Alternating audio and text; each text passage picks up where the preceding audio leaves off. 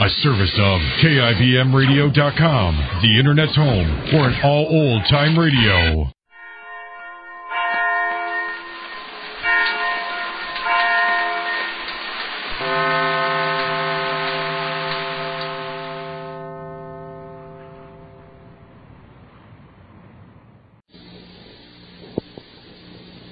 And now, the Goldbergs. You know, when Molly Goldberg gets an inch head start, she can beat you by a mile. That's the way your mind runs. But right now, Molly hasn't been able to break through Margaret Way's veneer of sophistication or her intense hatred of her former husband.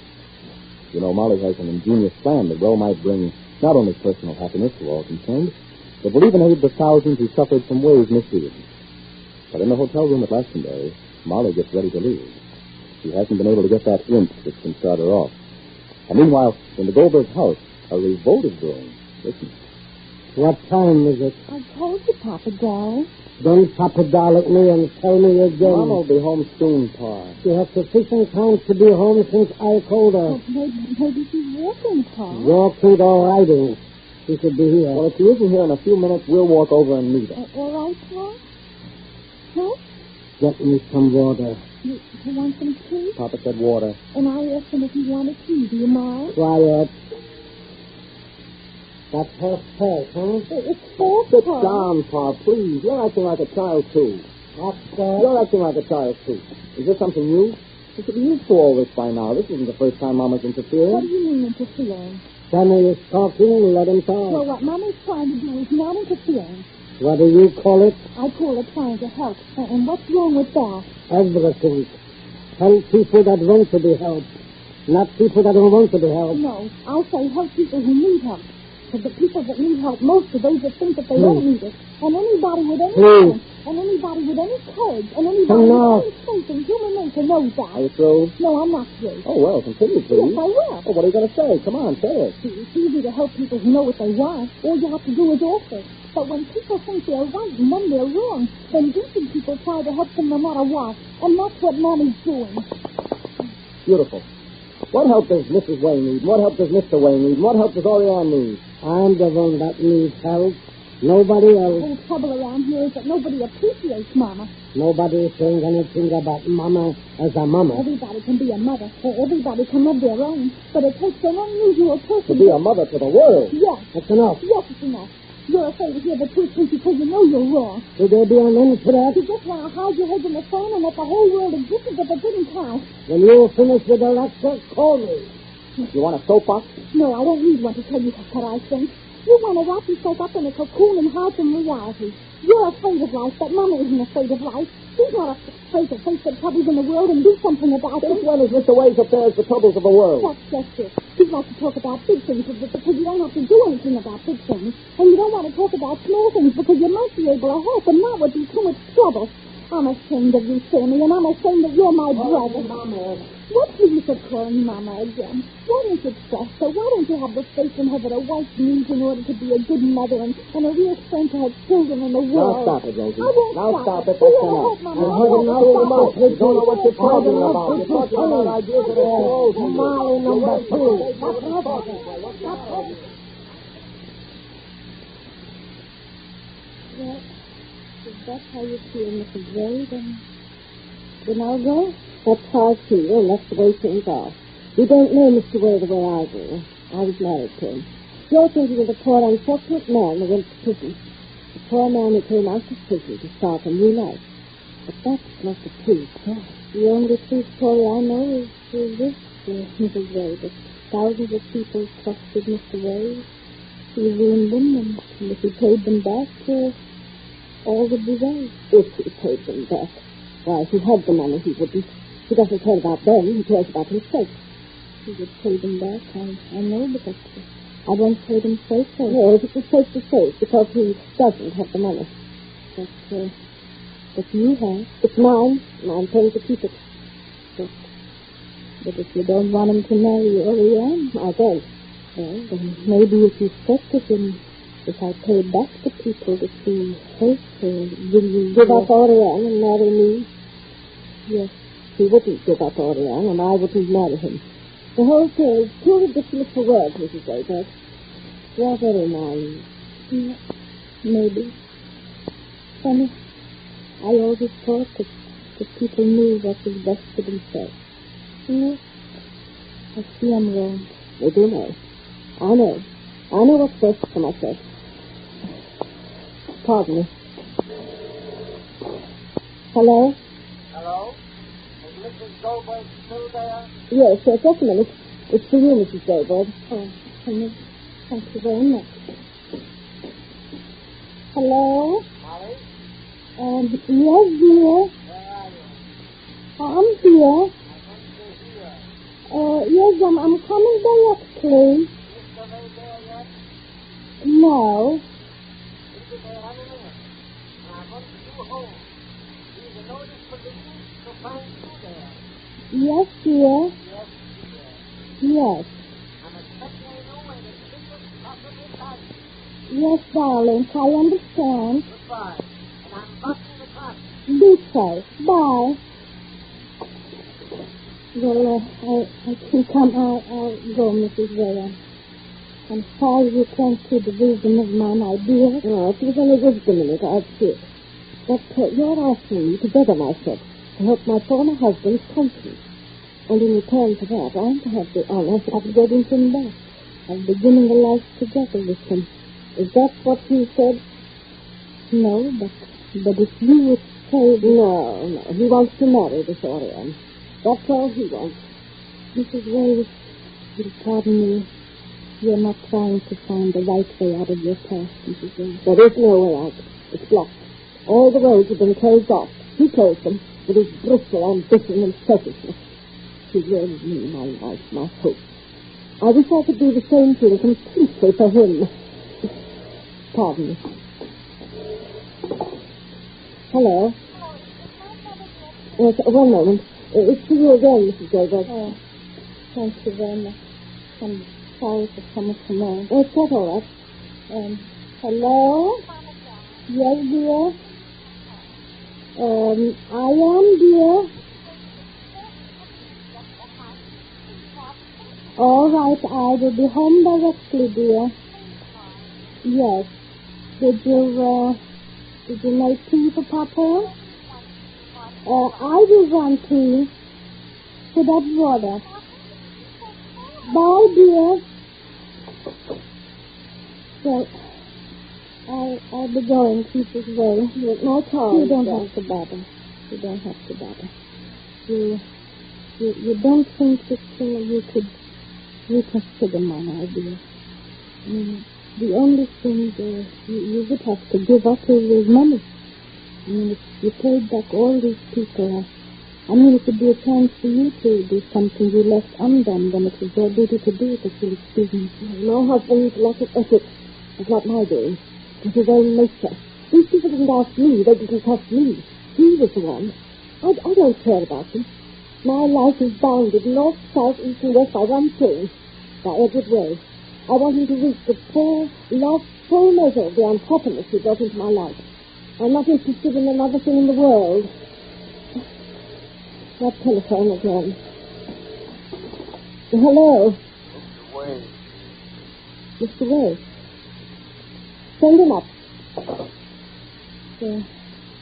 Mr. James? Yes. Then I think I'll be going. No, I want you to stay. Why shouldn't you? He's coming here because you're here. But you do say, I listen to you. He asked me to listen to you. Now you stay and hear him. Perhaps you think I've exaggerated my feelings, if I'm wrong or foolish. But you don't know what our life was together. There was only one thing on his mind: success, ambition, and passion. He wanted to be the most important, the most admired, the most respected man in the world, and he didn't care what he did to achieve it. And I had to live with him then, knowing that he married me as one of the steps in his career. Well, I finished his career the day he went to prison, and if I can help it, he'll never have another. Perhaps I should better go. Come in, Edward. Come in.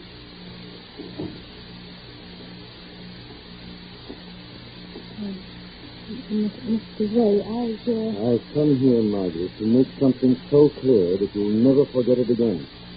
I've spoken to you more than once about it. Even Mrs. Goldberg doesn't seem to understand what I mean. About what, Edward? I'm going to marry Orianne Bleeman. She wants to marry me, and I want to marry her. Our reasons are our own, but they're very usual. That's one thing.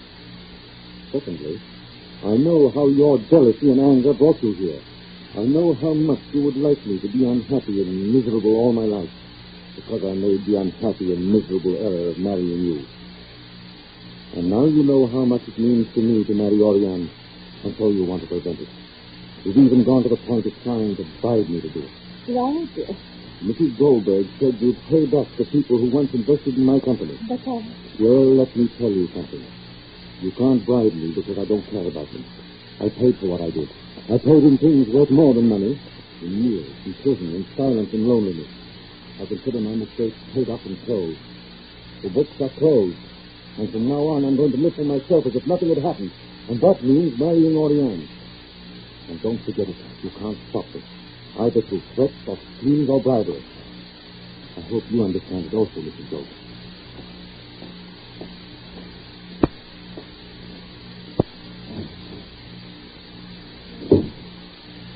Then, I think I'll go.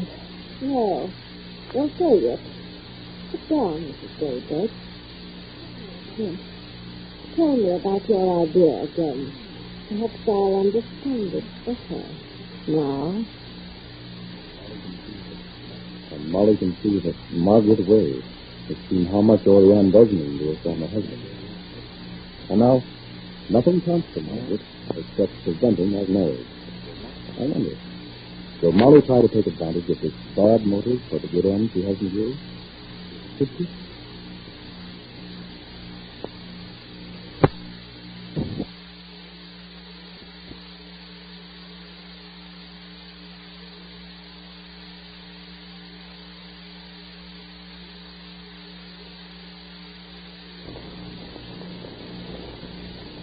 Yes, it's the Goldbergs.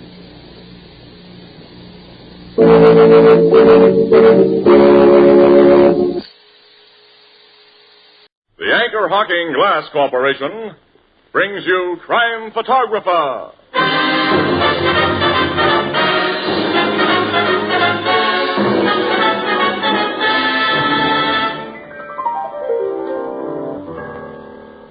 Hiya, Casey. Hi, Ethelbert. What's new? Did you read here what the president of the Columbia Broadcasting System says?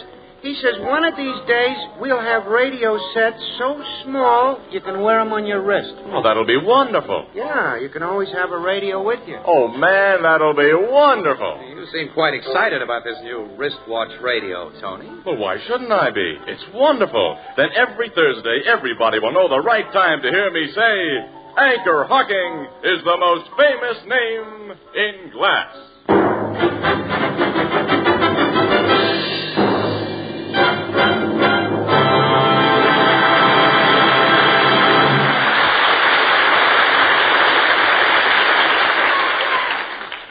Good evening, ladies and gentlemen. This is Tony Marvin. Every week at this time, the Anchor Hocking Glass Corporation of Lancaster, Ohio, and its more than 10,000 employees bring you another adventure of Casey, crime photographer, ace cameraman who covers the crime news of a great city. Written by Alonzo Dean Cole, our adventure for tonight, the Piggy Bank Robbery.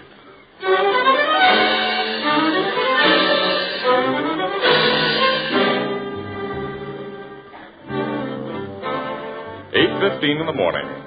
An elevator in the towering Express building stops at an upper floor and discharges a sleepy-eyed Casey. Heavy-footed, he walks across the corridor and wearily opens a glass-paneled door labeled Photography Department. Hi, Casey. Hello, Jim. Your car break down on the way here, or have you simply decided to keep bankers hours? What do you mean? Hasn't anyone ever told you that we button pushers are supposed to punch the clock at 8 a.m. sharp when we're on morning shift? Oh, nuts to you. Okay, pal. I never can wake up in time for this morning trick. City desk been looking for me? No, but Bill Shapiro has. Oh, what does Cubby want? He came in all excited this morning. Something very mysterious has happened to him. What happened? Well, sometime during the night... here he is. He'll tell you himself. Casey! Oh, Bill. I've been up the city room looking for you. I thought you might have gone there before coming here. You didn't tell the desk I hadn't shown up here, I hope. Certainly not. What do you think I am? Okay, I'm only kidding, pal. Jim tells me something happened to you last night. It was the darndest thing, Casey. Oh, sit down, Bill. Spill your story. You're not going to yawn when you hear it. This is something right up your alley. At this time of day, my alley is strictly... Well, of course, if you don't want to be bothered. Oh, wait a minute. Excuse me. I don't mean to be a sleepy lug, Bill. Naturally, I'm interested in whatever happened to you. Go ahead, shoot. Casey, you know my wife and me have a 16-month-old kid. Uh-huh. Well, when I got up to come to work this morning, naturally, the first thing I do is to go into the living room to look at Julius where he sleeps. Naturally. What do you think I see besides Julius? What? Someone's been in our living room during the night. They jimmied the door and searched the place. Well, they didn't hurt the kid, did they? They didn't even wake him. And we couldn't see that anything was missing at first. The wife's gold wristwatch was laying out in plain sight, and so was $15. But the burglar hadn't touched him. What do you think was the one and only thing he took, Casey? Well, you tell me. Little Julius's piggy bank. Piggy bank? Much dough in it? Not over $1 in small change. Your burglar was either a goof or some kid. Wait a minute. Been around enough to know the kind of jobs house prowlers do, and our job was opened by an expert. Casey, I got an idea why that piggy bank was stolen. Huh? Why? What is it? This was a brand new piggy bank because Julius busted his old one yesterday morning. So?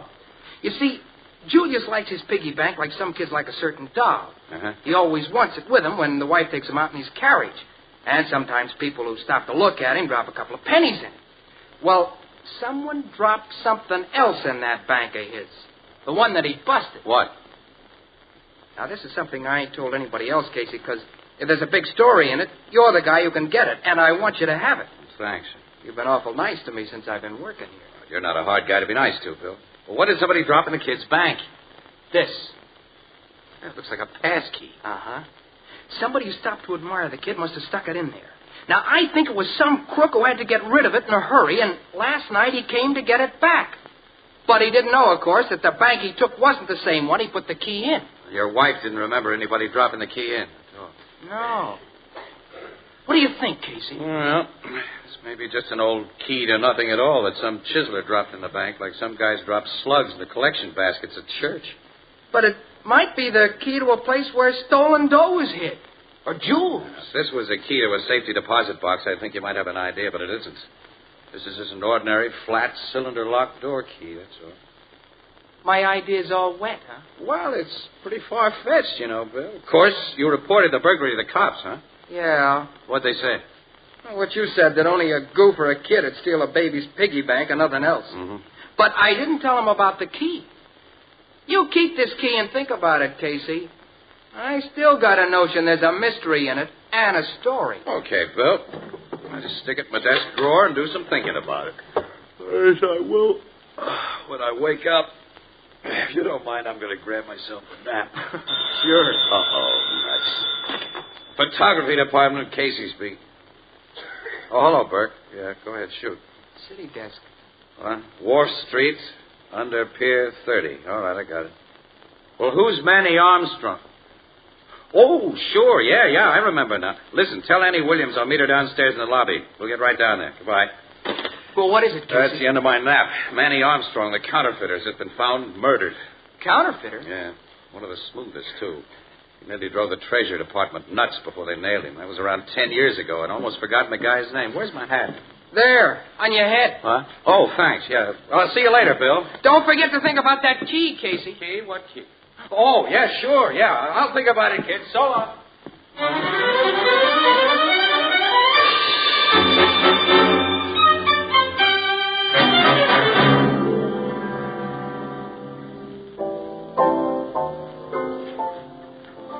Hey, Walter, go down cellar and bring up some more sweet vermouth. We only got one bottle left the back of this bar here. And bring up some more lemons. Yeah, and some... Huh? Where did you two blow at? Never mind them lemons, Walter. Just now. Oh, boy, do we feel beat up. You can say that again. We've stuck on an assignment for 12 solid hours, Ethelbert. What assignment, Miss Williams? The Manny Armstrong murder. I read about that in the evening papers. He's the old counterfeiter who was just freed from prison. Yeah, well, he didn't enjoy much freedom.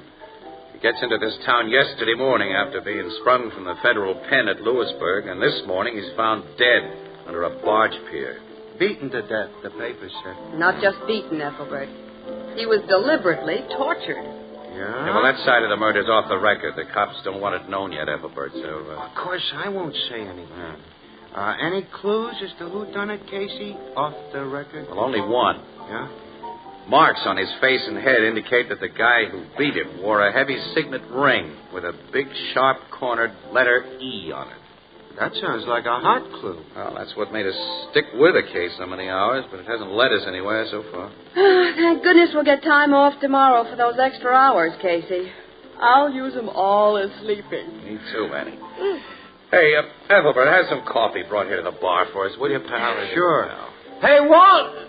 Oh, Walter, have some coffee brought for Miss Williams and Casey. And take back them lemons.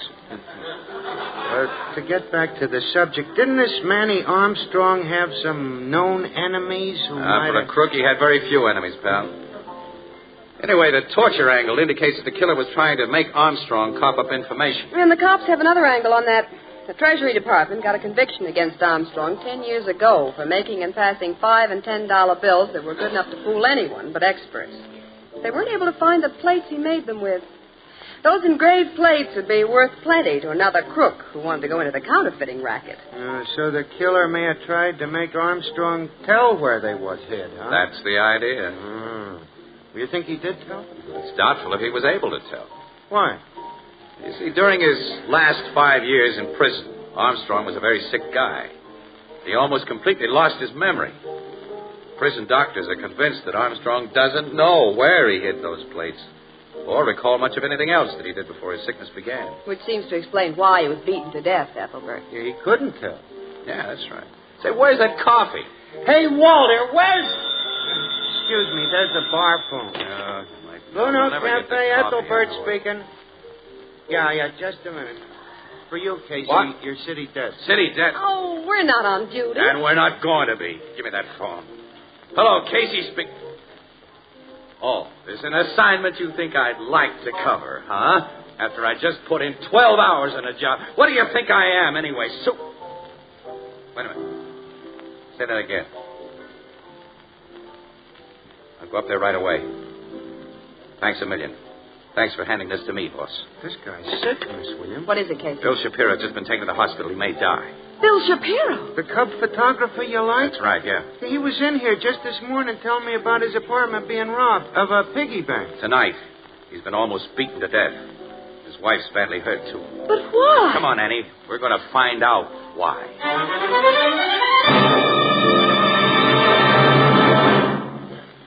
Say, tell me, did you ever take a magnificent roast, steaming hot from the oven, and put it on a platter?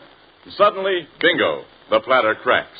Well, that simply can't happen with Jadeite, the amazing new dinnerware developed by Anchor Hocking.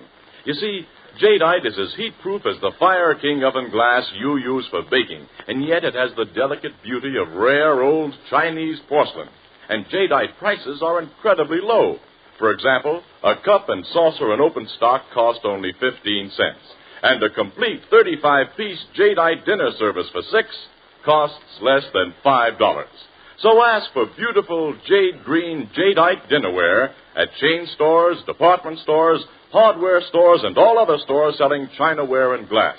Remember the name, Jadeite, spelled Jadeite.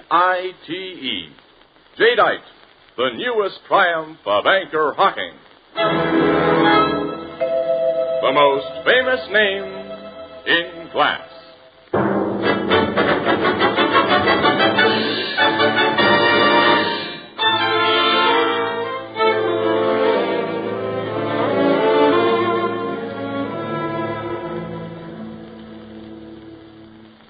You're on the job here, Logan. I guess it means Shapiro is a homicide case. Fortunately, it doesn't, Casey. I just got word from the hospital that your friend's going to be okay. Oh, yeah? I'm so glad, Captain. Me, too. How about his wife and his baby? The baby wasn't hurt at all.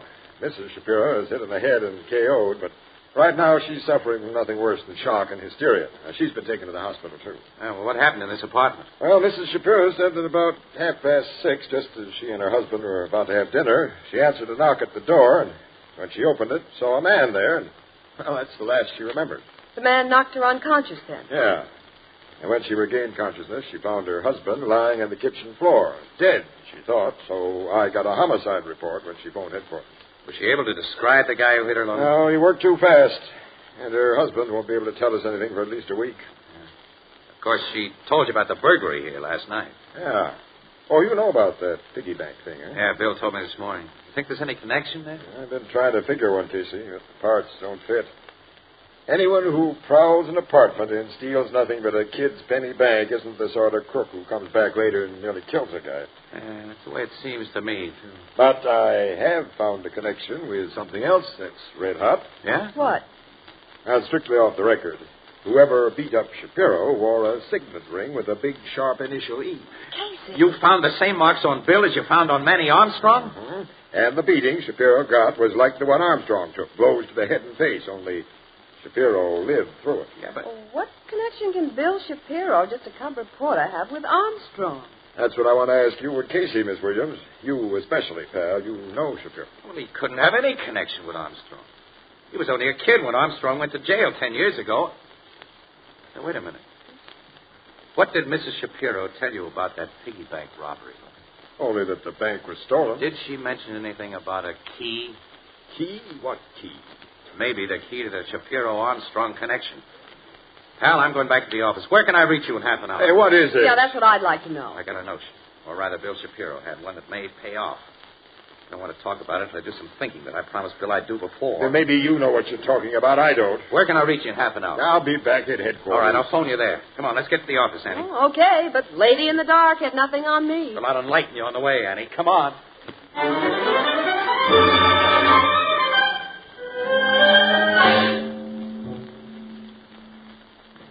I tossed it in a drawer of my desk this morning. Here it is. Here it is. It's just an ordinary flat pass key. Maybe it isn't ordinary. Wait a minute. Let's try this magnifying glass. Why? I got a hunch. Well, through the magnifying glass, it's still an ordinary flat pass key. Look at the other side. Still nothing out of the ordinary. No. Well, there goes the hunch. I guess so. Nuts. You see, Armstrong was an engraver, and I figured he might have engraved something on his key so fine it couldn't be seen with the naked eye. Something maybe about the location of those counterfeit plates that he hid away before his memory went haywire. Well, I'm used to being wrong. You gave Captain Logan a big build-up about this. You better tell him to forget it. Yeah. Wait a minute. Now, what now? I just noticed something different about this key Bill Shapiro gave me. This isn't a key turned out by one of the big lock companies. This is a duplicate. So what? Well, locksmiths who make duplicate keys often stamp their names on the blanks they use, but I've never known of one of them who stamps on the original number, Annie. This key I got from Bill Shapiro has a name and an identifying number on it. Ludwig Marius. And the number's 12138. Hey, wait a minute. That isn't a true identification number. Manufacturers use serial letters to avoid running their numbers up into the millions. This key has no letters on it. Well, what do you think? Well, this 12138 must be a code of some kind. And the name... Wait a minute. Let me look at this phone book. Yeah. Armstrong spent most of his life in this town. He was arrested here. He must have hidden those plates here. Marius is an uncommon name. Let's see. There's only one listed in the book, Annie. And he's listed as Edward Marius, DDS. He's a dentist, not a locksmith. But the name on the key isn't Edward Marius. It's Ludwig I know, Marius. that's so. The name's so unusual. They must be relatives. Annie, that signet ring. Some people put their first initial on jewelry instead of their last, and Edward begins with an E. Well, so does Emily and Ethel and Ermintrude. I know. All right, anyway, let's take this key to Logan instead of phoning him. You'll get a code expert in who will give us the lowdown. Okay. All right, come on. I'll open the door. Okay. Oh. Excuse me, lady. I was just about to go in when this gentleman decided to let you and himself out. Well, there's nobody in the photography department now, mister. The guys are all out on assignment. Now I can see the place is empty, which saves me trouble, Casey. He's got a gun. What is this? Step back into the empty room, both of you, and quick. Go on, Annie. Yeah, okay. Now, give me the key. What key?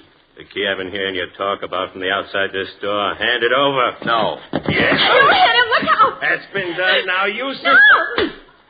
And just to make sure you stay quiet, I put you both out for keeps. It wasn't too dangerous here.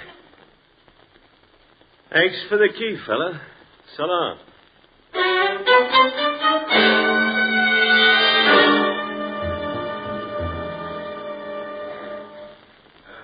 All I can tell you about the guy, Logan, is that he was big as an ox. Yeah, and he was dark and swarthy. Well, you can identify his picture if it's in our criminal files, can't you? I doubt. Yeah, so do I. His hat was pulled down over his eyes and his overcoat collar was turned up. Yeah, I can tell you this about him, though. He throws a punch like a mule throws a kick. I'm still groggy. Yeah, I don't feel so good either. You're both lucky you got off as easy as you did. Have you looked in a mirror since you came to and phoned for me, Casey? Yeah. There's a cut on my jaw that looks like an E. Yeah. Before this muscle man finished with Shapiro, he obviously made him tell that the key had been given to you. Sure. So he hung around outside the office here until he saw me come in. Then he listened at the door. It was all set when Ann and I started out. Was he set? Say, Casey, go over your theory of this key business again. I want it straight. Well, now we know that the key connects everything that's happened. Armstrong must have known this guy with the E-ring wanted it. Was after it. Must have been so close that Armstrong had to act fast. He saw a baby on the street sitting in a carriage playing with a piggy bank, so he stopped and admired the kid, dropped the key in the bank. All the time he was conning the mother into telling him her name and where she lived. He meant to get back the key after he shook the E-ring guy, but he couldn't shake him, and E-ring put the pressure on him under that pier until he spilled the works. That's it. E-ring goes to Shapiro's after he kills Armstrong, gets the piggy bank, finds the key isn't inside, then goes back to Shapiro's and tortures Bill into telling him that I have it. You and Miss Williams say you can't remember all the die stamping you found on that key. Only the name, Ludwig Marius. In both Casey and I think that the number started with 121, but we can't recall the rest. Wait a minute. Now that my so-called brain is clearing a bit, I think that name is the gimmick of this thing, Logan. Yeah? And I don't think it's a code, because Armstrong could never remember a code. The figures and letters stamped on it mean just what they say. Well, then, what we do remember is no help. There's no Ludwig Marius listed, only Edward Marius. My hunch says that he's the works, Logan. I want to meet that guy. And he's not going to slip any more fast punches over when I do. Casey will play your hunch. Let's call on Edward Marius.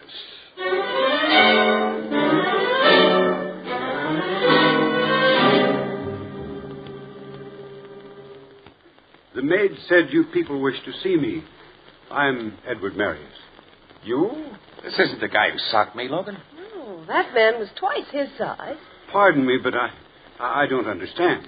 Well, Mr. Marius, I'm Captain Logan of the police. Police? This is Miss Williams and Mr. Casey of the Morning Express. I'm happy to meet you, but I have no business with the newspapers or the police. I'm merely a practicing dentist. Mr. Marius, you're the only person of your name listed in the phone book or the city directory. I'm the only Marius in this city that I know of. Have you ever heard of a Ludwig Marius? Heard of him? Ludwig Marius was my father. Huh? Your father? He died 10 years ago. Oh, he died? Yes. Will you tell us something about your father, Mr. Marius? Well, what, for instance? What he did, who he worked for, his association? He worked for humanity. He was a clergyman. A clergyman? Yes. My father was minister of the Hillside Church around the corner. Anyone in the neighborhood can tell you about his associations. Gentlemen, I'm proud to be able to say that my father, Ludwig Marius, was the most loved member of this community. What is this all about, please? Casey, you answer that. I guess we might as well be going, Logan. Wait. Your father died 10 years ago, Mr. Marius? Yes. Logan, didn't Manny Armstrong live in this neighborhood just before his arrest? Yeah, on Burnham Street, about 6 blocks from here. Mr. Marius, did your father die on January 21st? Why, yes. January 21st, 1938. That's it. What's it? Where was he buried, Mr. Marius? Why, in Beechwood Cemetery. In our family plot. Thanks. I think I've got it now. You've got what? Sure I have, Annie. And Mr. Marius has helped me remember all the numbers stamped on that key. I said he'd be the works of this Hey, thing. will you tell us? Sure. We're going to Beechwood Cemetery from here. And watch.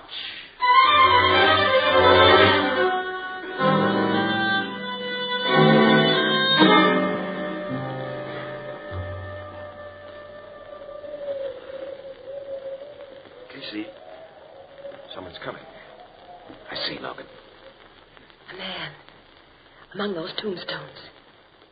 He looks like a ghost. Ghosts don't carry a pick and shovel, Annie. I don't think. Casey, he's a big man. Bet he is. He's the guy who socked us. I won't forget him. That's your Mr. E-Ring. Are you sure? I am. That's the overcoat he had on, and the hat. Well, if you're both positive in your identification, I'll step out from behind this monument right Oh, now. no, you won't, pal. This is my party. Casey, come back here. He's twice as big as you are. Yeah, but I'm twice as mad.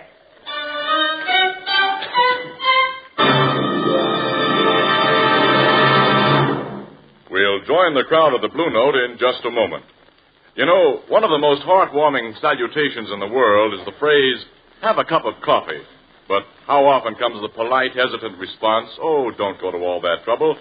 Well, you know, now you can truthfully say, why, it's no trouble at all. It'll only take a moment. For that's all the time it takes to make a delicious, steaming cup of coffee when you use the amazing new discovery, soluble coffee.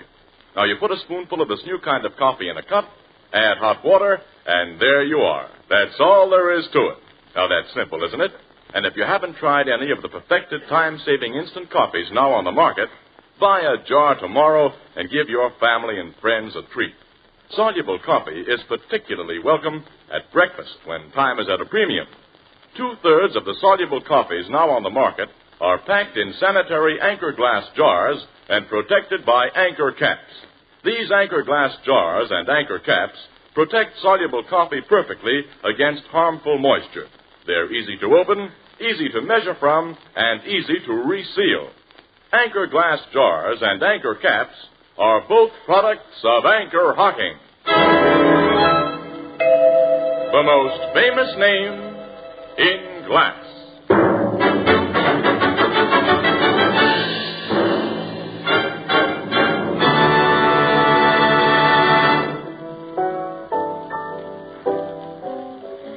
Oh, Ethelbert. I sure was proud of him. Yeah, but look at his face, Miss Williams. All those E's. Well, at least he tried. It's a good thing Captain Logan was there. You say them plates for making counterfeit $5 and $10 bills was really in that preacher's coffin, Casey? Yeah, that's where they were, Ethelbert. Mr. Ludwig Marius died at just the time the Treasury agents were about to close in on Manny Armstrong. So he made an apparently innocent visit to the Marius home where the minister was lying in his coffin. Yeah, while nobody was paying any attention, he shoved the plates under the body. Oh, then he had that key made so he wouldn't forget where he put them. Oh, no, not then. No. He made the key himself in prison about 5 years later. When he realized he was beginning to lose his memory. And he passed it to his lawyer for safekeeping, without giving the lawyer any hint that it was more than an ordinary key. The lawyer told you this? No. We got the dope from Mr. E-Ring. His real name is Ellis Eno. Eno was a convict in Lewisburg prison at the same time as Armstrong. And the old counterfeiter was delirious for a while, and he spilled the story of the key to Eno, but he couldn't remember the name stamped on it or the number. What was the meaning of that number? But it was the date of Marius's death. 1/21/38, which translates pretty easily as January 21st, 1938. I see. I thought you would. Well, Eno got out of the pen before the old man did and waited. Armstrong saw Eno tailing him, and after he got the key from his lawyer, suspected why he was being tailed, dropped the key in a little Julius Shapiro's toy bank, and you know the rest. And best of all, Bill Shapiro is going to get the reward for finding those plates. Casey, will you and Miss Williams have a cup of coffee on the house? Coffee? Yeah, I'll have Walter get it for you. No, thanks, pal. No coffee for us. We're going home. And get some sleep. Yeah, nothing's going to stop us this time either. Oh, excuse me, there's the bar. Annie. Hey, that must be Bert with another assignment. Come on, let's get out of here. I'm with you, Casey. Run. Blue Note Cafe, Ethelbert speaking. No, sir, they have went. Oh, I see. You just wanted to tell them that their pictures are in the February issue of Movie Star Parade magazine. Gee, swell. I'll tell them. Goodbye.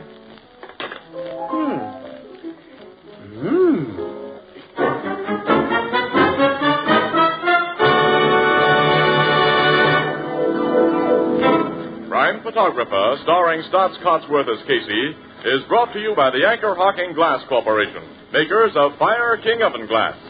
Anchor glass containers, Anchor caps and closures. All products of Anchor Hocking, the most famous name in glass.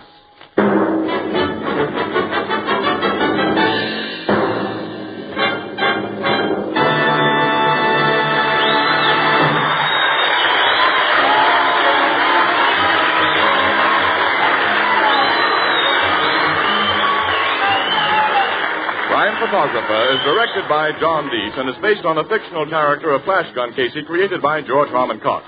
Original music is by Archie Blyer, and the program features Miss Jan Miner as Anne and John Gibson as Ethelbert. Herman Chittison is the Blue Note pianist.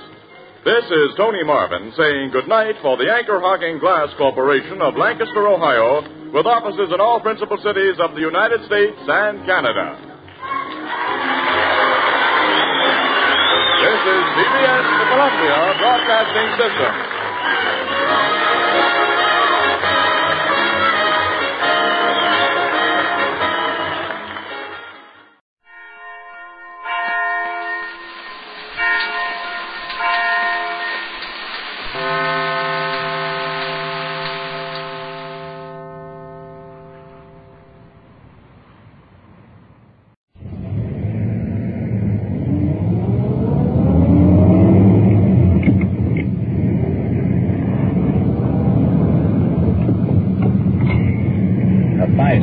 Service, Special Assignment Detective Bureau. We'll be code 6 from time to time. We'll advise you when we're clear. 10-4, 5-6 in service on Special Assignment, 6:09 p.m., starting night watch. This is Don Reed, a police recorder. You're riding in the back seat of Detective Unit 5-6. That was Sergeant Ron Perkins, just reporting in service on the night watch. Normally, I usually say something to the effect that I don't know where we're going. But tonight, that's not the case. We're setting up a gambling raid, and we'll roll on it about midnight. So while you're with us, remember, the people you hear are not actors. This is it. This is real. This is Night Watch.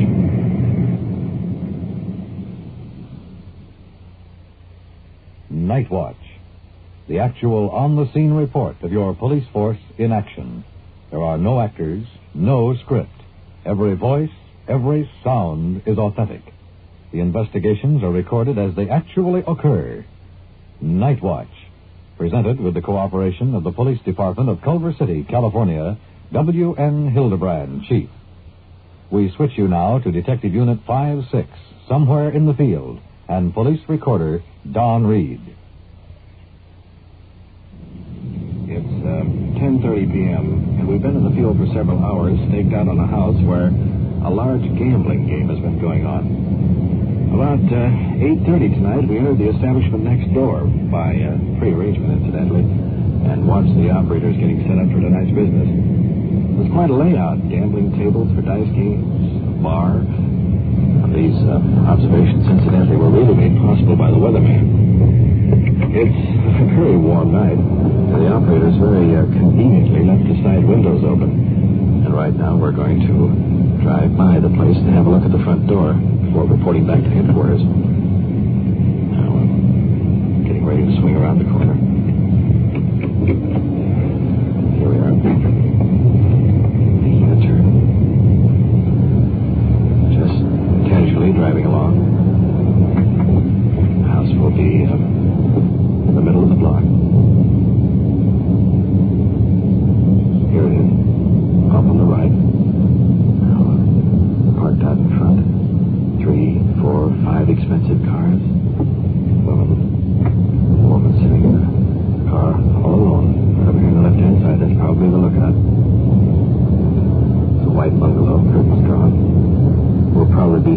inside later. Are they calling us? Yeah. We had our radio turned down so not to attract attention. 5-6 to 1, go ahead. 5-6, are you clear of your code 6? 10-4, control 1. 5-6, do you have the police recorder still with you? Yes, we do. Will you 1019-5-6, Sergeant Ward would like Reed to record a 211 interrogation? 10-4, we're coming in now. Be back to station in about 5 minutes. He wants me to record that fellow that held up the Western Union office, does he? Yeah. Didn't that little caper happen way over a year ago? Yeah, this fellow and his buddies stuck up the Western Union office. 2 buddies got caught right away. They're doing time now. He got away, and we've been looking for him ever since. Small world. Holy Paul. Somebody slumped over the wheel there in that car. Just pulling up beside a car, blocking the street. Man slumped over the wheel. Anyway, now he's out of the car, and he's sort of staggering on down the street. Let's get out there. Sergeant Perkins, partner, Officer Paul Good, running him down. Let's go along. How about one bottle beer? How many? 1 or 2 bottle beer. 1 or 2? 1. 1. Yeah. Does 1 bottle of beer affect you this much? Affect me what? Well, let me see you walk down here and turn around and walk back. Okay, turn around and walk back. 1 bottle of beer affect you that much? It doesn't affect me at all. Not at all? You can't walk straight. Who can? You can. And you? Yes. I can walk a straight line. You can't. Well, let's see over here. Come on over here. Okay.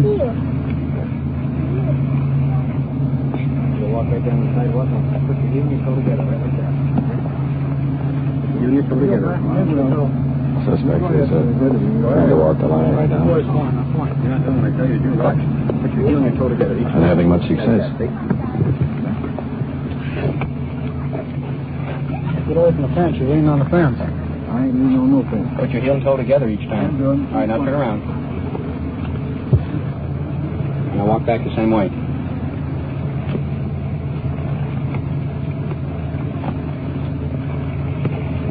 Consider that walking straight? Well, and you? I just did. Yeah, you didn't know that's your name. All right, now put your arms out to your sides again. Tip your head back. Put your arms out to the side. Close your eyes. Tip your head back. Now tip it back. Now touch your nose with your finger. Put your arms straight back out to the side again. Suspect now is attempting to touch his nose. He hit his eyes, head, hair, forehead, everything else. Go back down. Navigation's a bit off. All right, that's good now. Let's go. Okay. You're going down to the station. Okay. Everything else, yes. All right.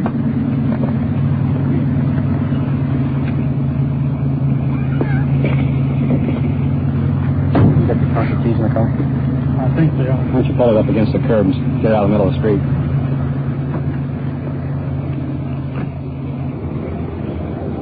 Getting the car off the street. Get the back seat. Sergeant is putting the suspect in the back seat of our car. His partner will sit back there with him. Keep an eye on him. We'll sit up front.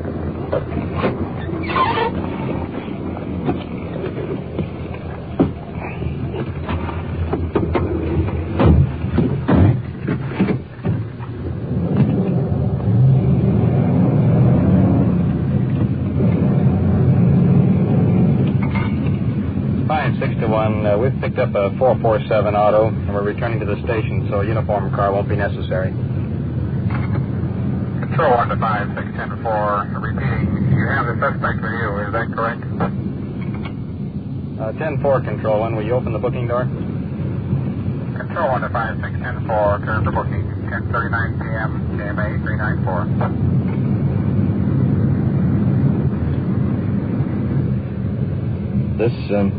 This fellow can't complain about fast transportation. We were going to the station anyway. By the way, when you get through with that hold-up case with Ford, we'll meet you up in Lieutenant Collins' office. Okay, right.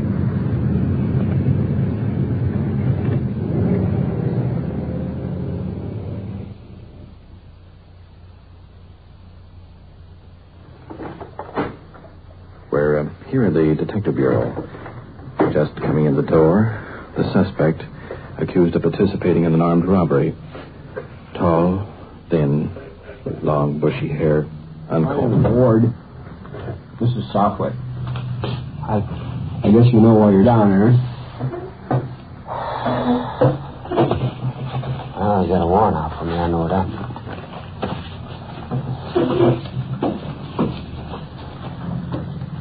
Well, these other two fellows that were with you, they have been sacked up since November of 53. Do you know that? Well, I'd like to talk to my attorney. I'm trying to get an attorney. Is she here in Los Angeles? I hope.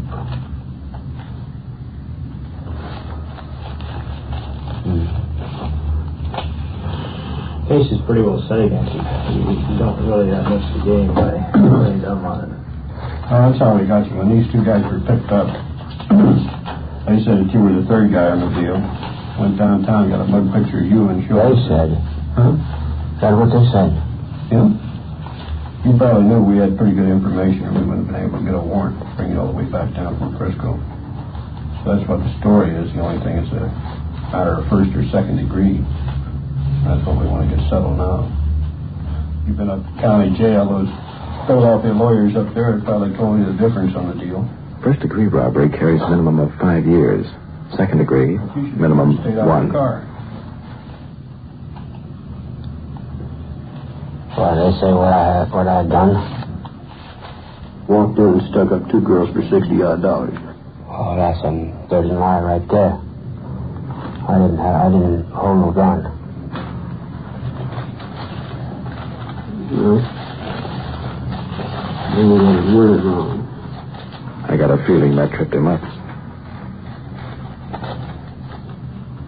No, I beg your pardon. There's only one gun, and that was held by suspect number 1. Oh, where did this other guy get this gun?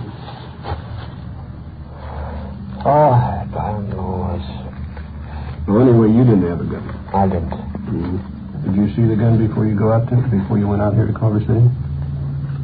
I see it when he had it. He showed it to me, and it's like how it worked. How much did you get out of that? How much money? It was two-way split. $20. Even. $20? That's not even wages, is it? Figure there's going to be a lot of money in there, or what? They did. I didn't want to. But I was hungry. Mm-hmm. They propositioned me. I didn't want to. I thought it was going to be something big, and I was desperate. Boy, that was small time. How about that? How about making bail? You think you can make bail? What's bail? 5,000. How much on 5,000? 500. 10%.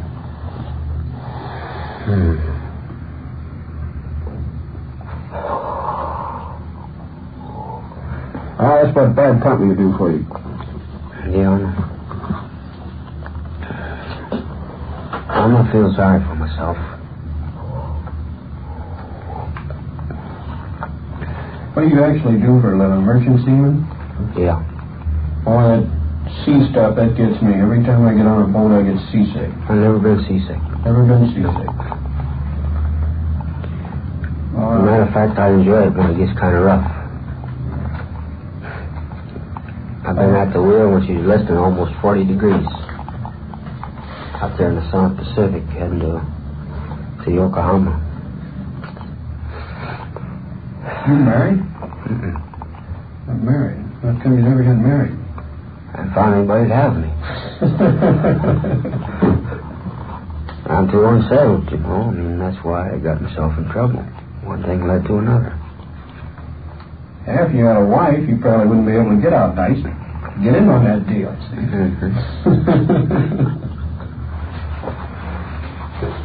I just hope this comes out like easy. That's all. Real easy. That second degree. There he goes. Went into hiding for a year and a half. Faces a prison term for at least another year. All for a net profit of $20.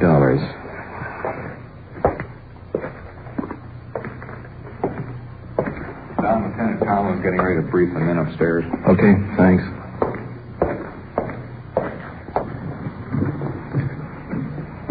upstairs.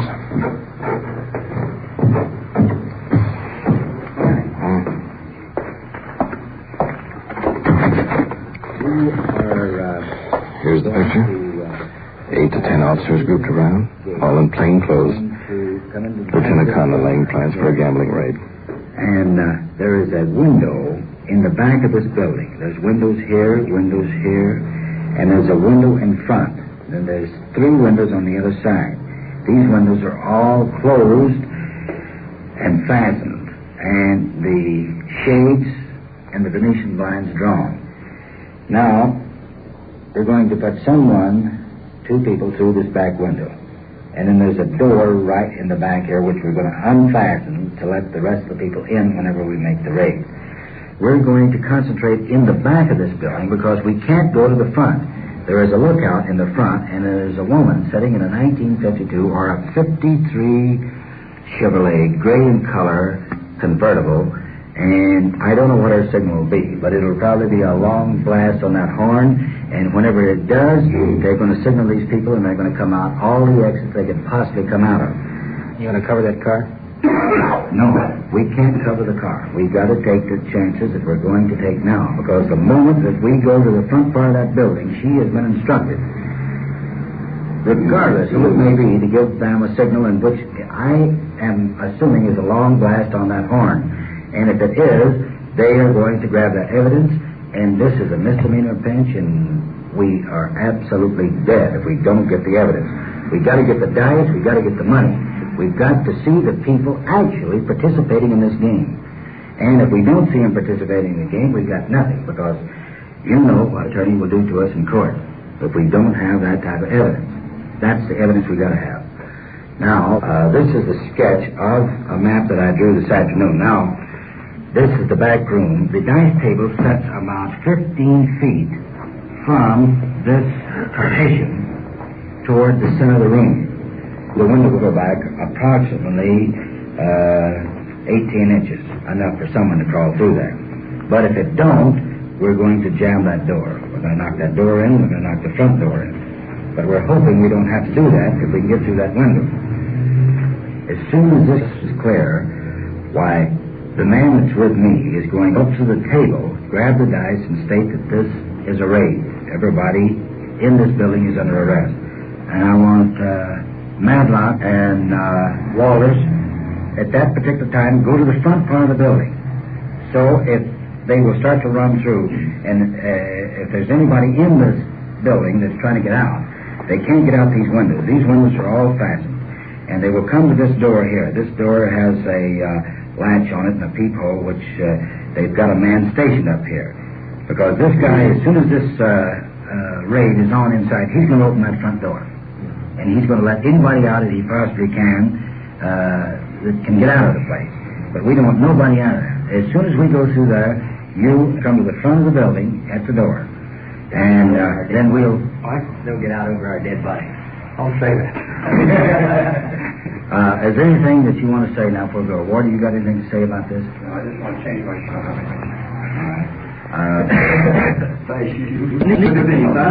Now, is that clear to everybody? You got this thing in your mind? You know exactly what the building looks like? You know where we're going to go? And I'm asking you, please be as quiet as you can, because there's a lot of metal in back of this building.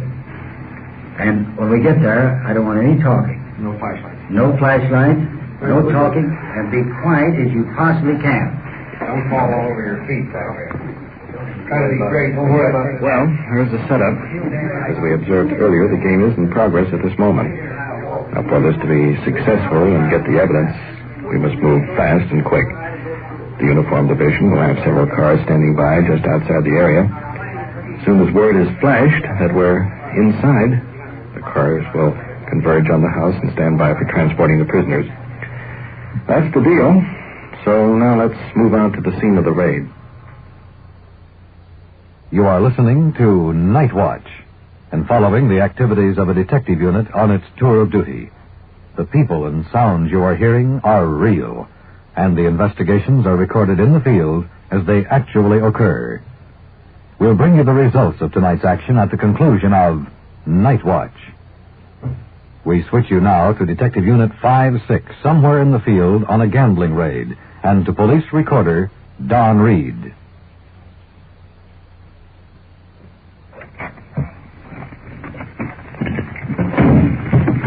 We're on the scene now. Moving out of our undercover car, sliding up next to us with the lights out. Another one of our detective units, probably can hear the doors opening quietly. Moving into the scene. 3 detectives directly in front of me. We're walking quietly, trying not to attract any attention. Groping our way around here in the dark. We can't speak over. Just a whisper. We're not over 20 or 30 feet away. Why don't you go up and knock on the door and tell them you want to play a little bit? Yeah, I could do that. Not make the king happy. Yeah. Let him know you're using your head. Yeah. Directly in front of me. Looking into the house now. Duck.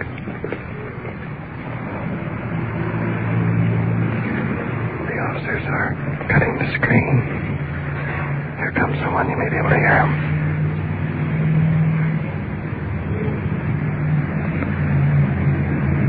Someone is coming to the back.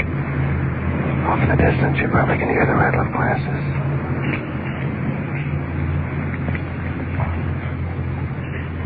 Now it's clear again. Rattling in the background is the auditor cutting the screen. No movement in it. Just back next to the auditor. They got the crack open enough, and they've slipped Officer Pinkston, who happens to be a policewoman, up there. The crack is small in the screen. They've got the policewoman they can hear in the distance, probably reaching through the screen. She's got it. The door's open. Stand by. Here we go. Tell Matt, come on. Through the back door. This is a raid. Everybody stand just where you are. We're police officers. Don't nobody move. Nobody will get hurt. Here's a quick picture. Large green dice table. Patrons standing around. Chips, money in hand. Mostly men. Well-dressed. A couple of women. Expensively gowned. Frozen. No surprise. Young woman standing at the dice table. Glass in hand. Only one showing any reaction. Policewoman Pinkston going over to her. Daddy, my baby. Look, there's nothing going to happen to anybody. Just be quiet. There will be no trouble. There will be no trouble at all. Got a little baby. He's only 10 months old. I wasn't doing anything. Do you have another child? Do you have 2 children? I have a little girl, 11. Is anybody with them tonight? I have a babysitter. Yeah. Your children will be okay and they'll be taken care of? Wasn't doing anything. It's okay. I don't want to go to jail. Please, baby. Are you here with your husband tonight? I was only I have a beer, but I'm 21. Were you gambling tonight? No, I swear. I swear. Who's your husband? Was your husband gambling tonight? Please, don't make me go to jail. Please, we'll have to make get down to the station. You are under arrest now. But your children will be taken care of. Please don't. Say a word. Husband off in the corner, advising her not to talk. My kids, my children. Don't say a word. Honey, please, don't do this. Photographers moving in, taking pictures of the evidence. Please don't do this. Oh, no, they can't take a picture of me. He can't do that to me. Glancing out the door, patrol cars rolling up from both directions start transporting patrons and operators back to the station. Let's get over to the dice table. The dice loaded? Yeah, must be. Let's see if we got... Wait till Walter gets back. And then Walter and Matlock can take 4 of them in. A little friendly game. This is a familiar voice. Last night I made an after-dinner speech. Standing next to me at the dice table is one of the patrons just arrested. My host from last night. We meet again. It's a small world. little too small, let's face it. Yeah. Last night I was your guest. Tonight, be my guest.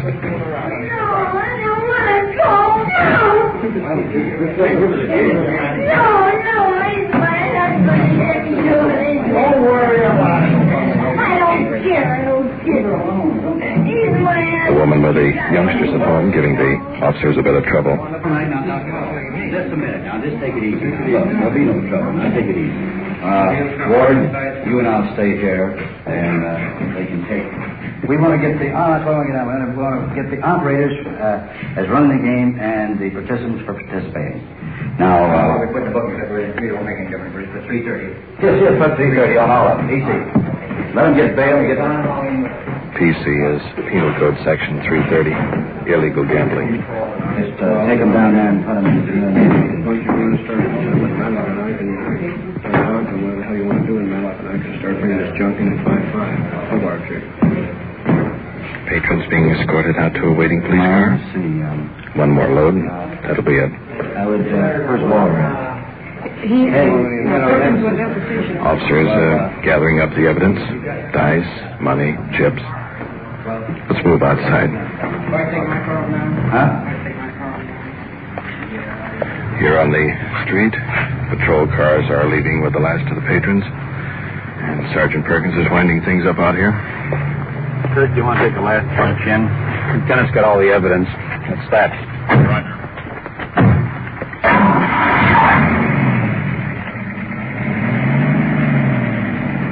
Who's the fellow I saw you shaking hands there, the one we arrested? Believe it or not, he was my host when I made that speech last night. Oh, no. Yeah, the moral of that is invite me to dinner and wind up on night watch. What you have just heard is real, recorded as it happened on The Night Watch. For the disposition of tonight's cases, we return you to Police Headquarters and Chief W.N. Hildebrand. Tonight's first interrogation involving the suspect who participated in the holdup of the Western Union office, as you heard, confessed his part of the crime. The other two suspects already have been convicted and are in the state's prison for 5 years to life. Tonight's suspect pled guilty to second-degree robbery and is now serving a 1 to 10 year sentence. The final action on night watch, in which a gambling establishment was raided, resulted in the arrest of the two operators and the patrons. All were booked for violation of Penal Code Section 330. Methods of police work have advanced a long way since I was walking a beat 28 years ago. We now have radios, scientific detection, and so forth. However, crime itself is still on the upgrade. This makes it more imperative than ever that we rely on our greatest source of information, you, the average citizen. Without this cooperation, all our modern devices, our schooling of professional policemen, would be useless without the eyes and ears of the American public. As you follow the activities of Detective Unit 5-6 each week, this fact should become more and more apparent. It is our purpose to drive this home. Then we have a meaning to Night Watch. Thank you, Chief Hildebrand. You have just heard on-the-scene reports of your police force in action. Every voice, every sound has been real. Night Watch, brought to you through the cooperation of your police department of Culver City, California, is produced by Sterling Tracy and Jim Hadlock, with technical advice by Sergeant Ron Perkins, and is described in the field by police recorder Don.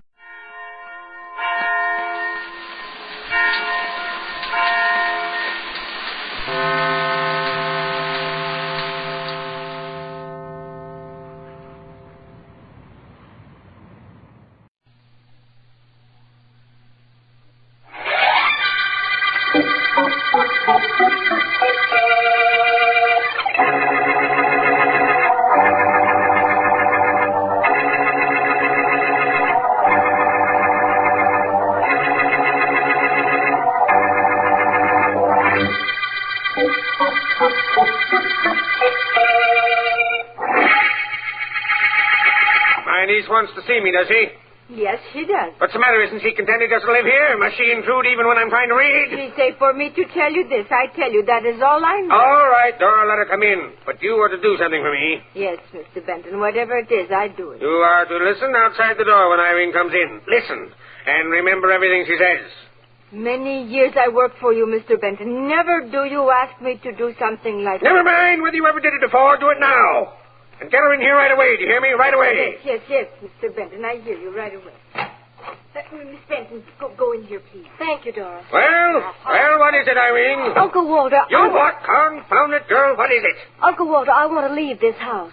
I'm going away. Good. Goodbye. I've come to ask you a favor. I'll need some money, just enough to get started in another city, just until I get a job. You'll need some money, will you? And you think I'll give it to you? Haven't I done enough for you? Haven't you lived here with me for 10 years, ever since your father died? Yes, that's true. Well, what's the matter? Isn't this house good enough for you? Does everybody starve you? You work too hard around here? Uncle Walter, you don't want me here. You've only kept me with you so you could have me near enough to hurt every time you wanted to. You hated my father, and you've never done anything but make me pay for the way you felt about him. No, I'm cruel, am I? You're the meanest man in the world.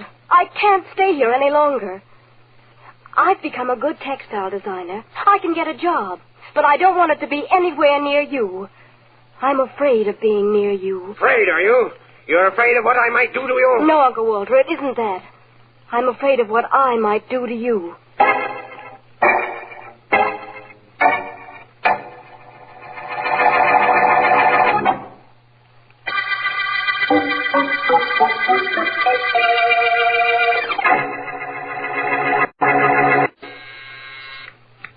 Yes, Miss Thomas, what is it? Mr. Benton is still waiting to see you, Mr. French. All right, send him in. French, what's the idea of keeping me waiting? Sit down, Benton, and don't scream at me. I don't scare easily. Oh, you don't, huh? Good. French, you put in a bid for the Cooperated Industries construction job. Lowest bid they got. You're going to get the order. Well, what about it? You're going to get the order, but you're not going to take it. Oh, I'm not, eh? And why not? Because my firm made the second lowest bid, and when you tell Cooperated you won't take the order, it'll go to me, and I want it. What makes you think I'm going to tell Cooperated that? A little information I happen to have about you and what you were before you came to this city. I said I don't scare easily, Benton, but I want to add to that. I don't bluff easily either. Bluff? I'm not bluffing, French. I never bluff. Let me read you a report.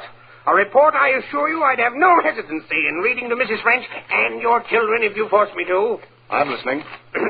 Washington, D.C., December 1918. This is a clipping from a Washington paper, French. Listen. Washington, D.C., December 1918.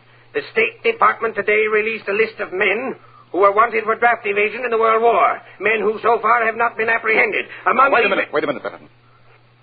How'd you get that clipping? A friend of mine got it for me. I had to pay him a lot to trace your background, but he did, and he got me this. And, French, I intend to do just what I said I would.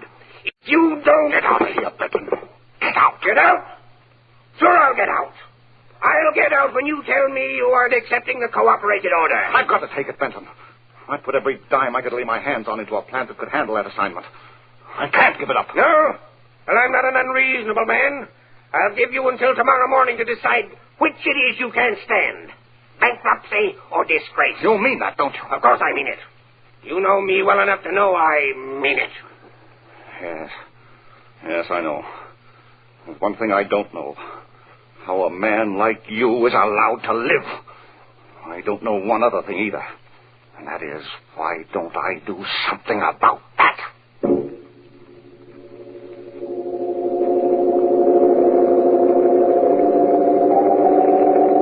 Well, Doctor, well... You can put your shirt on, Mr. Benton. The examination's over. I know it's over. And I know I can put my shirt on if I want to. I know what's wrong with me. Am I improving? That's what I want to know. I'm not sure. You're a doctor, aren't you? What do you mean you're not sure? I need some time to check some laboratory reports. Can't tell you anything definite right now. Can't tell me anything definite? What kind of a doctor are you? I was a good one, till I accepted you as a patient. Now I'm not so sure. You're not sure about anything, are you? Aren't you forgetting a little conversation we had when I first came to you? Very well, then, stop stalling. I want to know how I'm getting on and how long I have to live. You really want to know? Yes. Well, Mr. Benton, in my opinion, you may not live until morning. but your death may not be from natural causes.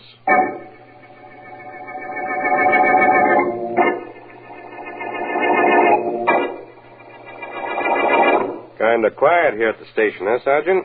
Yeah, Kelly, but I'm not complaining. When'd you go out on your beat? Oh, I got another 10, 12 minutes yet, Sergeant. Want me to run out and get some coffee? No, thanks, just the same. Here, Kelly, take a look at my book. All that's happened since I came on duty is one woman who lost her husband, one woman who lost her dog, and 2 traffic accidents. Slowest night I can remember. Hey, look at that guy who just came in. Look at the way he's walking. That's a man.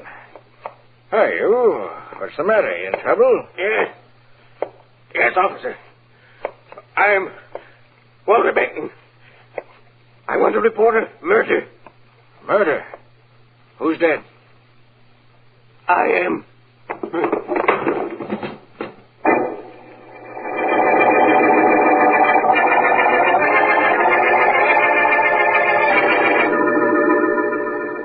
Why did Mrs. Markham say she'd meet us, Markham? She said she'd come from the theater, and if we got through at the club early, we were to meet her on this corner, Vance. That sounds to me like she really didn't think you'd make it. My, such doubts for a wife to have about this city's rising young district attorney. Oh, she doesn't doubt me, Vance.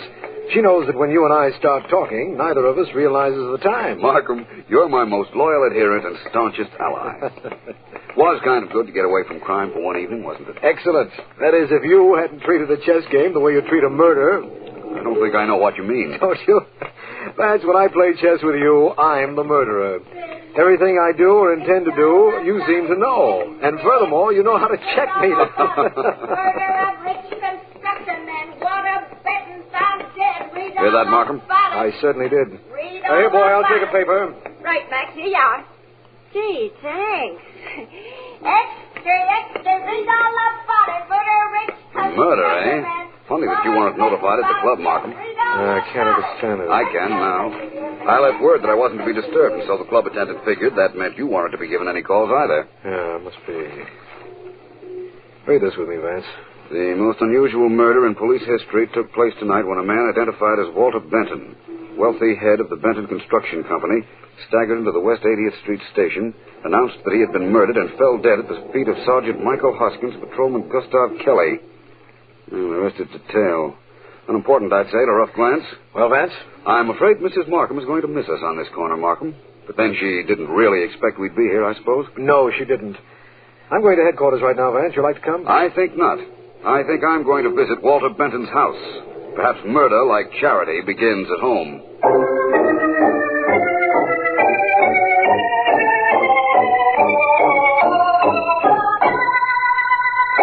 The police, they were here. You are more police? No, my name is Philo Vance. I'm a private investigator. I'd like to ask you some questions. No. You ask me nothing. I do not know anything. So you ask me nothing. You know how long you've worked for Mr. Benton, don't you? 12 years. 12 years I've been here. But I don't do anything. The police, they ask me many questions, but I don't do anything. I can tell them nothing. Who else lived here? You must know that. Who else live here? I live here, Mr. Vance. I heard you questioning Dora. I know. You were standing outside the door, and your shadow was very evident across the threshold. I was just wondering how long it would be before you announced yourself. You may go, Dora. Oh, go? Oh, yes. Yes, I go. I'll fix some soup for you, Miss Irene. Thanks, Dora. Miss Irene. Irene what? Benton. Walter Benton was my uncle. His father and mine were brothers. You live here? Yes. I have since my father died. You don't seem particularly concerned about your uncle's death. My uncle was the meanest man in the world. He deserved to die. I hardly think that's your decision to make. Or was it? Excuse me, Mr. Vance. Hello? Hello, I believe Mr. Philo Vance is there. May I talk to him, please? This is Mr. Markham. Just a minute. For you, Mr. Vance. Mr. Markham. Thank you. Hello, Markham. Vance, we've just discovered the cause of death in the Benton case. He'd been poisoned, loaded with poison, the medical examiner says. I just thought you'd like to know. Thank you, Markham. What kind of poison was it? Carborium chloride. Any developments on your end, Vance? Not yet. I'll be in touch with you, Markham. Good enough. Goodbye. Miss Goodbye. Irene, nice chicken broth there. May you come have it while it's hot. Thank you, Dora, but I think I'll go up to my room. I hope you'll excuse me, Mr. Vance. I really don't have any choice, do I? Oh, Dora. Yes? Don't you leave me. I'm not quite through in this house, and I'd rather not be alone. Well, what is it you want? I might be interested in some of that chicken broth you made. That is for Miss Irene, not for you. What is this great power I have over the opposite sex? Dora, what was that?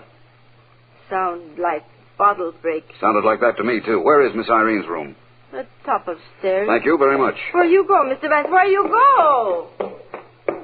Miss Benton. Oh, in there, eh? Well, what have we here? Besides a couple of broken bottles. Been pouring the contents of them down the drain, haven't you? What about it? Supposing I have. The bottles are broken, but the labels are intact. Well, let's see now. Carborium chloride. You have excellent hearing, Miss Benton. I don't know what you mean. I think you do. I think you overheard Mr. Markham telling me on the phone just now that your uncle died of poisoning and that carborium chloride was the poison used. Yes? Yes. And you knew that you had carborium chloride in your room, so you ran up to dispose of it before I'd find it. I see by the designing equipment in this room that you had a use for the carborium. Handy in textile dyeing, wasn't it? So what if it was? And what if I did try to get rid of it just now? Do you think that proves I killed my uncle? You did overhear what Mr. Markham told me. Yes, I did. I heard him say that carborium chloride killed my uncle. And you did catch me trying to get rid of that carborium I had here. But do you think that proves I killed him? No. No, Miss Benton, I don't think it proves that at all. In fact, I think it proves you didn't.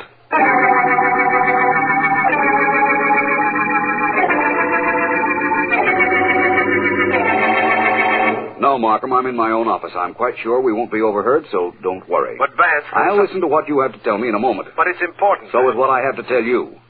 Listen, Markham, I know for a fact that Irene Benton can be removed from our suspect list. She didn't poison her uncle, despite the fact that she broke several bottles of carborium chloride that were in her room. How do you know she didn't? She tried to destroy them after you told me it was carborium that caused Walter Benton's death, Markham. If she had poisoned her uncle, she'd have known what killed him and would have destroyed the poison long before I got to the house. Vance, that's the most logical explanation of a completely contradictory act I ever heard. She tried to destroy the poison because she believed that if we found it, we would suspect her. That's right. Uh-huh. Now, Markham, now that I've removed one suspect from this case, tell me your news. I have a suspect to replace the one you took away. In a secret pocket in Walter Benton's clothes, Sergeant Heath found a clipping from a Washington, D.C. newspaper. A clipping dated December 1918. Yes? It named a group of men wanted for draft evasion in World War I. And one of the men is in this city now. And what's more, he was a business rival of Walter Benton's. His name is Martin French. And apparently Benton was using the clipping to blackmail him. Apparently. You know, Markham, Irene Benton told me that her uncle was the meanest man in the world. I'm beginning to think she was right. But we've still got to find out who killed him.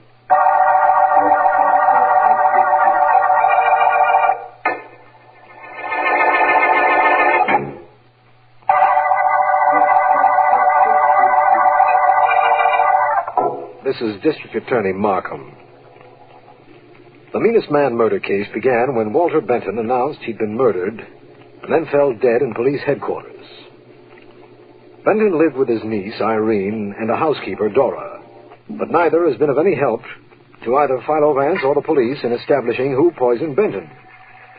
However, we have uncovered a suspect in Martin French, an industrial rival of Benton's, whom we suspect Benton was blackmailing. The man we have watching French has reported to us that he was last seen entering the office of Philo Vance. We don't know what he's doing there, but we do know... Mr. Vance, this is a strictly business proposition. I'm a businessman. I want to pay you to establish my innocence in the death of Walter Benton. If you're guilty, you couldn't pay me, Mr. French. If you're innocent, you won't have to. Oh, don't beat around the bush, Vance. I'm a prize suspect, and I know it.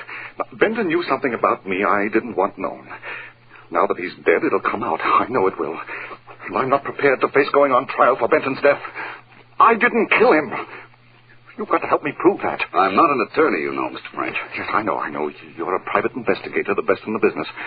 And I want to hire you to prove I didn't kill Benton. Hire you to prove who did. Put it that way. Maybe that'll sound better to you. You don't have to hire me for that. I'm trying right now to find Benton's killer. By the way, did you see Benton the day of his death? Why, yes. He was in my office. You didn't have lunch with him? He didn't drink any water in your office? No. All he did was threaten me. Threatened me and left. I see. Well, Mr. French, it's only fair to tell you that the police do know about your past. Benton found a way of letting them know even after he was dead. It's just like the man. Just like him. From what I've heard of him, it certainly was. But you've given me an idea, French. The dead man told one tale.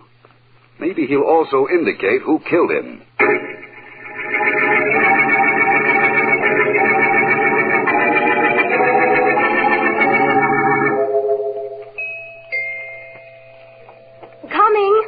Coming. Oh, Dr. Larkin, I'm so glad you come. It's Dora. She's lying on the bed in her room and she's hysterical. Glad you called me, Miss Benton. I'll go see her right away. Which room is hers? The room right next to the library. You remember the library? Certainly. Used to examine your uncle there. This should be Dora's room right here. That's right. Shall I go in with you? No, that won't be necessary. I'll go in myself. I'll call you if I need anything, Miss Very Benton. well, Doctor. I'll be where you can find me. Dora, stop crying, please. This is Dr. Larkin. I'm going to help you. Go away. Nobody can help me. Go away. You've got to stop that crying, Dora. Stop it. You're making yourself sick. Sick. I'm not sick. Doctor, I am too well. But he is dead, Doctor. He's dead. Mr. Benton? Yes, Dora? But he's been dead a whole day now. You weren't like this when you heard the news of his death. Oh, what difference, Doctor? It takes time, maybe, before I realize no more he's here. I wanted to come back, Doctor. I wanted to come back. You can bring him back, Doctor. Nobody can bring him back, Dora. Somebody poisoned him. You know who poisoned him, Doctor? You know who do this? The police are trying to find out. I know who do it, Doctor. I know. You do, Dora? I know. Doctor, and you know, too. Only the two of us know.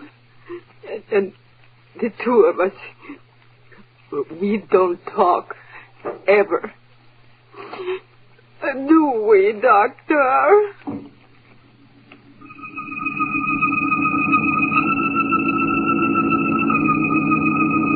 Passengers from Flight 87 leaving at Gate 4. Passengers... Going somewhere, Mr. French? What's that? I imagined you'd be surprised to see me. Actually, I was surprised to see where you were heading when I started to follow you. I have a business trip, Vance. Only a day or so. Really? With all the luggage I saw you check? Why not? May as well tell you. I was running away. I have to get away, Vance. I don't think you do. If you were wanted, you'd be picked up no matter where you went. Don't you realize that? Running away won't solve anything. What am I going to do? Go back to your house. There are some developments pending in the Meanest Man murder case that I don't believe you will want to miss. In fact, I wouldn't want you to miss them.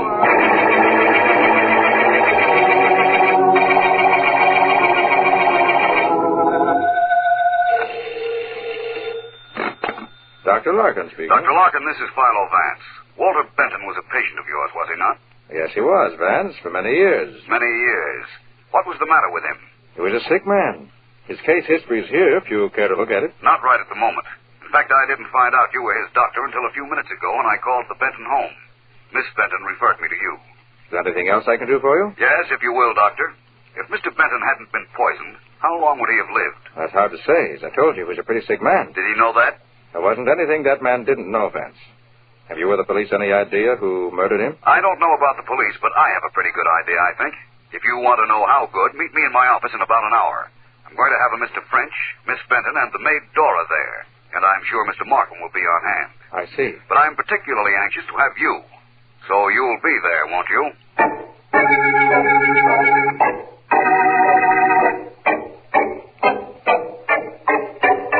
Markham, this is one of the strangest cases we've ever come across. There are 4 people in my office who wanted to see Walter Benton dead. Yes, Martin French, Irene Benton, Dora the maid, and Dr. Larkin. But why Dr. Larkin? Benton had an uncanny faculty for making enemies, Markham. When you called this case the Meanest Man murder case, you weren't far from wrong. No, I think I was quite accurate in that. I wouldn't say quite that. There's a startling inaccuracy in that title, but we won't go into that right now. My private office, Martin. I see. That is something we'll go into right now, eh? Mm-hmm. I'm with you, Vance. Right. Thank you, all of you, for being so patient, for waiting for us. All right, Mr. Vance. Dora, I understand you had a nervous breakdown yesterday, that you collapsed. I do not know anything. I do not say anything. You don't have to now. Dora, according to what you told Dr. Larkin when he visited you yesterday, you knew who killed Mr. Benton. And you indicated that he knew, too. Who tell you this? I told him, Dora. But I also told him you were hysterical and couldn't be responsible for what you said. I loved Mr. Benton very much. So I imagined from your reaction to his death. You cooked for him, Dora. You, one of the only people in this world who cared for him, could have poisoned him most easily. The only one who could have poisoned him. I do not poison him. Shall I take her in, Vance? Not yet, Markham. Dora, you're fond of Miss Benton? Miss Irene?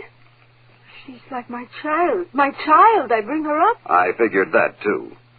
Mr. French, Miss Benton, Dr. Larkin. You all had reasons, I imagine, for wanting to see Mr. Benton dead.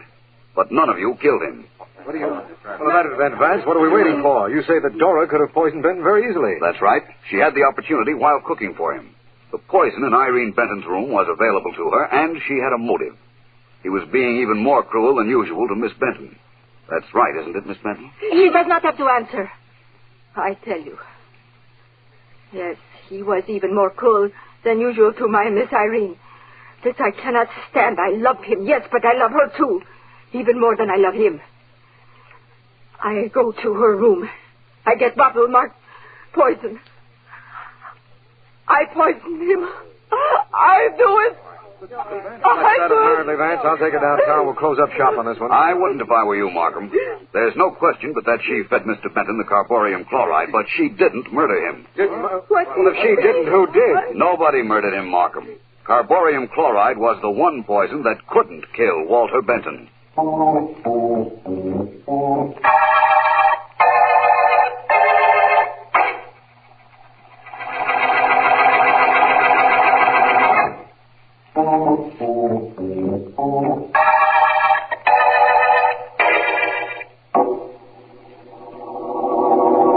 It was a little unkind of you to make me wait an hour before you'd clear up this Meanest Man murder case, Vance, but it was worth waiting for. Now, what was this all about? Here are the facts, Markham. Benton knew 10 years ago he was going to die someday from an incurable illness that he had. Dr. Larkin is my authority for that statement. I'm not questioning it, Vance. Very well. Benton, however, was too mean to just plain die. He wanted his death to look like murder, and he wanted his niece to appear to be the murderess. But why, Vance? A grudge he held against her father for some reason or other. That's not important. But this is. Dr. Larkin told me that his laboratory tests indicate that 10 years ago he started taking carborium chloride in small doses, increasing the dose every week. His body thus became immune to it. Immune to poison? That's right. I checked it thoroughly. There are two kinds of poison, Markham. Cumulative and non-cumulative. In one of the classifications, the human body can build up an immunity if subjected to the poison in tiny doses at the beginning. Later on, the dose can be increased without danger to the subject. It's right here in a book on toxicology, if you'd care to read it. I'll take your word for it. Oh, thank you. Anyhow, Markham, when your medical examiner found a quantity of carborium chloride in the dead man, he made the very natural assumption that it was the poison that caused death. What happened was this. Benton felt himself dying. Excuse me for interrupting, but how is that? Again, Dr. Larkin is my authority. Dr. Larkin told me he had told Benton that death in his case would be preceded by a sharp pain, a sort of warning a few hours before death was to occur. I see. Then Benton did know he was about to die. Right. And knowing that, and knowing that he had a quantity of carborium chloride in him, he made the dramatic entrance and exit from this world at the police station. He knew then that he was accusing his niece of murder without ever indicting her. Why the niece particularly? Because she used carborium chloride in her work in textile designing. It's used a lot for dyes. In fact, Benton used Irene's own chemicals when he began systematically building up a resistance to the carborium. It was quite a clever plan. We're lucky it didn't work. We most certainly are. You were the reason it didn't work, Vance. You were the only way we'd ever have known that the Meanest Man murder case wasn't a murder case at all.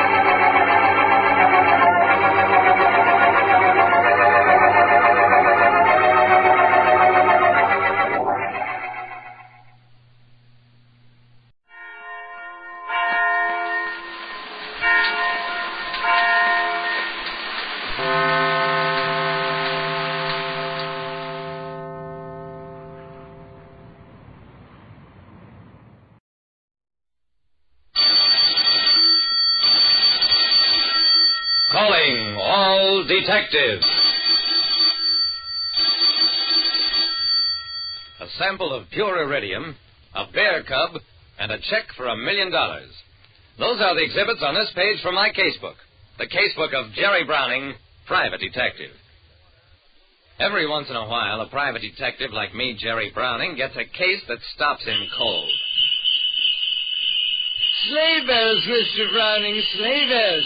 I carry them with me always. They are symbolic of the snow, the cold, beautiful, inscrutable snow.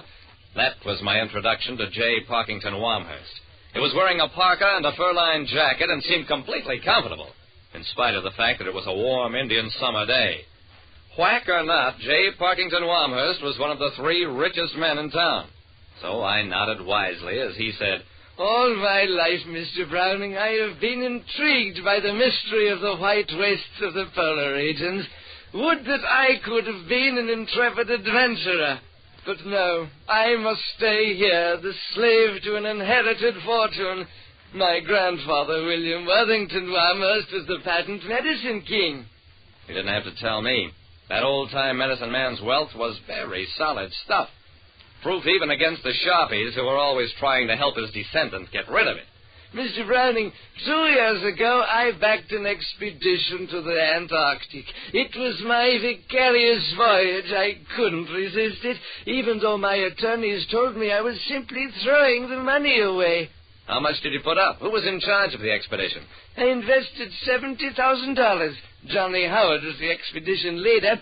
He arrived back in town yesterday, alone. He'd had a most successful trip. He did, eh? Well, how come there was nothing about it in the papers? Wamhurst leaned close to me, reached in his pocket, dropped something on my desk. It was a blob of dull, silvery metal. We have deliberately kept his return a secret, Mr. Browning, and that object is the reason. Johnny Howard tells me it is iridium, an extremely rare and valuable metal. He claims he has discovered an enormous field of it in the Antarctic, wants me to invest $1 million for the development of that field. Mr. Browning, I want you to prove or disprove the genuineness of his story, even if you have to go to the South Pole to do it. An eccentric client with $1 million to spend on an expedition told me to investigate it even if I had to go to the Antarctic. Instead, I went to the Acme laboratory and hung around watching the technicians put the metal through a bunch of tests. This is iridium, all right, Mr. Browning. That hunk of metal is worth plenty. The stuff's like platinum, only better because it's harder and heavier. Incidentally, it's so pure, I think it's been refined. I brought the Acme lab report to my client, J. Parkington Wamhurst. Found him out on the sun deck of his 40-room house. This time he was wearing slacks and a pair of Eskimo mucklucks and playing with a fuzzy polar bear cub. The cub was cute and kittenish. Wamhurst fondled it gently while he read the report. How do you like him, Mr. Browning? I call him Howie in honor of the donor. Iridium wasn't the only valuable thing Johnny Howard brought back from the South Pole. Made me a present of this cub, too. Wasn't that generous of him? Well, considering that Howard had taken Wamhurst for $70,000 and was after another $1 million, I figured he could afford to be generous. But I didn't say so. Instead, the lab reports that the stuff is iridium, all right, Mr. Wamhurst, but suspiciously pure. Wamhurst nodded absently. Imagine a field of pure iridium. Well, Mr. Browning, you've given fast, satisfactory service. Just send me your bill. Send you my... Hey, wait a minute. I've just begun this investigation. Oh, no, you're finished. I am now completely convinced of Johnny's reliability. How do you like that? Give a guy a cuddly bear cub and get the combination to his safe in return. I pleaded with Wamhurst, argued, got abusive, and finally, okay, Mr. Wamhurst, if you say I'm through, I'm through. But I would like a chance to meet a big-time explorer like Howard. Can you arrange it? Why, certainly. He's staying right here with me. You can meet him at once. But please don't offend him. We left the bear cub snoozing in the sun. In a very handsome suite on the second floor of the house, I was introduced to Johnny Howard, a handsome hunk of man. He was a good 6'3", and his face had the rugged, leathery look that comes only from being out in the elements. Or under a strong sun lamp. Glad to meet you, Browning. You're an explorer also, eh? Digging out crime, unearthing murders, and all that sort of thing? The vigilance that never sleeps. Say, you ought to come back with me to the South Pole. You could get a lot done in the course of a day, because our days are 6 months long. I didn't like his laugh, and I didn't like his rover boy personality. What's more, I didn't go for that stuff about the long days and nights of the Antarctic. Every school kid knows that. I wondered why Johnny Howard thought it necessary to drag this fact into the conversation. And then I wondered about something else. A vague something, not even a memory I could focus on. It was more like the memory of a memory. I left the Wamhurst mansion, drove to the library. I got a book about polar explorations. I found out that the South Pole is at latitude 60. Its elevation, 10,200 feet. Its temperature, 70 below in winter. I couldn't picture Johnny Howard in that. Then I had it. I'd captured that missing memory. I left the library. In front of the bear cages at the city zoo, the head keeper answered my question simply by pointing at a descriptive placard.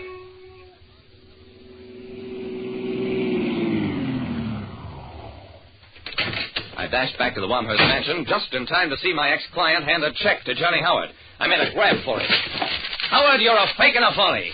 And you'd better start figuring out how you're going to pay back that $70,000 you got from Wamhurst on false pretenses. That's all there was to it. Howard gave up without a murmur. Not the $70,000. He'd spent that long ago. What he surrendered was the hopes of another $1 million. Wamhurst wouldn't prosecute. Said he'd chalk it all up to experience. Because he was the kind of fool who'd learn in no other school. Yeah? Howard admitted he took Wamhurst's money, went to South America for a couple of years, and when he was ready to make the big killing, showed up again with a purchased sample of iridium and a polar bear cub he'd got from a farm in Minnesota. He should have planned his background more carefully. I found out at the zoo that polar bears live only at the North Pole. In fact, the South Pole has no land animals of any kind. Like I said, when somebody offers you a deal, there's only one way to be sure you won't be left out in the cold. And that's, before you invest, investigate. Listen next time to Calling All Detectives. Mystery drama, mystery quiz, and a chance for you to match wits with yours truly, Jerry Browning, Private Detective. Get this and get it straight. Crime is a sucker's road, and those who travel it wind up in the gutter, the prison, or the grave. There's no other end, but they never learn. Wrigley's Spearmint Chewing Gum, the refreshing, delicious treat that gives you chewing enjoyment, presents for your listening enjoyment Raymond Chandler's most famous character in The Adventures of Philip Marlowe.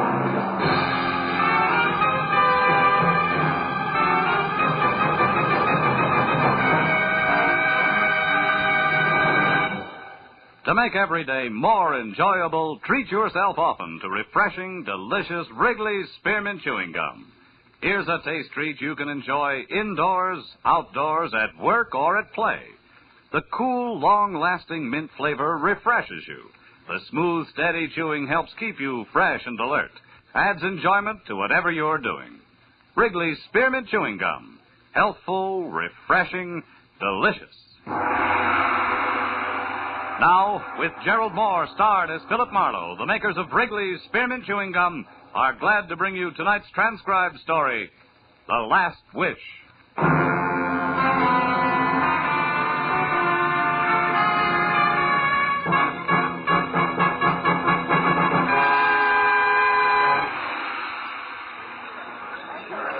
Flight 7 from Dallas, Texas, now arriving, gate 4. Flight 7 from Dallas. Here we are, sir. Just coffee. Still can't say you want to run in me, huh? Pie, cake, sandwich. How did No, honey, just coffee, nothing else. Oh, wait a minute. Make it another coffee, will you? Sure. Oh, Lieutenant, Matthews, over here. Oh, hi, Phil. Hi. Sit down. I just ordered some coffee for you. Oh, that's wonderful, Marlowe. Now that the niceties are over, where is he? He's around, Matthews. Where around, Marlowe? Look, why all the hocus pocus? When you called, you told me to get over to the airport here in a hurry. You said you had him. I do. Also, I've got a story. Well, that can keep till we get to headquarters, Phil. No, it can't keep, Lieutenant. It's... Listen. New York, now loading at gate 9. It can't keep any longer than that, Lieutenant. I don't follow you, Marlowe. A guy the law wants in a cozy cell on a plane going to New York. Where's the connection? That's the story, Lieutenant. We got 20 minutes before that plane takes off. Here, have your coffee. Anything else, sir? No. All right, Marlowe, let's have it. But make it I snappy. can't make it snappy, Matthews. It's not that kind of a story. Not parts of it, anyway. All right, Phil, do it your way. Well, it began early this evening, Lieutenant, about 5:30, when I got a call from a doctor in my neighborhood. A nice elderly guy named Sam Talman who once took a bullet out of my shoulder. Oh, I remember, yeah. Yeah, well, he wanted me to come over to his office right away, Matthews. He was excited. But not for himself. Excited for a patient, an old man who was dying. When I got to his place, the kind of old-fashioned doctor's office where the drab horsehair furniture sort of gets mixed up with the shiny new X-ray equipment, he met me at the front door. He's inside with my nurse, Phil, and he's going fast. You've got to be quick. Now, what did I tell you on the phone? Well, almost nothing, Doc, just that he's old. Yes, 70, Phil. Maybe more. Anyhow, his name's Schiller, Jacob Schiller. He's a good friend of mine from San Francisco, and he was on his way to Israel, to Tel Aviv. Oh. It was his life ambition. Sit down, Phil. Oh, thanks. He's not going to make it, Doc? Not a chance. It's his heart. He had an attack this afternoon. I can't even move him out of here. He's through. A little too soon. He wanted to go to the new country, is that it? Yes. A pioneer's measured by his spirit, not his years, he said. Anyhow, Phil, he came down here to see his son before he caught a plane tonight for New York and the first leg of the trip to Israel. And that's where you come in. I don't know where Jack Schiller is. Jack's his boy's name. Oh. But the old man would like to see him once more. It's his last wish. He knows he hasn't much time left. Uh-huh. Well, why me, Doc? Why not the police? Well, I didn't think... I mean, Phil, Well, Oh, the kid doesn't sit too well with the law, huh? I'm afraid not. Excuse me. Sure. Dr. Talman, hello? Oh, yes, Mrs. Corley. Yes. 1 every 3 hours, like it says on the bottle. Yes. Goodbye, Mrs. Corley. Where was I, Phil? Jack Schiller and the law, the reason they don't get along. Oh, well, you see, Phil, Jack came down here to L.A. about 3 months ago, and as his father's old friend, he looked me up. So we had him over for dinner a couple of times. But pretty soon he started coming less and less. And when he did, it was a different Jack Schiller. Smart, flashy clothes, a new way of talking. You know, big shot kind of talking. Yeah, I know. The police are dumb and there's easy money to be made. That kind of talking. And he never would say what his business was, if he had any. But believe me, Marlowe, whatever it wasn't too much on the up and up. And there was some kind of a girl mixed in. There always is. What's Jack Schiller look like, Doc? Look like? Yeah. Oh, yes. Here, Phil. A picture we took of him when he first came to the house. A barbecue we were having. He's about 30 years old. Kind of good looking, huh? Maybe too good looking, Phil. Maybe that's the trouble. Anyhow, for Jacob's sake, Phil, for my old friend, do you think you can find him? Well, that depends, Doc. What else do you know? Like last address, friend's name, favorite bar. That's the kind of information that counts. I was afraid it would be like that. Phil, I never did know his address. Well, yeah, but, Doc, there's got to be someplace I can spy. Oh. One thing, Phil. What? Twice or maybe 3 times I saw him going to a fancy apartment house on Wilshire Boulevard, the Sherry Towers. Sherry Towers, huh? I passed it late at night coming from the clinic. I didn't bother stopping to call him. Well, you know, Phil, if he wanted no part of me, I wanted no part of him. And I wouldn't care about him now either, but for Jacob. Jacob's been a good man, Phil. Always. Phil, you'll try? Yeah. Sure, Doc, I'll try. Doc Talman smiled his thanks without moving his lips, turned and shuffled toward a room behind him. When he opened the door, I caught a glimpse of a lot of cylinders and tubes and gadgets I didn't understand. And something I did understand a little. The almost peaceful face of an almost peaceful old man who was dying. I didn't try to see any more. There wasn't time to waste. I suddenly wanted to get started in a big hurry.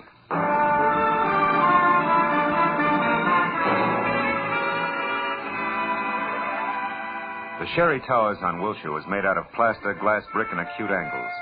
And it was anybody's guess what held it all together. The only person in the plush lobby was a tall man with a red turkey neck who had a toothpick and a cigarette jammed in one corner of his mouth. I walked over to the receptionist. Yes, that's right. Mr. Lederman's car at 9, Mr. Kelly's at 9:30, Washington Gas. That's it, Steve. Goodbye.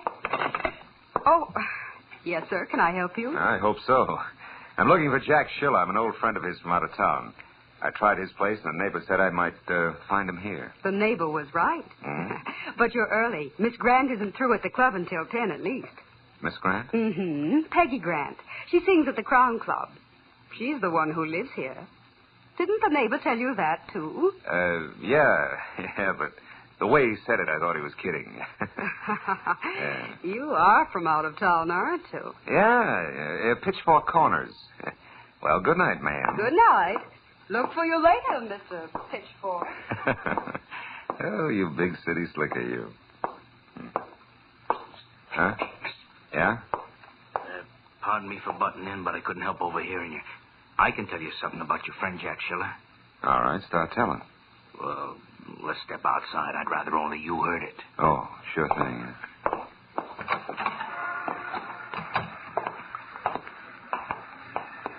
So you know Jack, do you? Yeah, a buddy of mine. That's why I think I ought to tell you. It's a bad night. For what? For old friends to bother him, Rube. He's busy. Oh!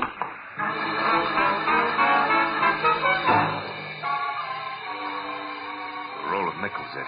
Turkey neck must have had clenched in his palm. Folded me fast.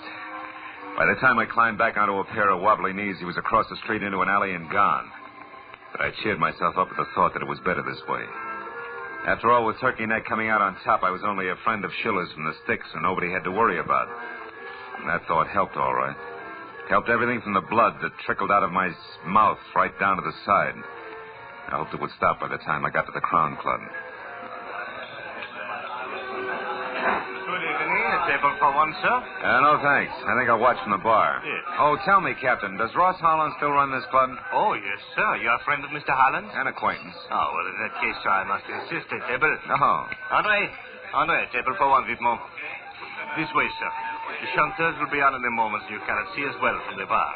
Thanks. I did want to catch her number. But this way, sir. Sir, there's something wrong? Oh, no, I just changed my mind, Skipper. I think I'll go to the bar after all. It was Jack Schiller, no doubt about it. At a corner booth just beyond the bar and huddled close to a girl who was almost dressed in something strapless and spangled and who matched the display poster I'd just seen in the lobby labeled Peggy Grant.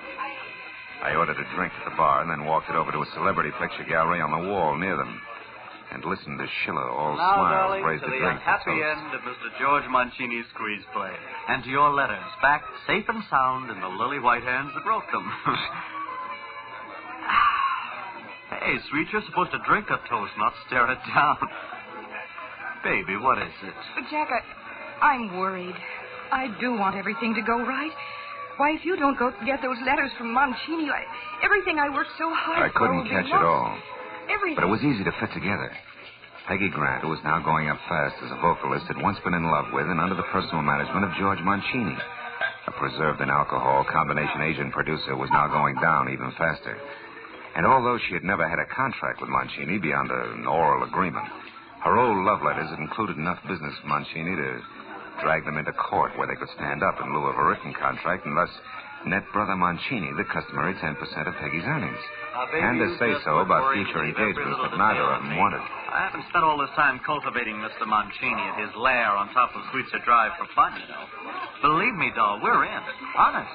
All right, Jack, if you say so, darling, but will you know the letters I know, love letters. Forget it, Angel. I won't even open them. They belong to a long time ago, and I'm not interested. Now, you go on out there and sing for your supper. I knew that once Schiller left the club, he was going to be busy. So as they started to tear themselves away from each other, I figured it was the right time for me to step in. What I didn't figure on was Ross Holland, the king of the Crown Club, standing at my elbow. Hello, Marlowe. Pretty picture, isn't it? Yeah, if you like ingenues with bags under their eyes. I wasn't talking about the one on the wall, Detective. I meant Peggy. You were staring, remember? I do. Your move, Holland. Now, take the chip off your shoulder, Phil. I don't mind if you stare. She gets paid for it. But you pay her. Sure. But also I pay the waiters, the doorman, and so on. That was all you were doing, wasn't it? I mean, staring, window shopping. I'd hate to think you were here on business. Oh, sensitive, aren't you? You know, Marlowe, I've piled up a lot of enemies raking in the blue chip. That figures. What are you getting at, Holland? A job I think you might fit. Oh?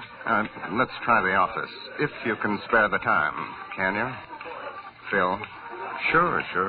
I've got nothing but time. Ross. Let's go. As I trailed Holland out of the bar as far as an unmarked heavy oak door, I caught a glimpse of Jack Schiller picking up his hat and coat at the entrance. Operation Mancini was underway. I never get these keys straight, Marlowe. Round key on top, square one on the bottom. You'd think I'd remember that, huh? Yeah, the switch to a revolving door. Oh, well, I like my privacy. So do my boys. Now, go on in, make yourself comfortable. I'll get a couple of drinks going. As I moved into the vault Holland called home, one thought alone stood out in my mind. Every second that mine host wasted was a second that old Jacob Schiller couldn't afford to lose. But finally, when I was just about ready to skip playing it close and take off, Holland came to the point. His proposition that I go to work for his enemies, play spy, and get paid for both parties. That I needed like a weekend in a leaky submarine. Well, that's it, Marlowe. Yes or no? Yes and no, Ross. I'd like to sleep on it. Fair enough? Fair enough. Good night, Phil. Get to bed early, huh? It was all the cue I needed. I bum-joked my way out of his office, hurried through the club to the street, then ran for my car and pointed it to the top of Sweetser Drive in the Hollywood Hills. And the Schiller-George Mancini rendezvous I couldn't afford to miss.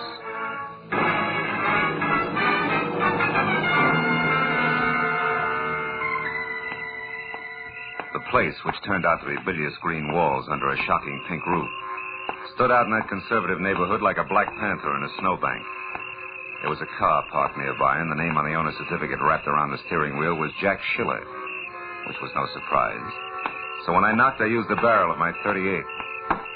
That was smart of me, but it would have been smarter if I'd pointed it the other way, behind me. Don't move an inch, mister. Oh, fine. And drop your gun right where you stand. Go on. I'll turn around and answer up real fast. What do you want with George Mancini? Nothing. It's you, Hey, that blood all over you. What happened in there, Schiller? You didn't kill him for those lousy letters in that envelope under your arm, did you? Well, is that it? No, not quite, mister. He isn't dead. But what do you know about me? How come you know my name? Cops. Never mind. Just back off, mister. Fast. Open that door. Go on. Mancini's screaming must have disturbed the neighbors. Listen, Schiller, I'm working for Doc Tom, and Stay shut or you'll wish you had. Now go on. Get in there with him. Or I'll kill you.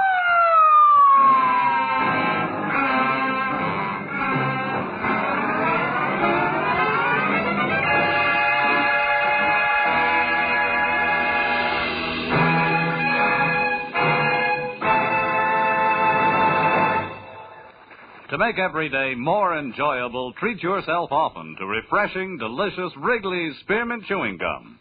The lively, full-bodied, real mint flavor cools your mouth, moistens your throat, freshens your taste. And the chewing itself gives you a little lift, helps you keep going at your best. So for real chewing enjoyment that's refreshing and long-lasting, always keep Wrigley's Spearmint Chewing Gum handy. Healthful, delicious Wrigley's Spearmint Gum will make every day more enjoyable. Now with our star, Gerald Moore, the second act of Philip Marlowe and tonight's exciting story, The Last Wish.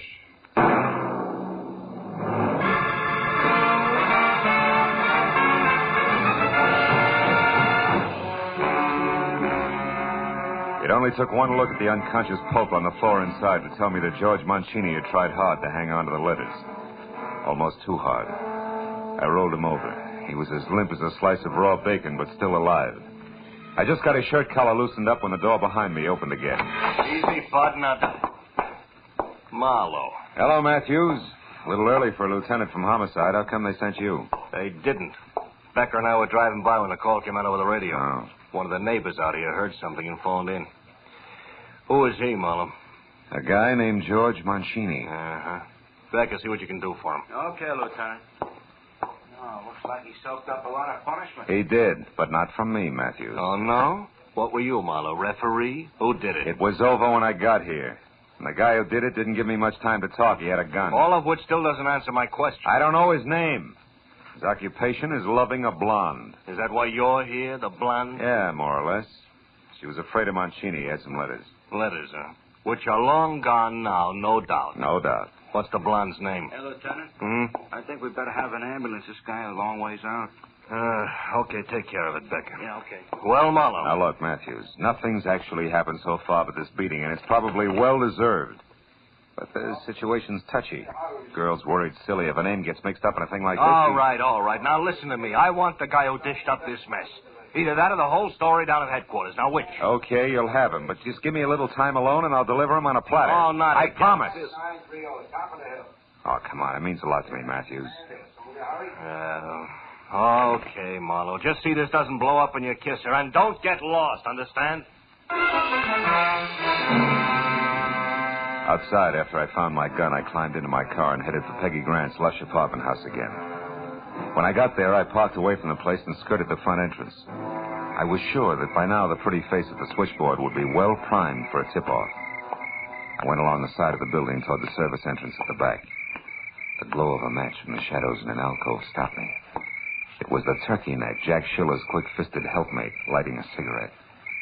I eased my .38 out and moved toward him. When he finally heard me, he turned. Hey. But by then he was looking right down the muzzle of my gun. Easy, now, easy, chum. Still, Soul, it's a bad night for seeing old friends, chum. You got me nailed down, brother. You don't have to take my word for nothing. But listen, whatever your angle is, let it rest. Leave the kid alone for a while. Otherwise, you do for nothing but trouble in large doses. You're kidding. Yeah, you bet I'm always kidding. You got more nerve than brains, Buster. You can't pull that swipe. Go fry your ears. You're making a cloud on the skull almost fun. Hey, wait a minute. All that stuff spilled in the walk there, it fell out of your pocket, didn't it? Didn't it? So what? So you don't have to say another word, watchdog. I'm beginning to get the whole thing all by myself. Sure. And what's more, you yellow jerk, I don't like it! The two small items I'd just seen on the walk made swinging the flat side of my gun butt against his head a distinct pleasure. They also made getting in the service door and up the stairs two at a time to Peggy Grant's apartment a definite gratification. Because now I had a Jim Dandy hunch on exactly what to expect. Come on, Princess, open up. Who are you? A cop? Expecting cops, Miss Grant? Not exactly. The milkman doesn't carry a gun, and my friends all use the front door. I'm the informal type. Where's Jack Schiller? Right behind you, mister. Again. This time, lay your gun on the table. Go on. Sure. You're slightly better than the guy downstairs. I got by him with no trouble at all. What's that? What guy? Why, you mean Peggy didn't tell you about the watchdog? What is this? Go ahead, Princess. Tell him about the turkey neck character with orders to keep everybody away while Jack makes a fool of himself. Darling, get this idiot out of here. This is a trick. Why not also tell him who your real boyfriend is, baby? Why, you lousy dog! You should have learned a little from what happened to that skunk Mancini. Now go on back to him and tell him if he tries anything else like this, I'll go over him again. Right from the beginning. My. Aren't we spunky tonight? Now, look, Schiller, I want you to listen, and I haven't got all night. There's a guy downstairs who was sent out to see that nobody interfered while you played perfect pigeon. It was you who risked getting plugged when you went in after those letters. I warned you were sucker enough not to read, and now it's you who's in a big jam with the police. And what's more, I found out that guy is one of Ross Holland's boys. You liar, get out of here. Oh, Jack, make him go away, please. Wait a minute. What's Ross Holland got to do with this? Nothing, Hal. Lay 10-1 those letters were written by Holland, not Dreamboat here. And that they set him up for a squeeze and have nothing whatever to do with their dubious career as a singer. If you got any sense, Schiller, read one. Jack, you gave me your word. Oh, don't be a child, darling. Can't you see what he's trying to do to us? Just take one look at one signature, Jackson. If I'm wrong, you can split my other lip. No, Jack, don't. Get the letters, Peggy. At least I'm going to know who wrote them. All right. If that's the way you want it, Jack, that's the way it'll be. Jack, my gun. No, either one of you. Drop it, Jack. I mean it. Peggy, what are you doing? Drop that gun. Well, mister, you sure wrecked a lovely setup. Why, I don't know. But it won't do you any good. I'm leaving, and I'm taking these letters with me. And it's true what he said. Of course it's true, all of it. These letters were written by Ross Harlan back when Mancini was his partner, and they're loaded. With them, Mancini could cut himself in for half of every cent Ross had. And Ross couldn't trust anyone but me to get them back for him. Stay where you are. Don't feel too bad, Jackie boy. You have to live to learn. Maybe you won't be a dope all your life. Peggy, let her go. Oh, shut up. You were right, so you made your point. Now, whatever your reason was, get it out of here and leave me alone. No. I haven't been monkeying in your corny affairs just for laughs, Sonny. I was hired to find you by Doc Tolman. Doc Tolman? Oh, that nosy old goat. Why? Your father's in town. He's had a heart attack, a bad one. My father? Yeah. He wants to see you.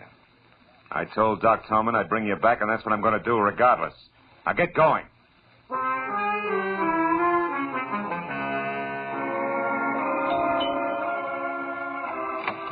Oh, Phil, come in. I finally got Jack, Doc. Here he is. Hello, Doctor. Where's my father? Back in the bedroom. I'll go right in and see him. Jack. What? What is it? What's the matter? Jack, your father's dead. He passed away 20 minutes ago. Oh, I'm sorry, Doc. Dead? Oh, Pop. Pop. Here, my boy. Sit down. 20 minutes. Just about the time it took to beat a chiseler out of a bunch of letters and argue with a cheap two-timing blonde. Try to get hold of yourself, my boy. We knew you'd have come if you could have. Your father's last thoughts were of you, son. He was very proud of you. Don't, Doc, please. I'll run along, Doc. I got a phone call to make. Oh, wait a minute, Marlowe. Huh? You can't leave thinking like you do. Not now, with Pop dead. I don't know what happened to me these last few weeks. I can't understand how I got in so deep. She had me, I guess. I'd have done anything she asked. You're not the first guy that's happened to. I doubt that you'll be the last. Yeah, but I've got to square myself now. I've got to. And I want to start with the police. You really mean that? I never met anything more in my life. I'm not really a wise guy, honest. So what's this about the police? I'm in a jam, Dr. Tolman, a pretty bad one. Because you got too much nerve and too much energy. All you need is the right place to spend them. That gives me an idea. Is Jack your real name? No, it's really Jakob, like my old man's. Oh. Doc, where's that plane reservation for Jacob Schiller? Here. I have it right here. Wait a minute. You mean... Yeah, you're catching that plane. With luck, you may make it all the way. Oh, but you're letting me go, Marlowe. You'll be in a jam yourself. Well, I think I know a pair of strong shoulders I can dump the responsibility onto. Let's go, kid.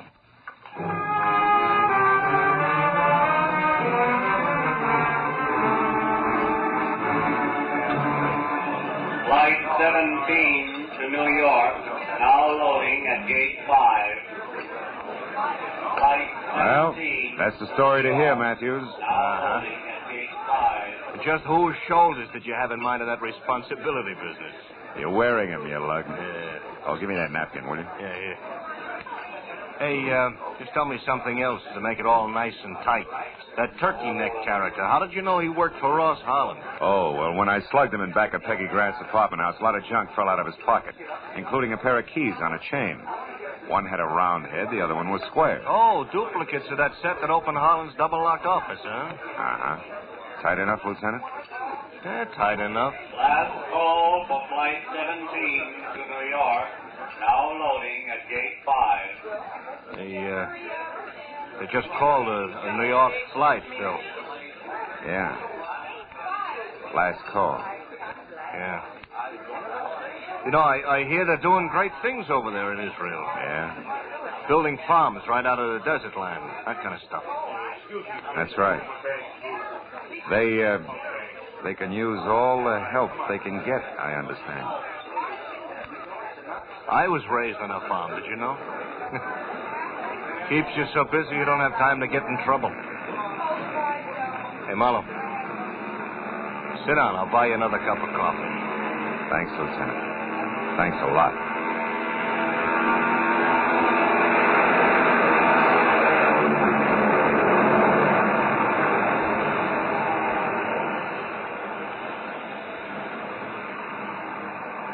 We watched the plane take off, swing in heavy, thundering grace, and head east. I guess we were both thinking the same thing. Two Jacob Schillers were on their way to the fulfillment of a promise. The old and the new promised land.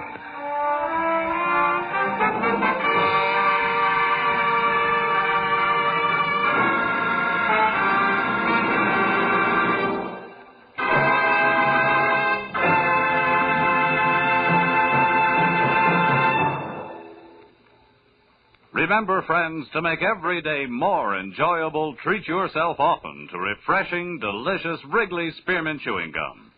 There's lots of cooling, real mint flavor in every stick. And chewing Wrigley Spearmint helps keep you feeling fresh and alert. You feel better, work better, get more fun out of doing things. So indoors, outdoors, wherever you go, keep some healthful, refreshing Wrigley Spearmint Chewing Gum handy. To make every day more enjoyable, treat yourself often to delicious Wrigley's Spearmint Chewing Gum.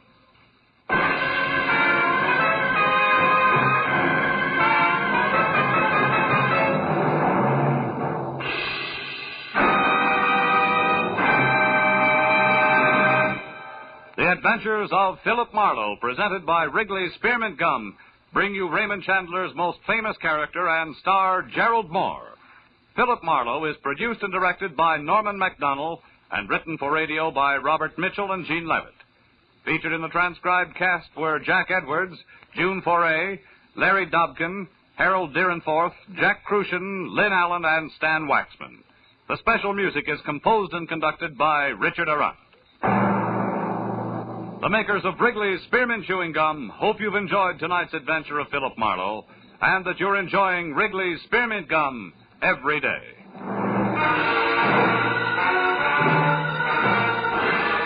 Next week, Philip Marlowe will be heard on Friday evening, so we invite you to be with us next week on Friday when Philip Marlowe says... This time I found an old friend in the morgue. Watched a man with a burned hand die in a quiet garden and listened to a pathetic killer give up. All because a little glass donkey came to town.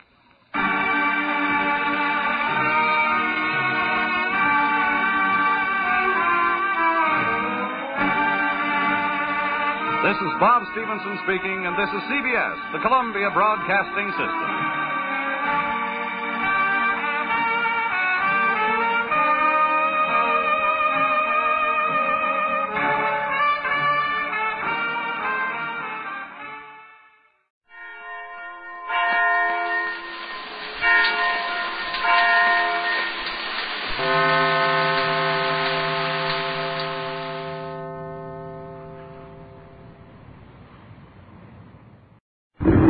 Washington, calling Counterspy.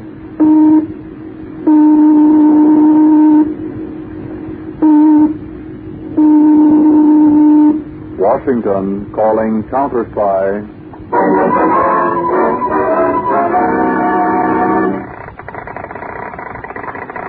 Harding, Counterspy, calling Washington. Harding, Counterspy, calling Washington.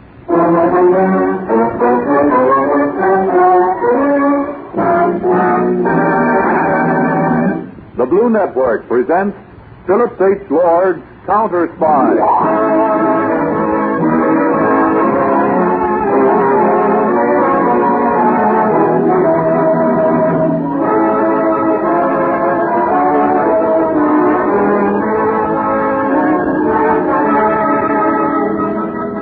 Germany has its Gestapo, Italy its Obra, and Japan its Black Dragon. But matched against all of these secret enemy agents are Uncle Sam's highly trained counter-spies. Visualize ace counter-spy of them all as David Harding.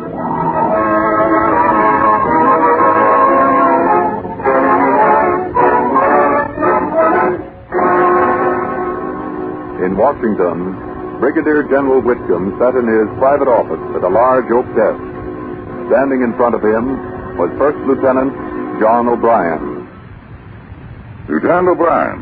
Yes, sir? I have another mission for you. A most important mission. Yes, General? Let's see. You've been my official messenger for 7 years, correct? 9 years, sir. 9 years. Well, Lieutenant, you've been most methodical, resourceful, and diligent. Thank you, sir. Now, this envelope contains certain very important documents. They concern changing some of our heavy artillery on the West Coast. Carry it inside your uniform. Now, I want you to deliver these to the commander of the San Francisco fortifications. Deliver them right into his own hands and to no other living person. Yes, sir. Shall I fly, sir? No, I don't want to call attention to your mission in any way. Just quietly get on the train, as though you were carrying nothing of any importance. There's a transcontinental train tonight at 10 o'clock, Lieutenant. Yes, sir, there is. All I've got to do is go back to my hotel room and cancel several engagements I had, sir.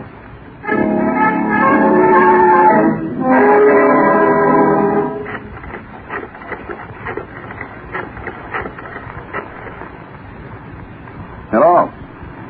Hello? Oh.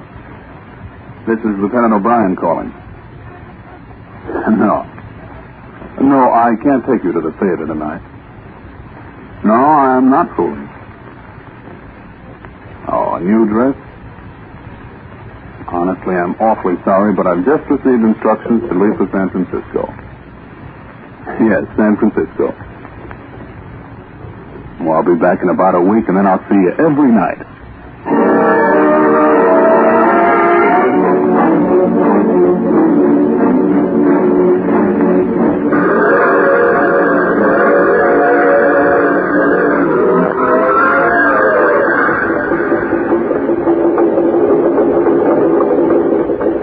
Tickets, please. Oh. Hey, conductor. Oh, going to San Francisco, Lieutenant. Don't you want a berth in the sleeper? Got several vacancies. No, thank you. I guess I'll sit up. San Francisco's a long way to ride in the day coach. No, I'm used to it. Is the storm delaying us much? Well, let's see. Just midnight. Well, we're about half an hour late. Thank you. Well, Lieutenant, I hope you don't get...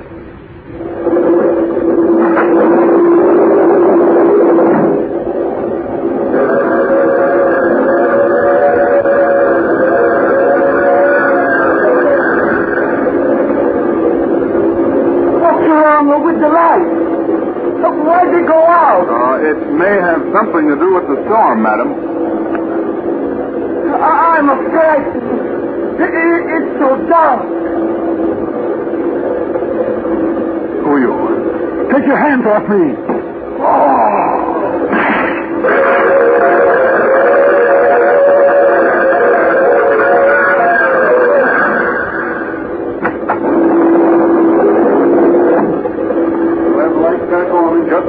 Conductor, something terrible has happened. What happened, madam? We heard the fight. A glass breaking. Where? About 3 or 4 feet in front of me. Turn your flashlight upstairs. We can't get the lights on. Somebody's cut the wires. Right there. See? Why, the glass is broken out. And blood. Oh, that's where the army officer was sitting. He must have been thrown out the window. Hold on, everybody. I'm going to pull the emergency.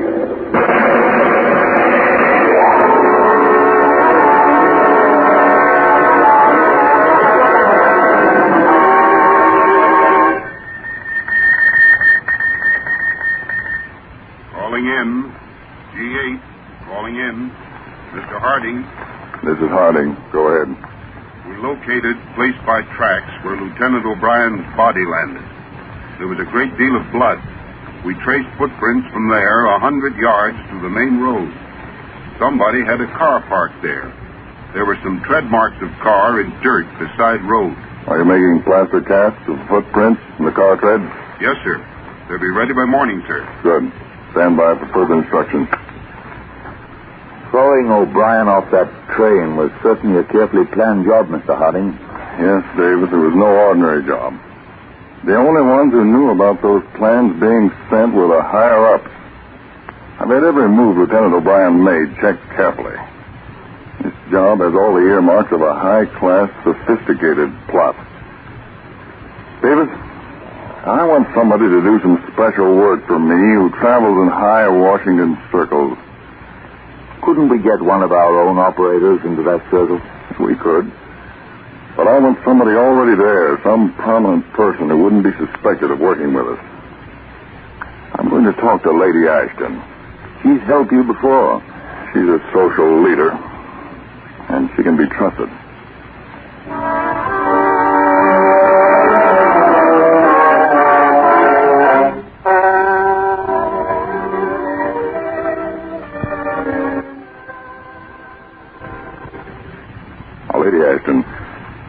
I need a woman who's fairly young, beautiful, sophisticated, worldly, who travels in Washington's higher social set. I see. Have you anyone specially in mind, Mr. Hardy? Yes. Norma Brayley. She's a French refugee. She's invited everywhere. She's continental. And very beautiful. You're sure this is all business, Mr. Hardy? She is attractive. But if Miss Brayley would be willing to work with me and follow my instructions, she could be of great help. And you wish me to give a dinner so that you may meet her? Well, in Washington here, Lady Ashton, I'm often watched very carefully. I'd like to have the meeting appear to be a chance one. How about dinner Friday? I'll see that you meet Miss Brayley socially then. That'd be fine, Lady Ashton. I'll be there.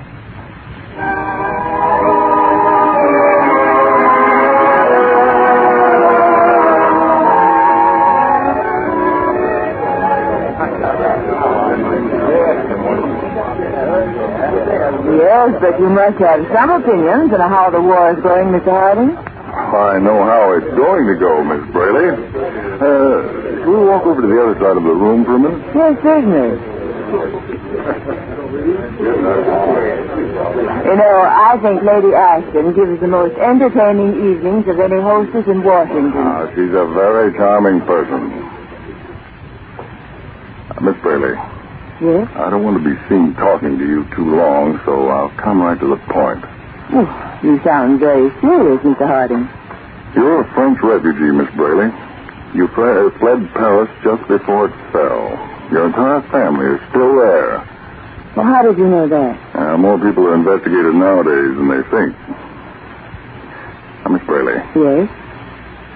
Would you take some risks if you thought you really could be of help against our mutual enemies? Oh, I'd do anything in the world. Everything is a risk nowadays. I need someone who travels in Washington's best society. I need someone who's never been connected with counterspying in any way. Someone of courage, insight, sophistication. You mean me? Yes. We're on a very hard and difficult case right now. I need someone just like you. In fact, you. But I don't think I'm qualified for such an important undertaking, Mr. Harding. I've never had any training. You won't need any, Miss Brayley. You'll do exactly as I tell you. And you really think I can help? Very definitely. Then I'll do anything you ask. It's the least I can do. You will be in danger. The ring I referred to has just murdered one Army officer. I'm not easily frightened, Mr. Harding. I went through a good deal before I escaped to the United States. Then it's agreed. Now, I believe something very important is going to break later tonight. Now, any calls I make to you must be made in such a way that they can't be traced. Now, tomorrow morning at 10:30, go to the Farnsworth Drugstore on Maple Street. Yes. There are 3 telephone booths there. Go into the middle booth. Make several telephone calls so you can hold the booth, so no one else will be using the phone. Now, hang up the receiver at exactly 11:30. Now, I have that phone number. I'll do the same thing on the other end of town so that my call to you will be from one telephone booth to another, so the call can't be traced. I'll be there, Mr. Harding, right to the second. And be sure and don't call me by name over the phone.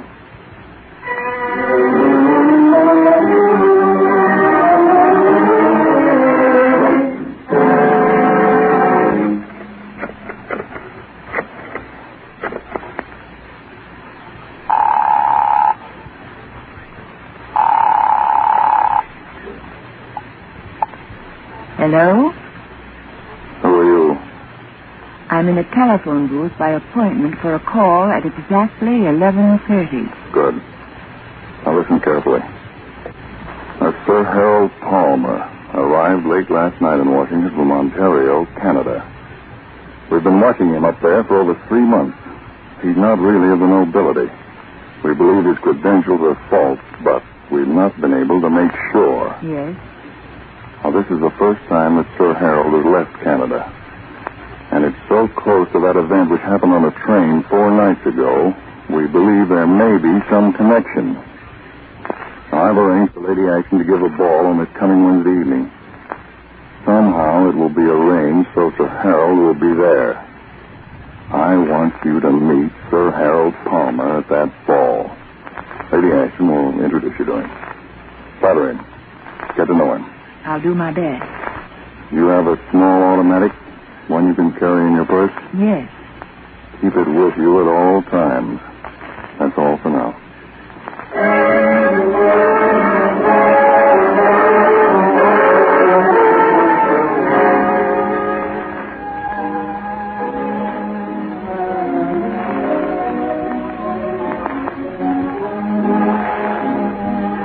Sir Harold, we're so delighted you came this evening. It's very kind of you to invite me, Lady Ashton. I've just come down from Canada. I'm really quite a stranger in Washington. Sir Harold, I want you to meet a guest of mine, Miss Bailey. Oh. How do you do, Miss Bailey? Good evening, Sir Harold. I've been admiring Miss Bailey all evening, hoping I might have the opportunity of meeting her. There, Norma. Men gave up saying things like that to me years ago. Oh, no, they didn't, Lady Ashton. Will you dance this one with me, Miss Bailey? I'd love to, Sir Harold. I've been admiring your dancing.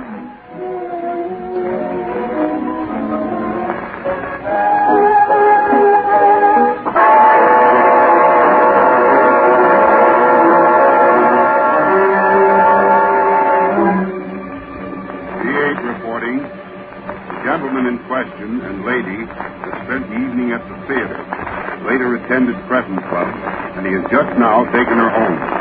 Place operator 7 is made on his floor at hotel. That is all. G8 reporting. Gentleman in question and lady went for a drive out of Washington. Stopped at Mayflower Club on Highway 3 for dinner and dancing. Has just returned to Washington. If gentlemen orders theater tickets for play opening Friday, she gets 2 A seats in 4th row, center aisle. That is all. G8 reporting. Operator 6 followed couple in question this morning. She went shopping, and he accompanied her. Overheard conversation indicating they are planning to meet this evening in his hotel room. Check.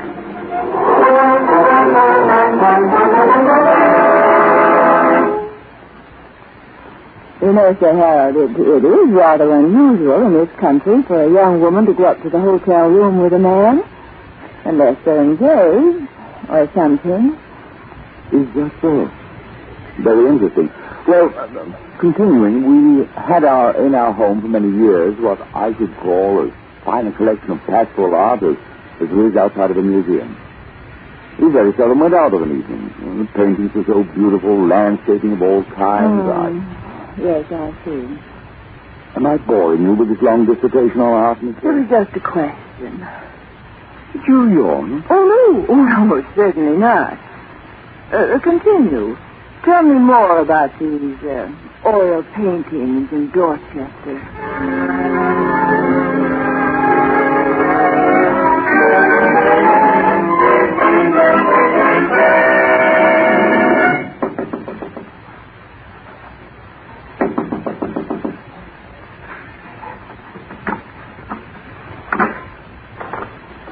You shouldn't have come here.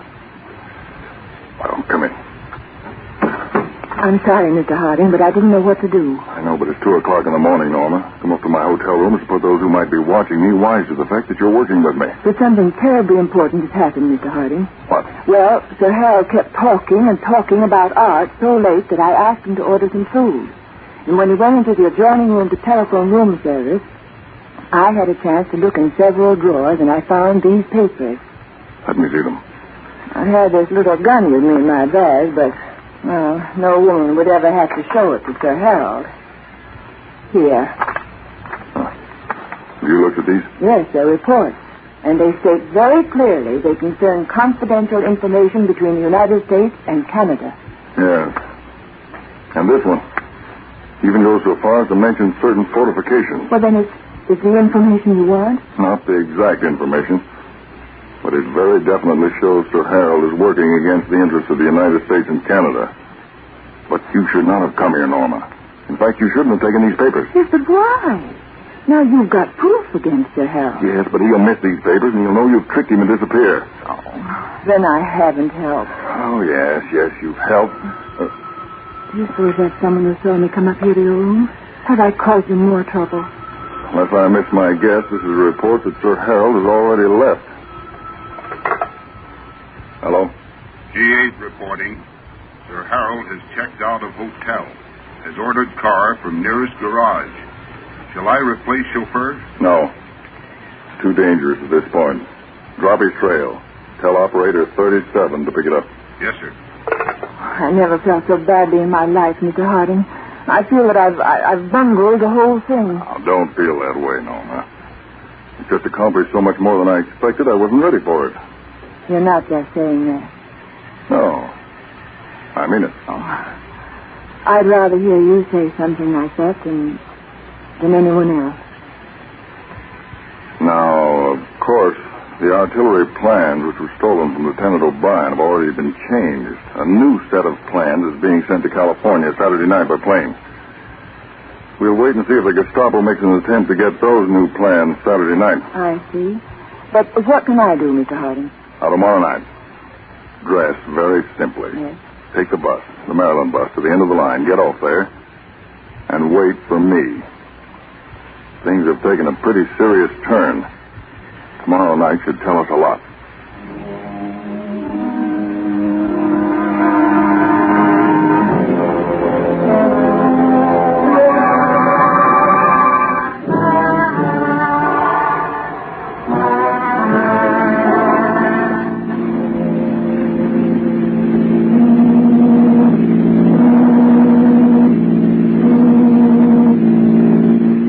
Mr. Harding, can you tell me now where we're going?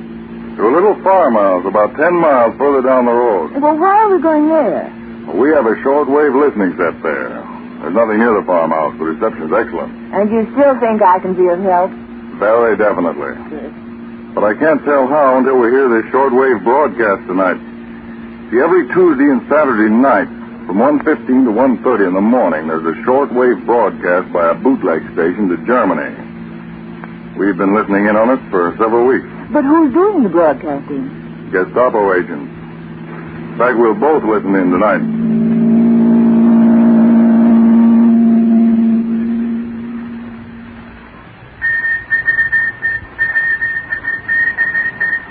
Oh, I've never seen so much electrical equipment, Mr. Harding. Now, you sit down here beside me, Norma. Now, take these earphones. I'm calling another shortwave station of our own. One of my men's operating it. 42B. 42B. Come in on 24.5 megacycles. Come in. Your signal is weak, but I can get it. Come in. Proceed according to schedule. That will be 3 minutes and 20 seconds. Then meet me at appointment. You get it? Exactly 3 minutes, 10 seconds, and we'll contact. That is all. Was that a shortwave station in another farmhouse? No. It was a portable sending and receiving set in a car. That's why it didn't have too much power. Oh. Now, you don't understand German, do you, Norma? No, I don't. Then I'll interpret for you. Broadcast we should be picking up right now. Now, take these earphones. He's making contact. You'll hear him in a minute. And this radio station we're hearing is operating illegally in direct contact with Berlin? Yes. But we've got it spotted.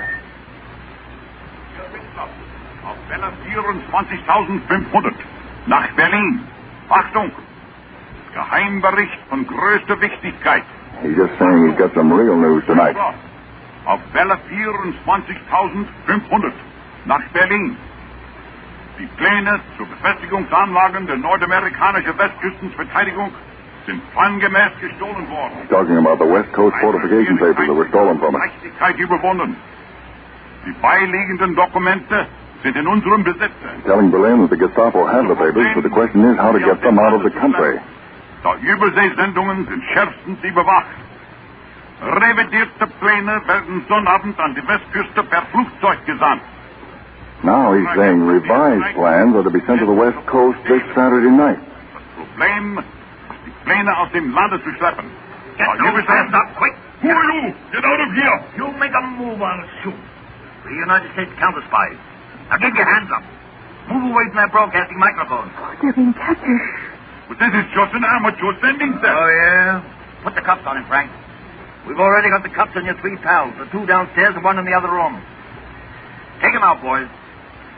Remember, these 4 are the ones who murdered Lieutenant O'Brien. This shortwave set won't be used anymore tonight or any other night.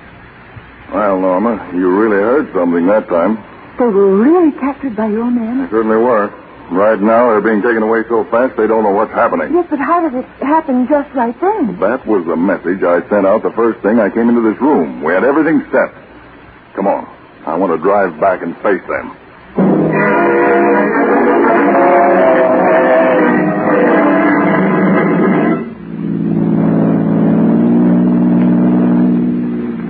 Where are we going now, Dave? We've got a place where we hide people like them away for a while. A prison? Well, sort of a private prison with their steel bars and escape-proof devices. That's what you mean. After that, it's the firing squad.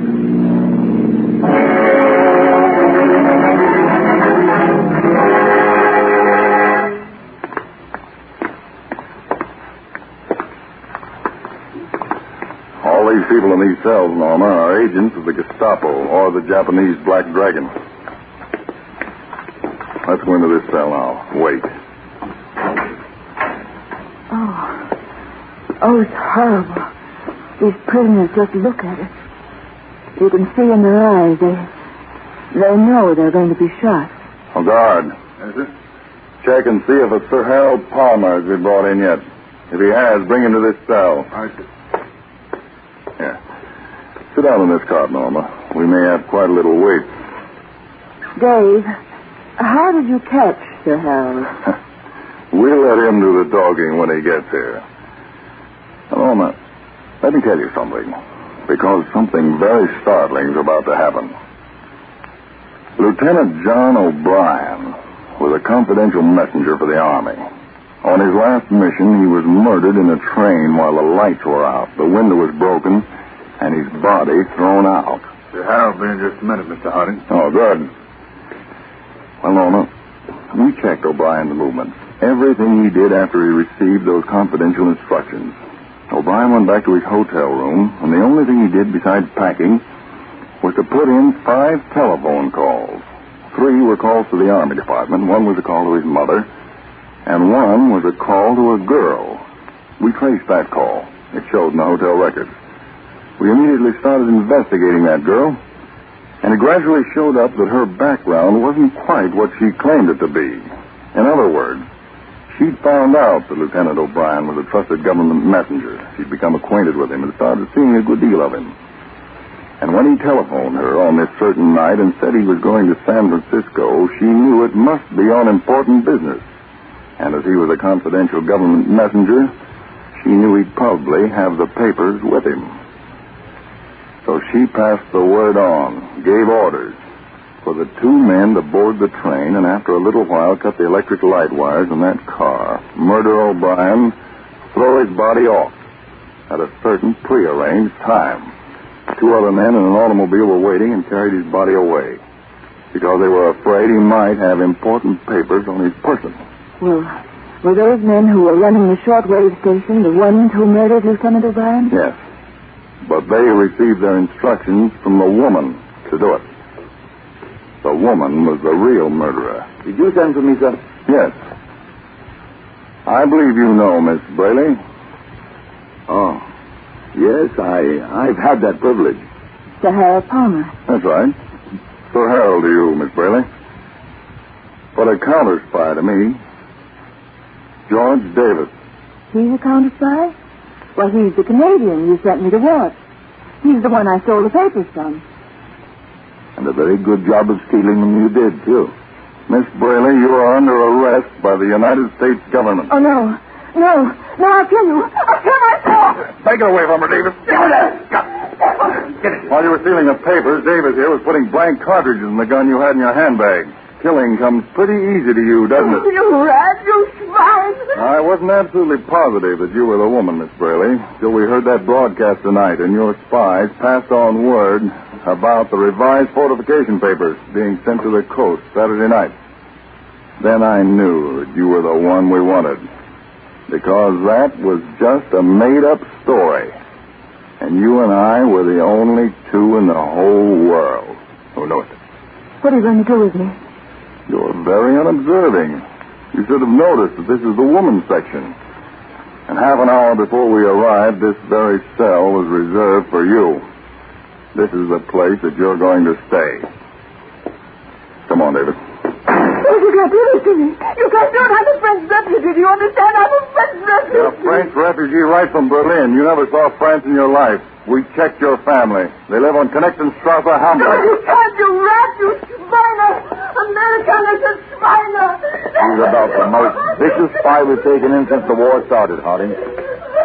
I have a feeling she's responsible for a lot of important information leaking out, David. But one thing's certain. He won't get out.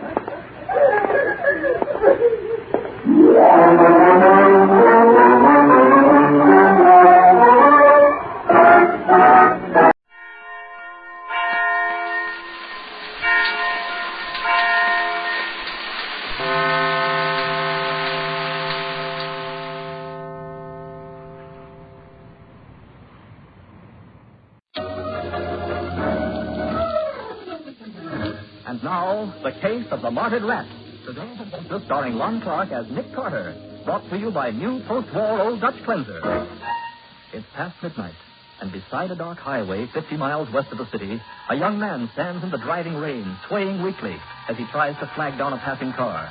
His left arm hangs useless, the hand red with blood that drips steadily from under the... Hey, buddy. Hey. You want a ride? Hop in. Here. Thought there wasn't anybody ever going to stop. Oh, Nicky's hurt. Look at his hand. Hey, let me help you. What's the matter, fella? You've been in a wreck? We'll get you to a doctor right away. No. Never mind the doctor. Get me to the nearest police station. Police? What happened? Were you held up? Yeah. 3 guys. They hijacked my truck. Shot me. Oh, Nicky. He passed out.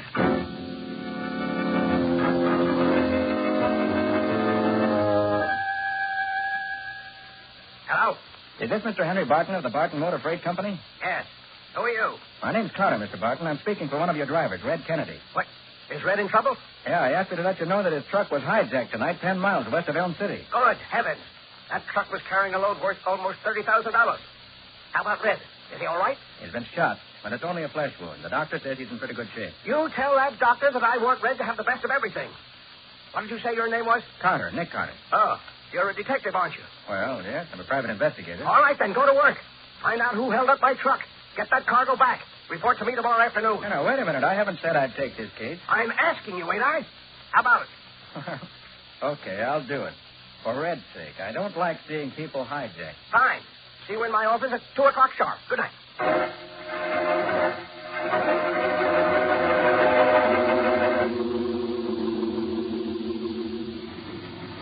Come on back, Liz.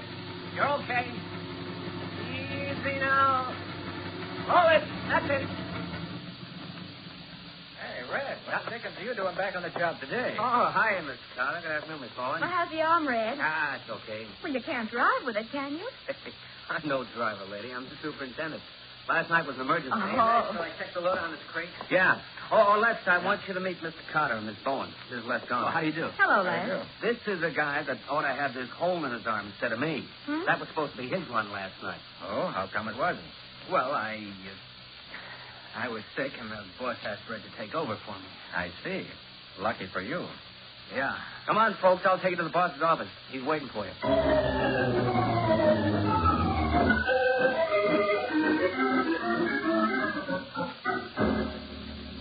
Well, Mr. Carter, what did you find out? So far, not much, Mr. Barton. We did go out and take a look at the truck last night, but we couldn't tell anything from that. What do you mean? Parked half a mile off the main highway on a side road. Yeah, that's where the hijackers made me drive so that they could load the stuff into their own truck. How about tire tracks? Don't you detectives locate criminals, things like that? Well, not unless there are tire tracks, Mr. Barton. You see, there's plenty of mud where the truck was parked, sort of red clay, but the rain had washed out any wheel marks there might have been. Mm-hmm. In other words, you haven't found out one blame thing. Now, see here, Mr. Barton, you can't expect miracles. Miracles? Look. What? Can you give me a list of everything that was stolen last night? Yes, I've got it right here. Cigarettes, nylons, silverware, electrical appliances, chemicals, and a lot of small stuff. Most of those things could be easily disposed of. Yeah. Oh, by the way, Red, what about Les? Think he can drive tonight? Sure, Les is okay, Mr. Barton. Oh, is that the driver who was sick last night? Sick? He was drunk. Sending back to Kittery's boarding house to sleep it off. Made Red take over the run. Oh, look, boss. Les wasn't drunk. I told you that last night. I smell liquor on his breath. All right, so he had a drink, maybe two, but he never done it before, did he? No. You better not do it again.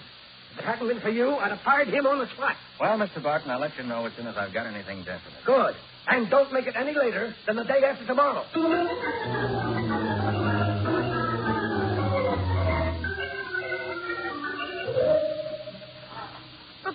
Why bother starting the car, Nick? That truck's blocking the driveway. I know. We can't get out until someone moves it. Well, maybe half an hour. I'll try this other driveway. Okay, but... I notice it goes around the building. Ought to come out on the opposite side. Golly, this is a big old place. There used to be a brewery in the old days. Makes an ideal warehouse and truck garage. Well, I hope this drive doesn't come to a dead end in the back of the building. Well, they'll know as soon as I make this turn. Ah, it's okay, see? Road goes right on out. Oh, Nick, that was a shot. Didn't hit you, did I? Oh. No, but what's the big idea? I was just shooting the grass. Oh, a big game hunter, huh? Look, lady, this place is swarming with rats. They come out of that big drain from the old part of the building, part they don't use no more. And you shoot them as they come out? Is that the idea? You betcha. Mr. Barton pays me a dime apiece for them. Sometimes you get 10 or 12 one afternoon. How much does Mr. Barton pay for innocent bystanders? I'm real sorry if I scared you, ma'am, but, maybe I better introduce myself. I'm Amos Kittery. I'm kind of caretaker around here. Kittery? Yeah. Any connection with Kittery's boarding house? You betcha. My daughter-in-law runs it. Then I bet you know Les Garner, one of Mr. Barton's drivers. You betcha. Rooms with us. Oh. Lucky for Les he wasn't making his regular run last night, wasn't it? I suppose you heard that his truck was hijacked. Yeah, you betcha. Funny thing, too.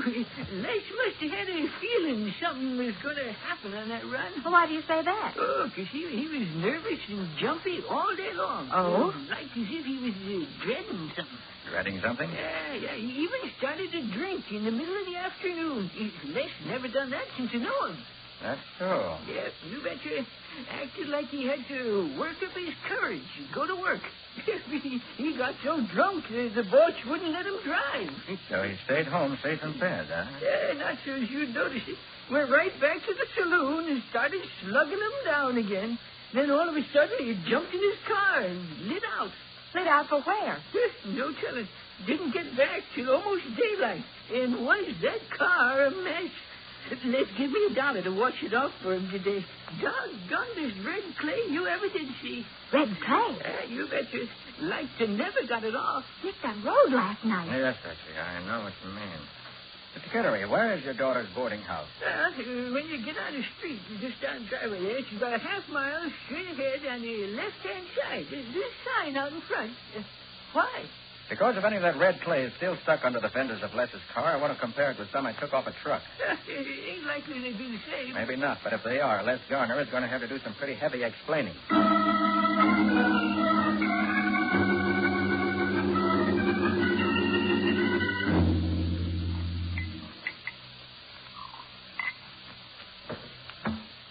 Well, Patsy, I'm afraid it's true.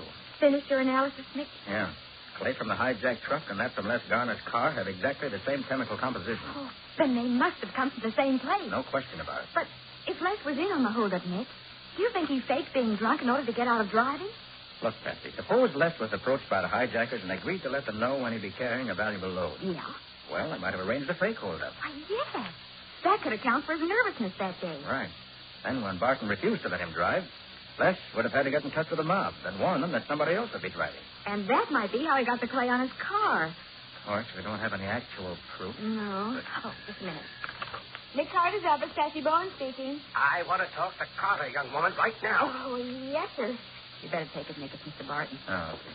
Hello, Mr. Barton. Hello. Think I have some news for you. Oh, you do? Well, I've got some news for you. Another one of my trucks has been hijacked. Another one? Yes. Who was driving it? Les Garner? What? Yes. How did you know? I'll tell you later. I don't let Garner get away. Don't worry. He won't get away. Good. The hijackers put a bullet through his head.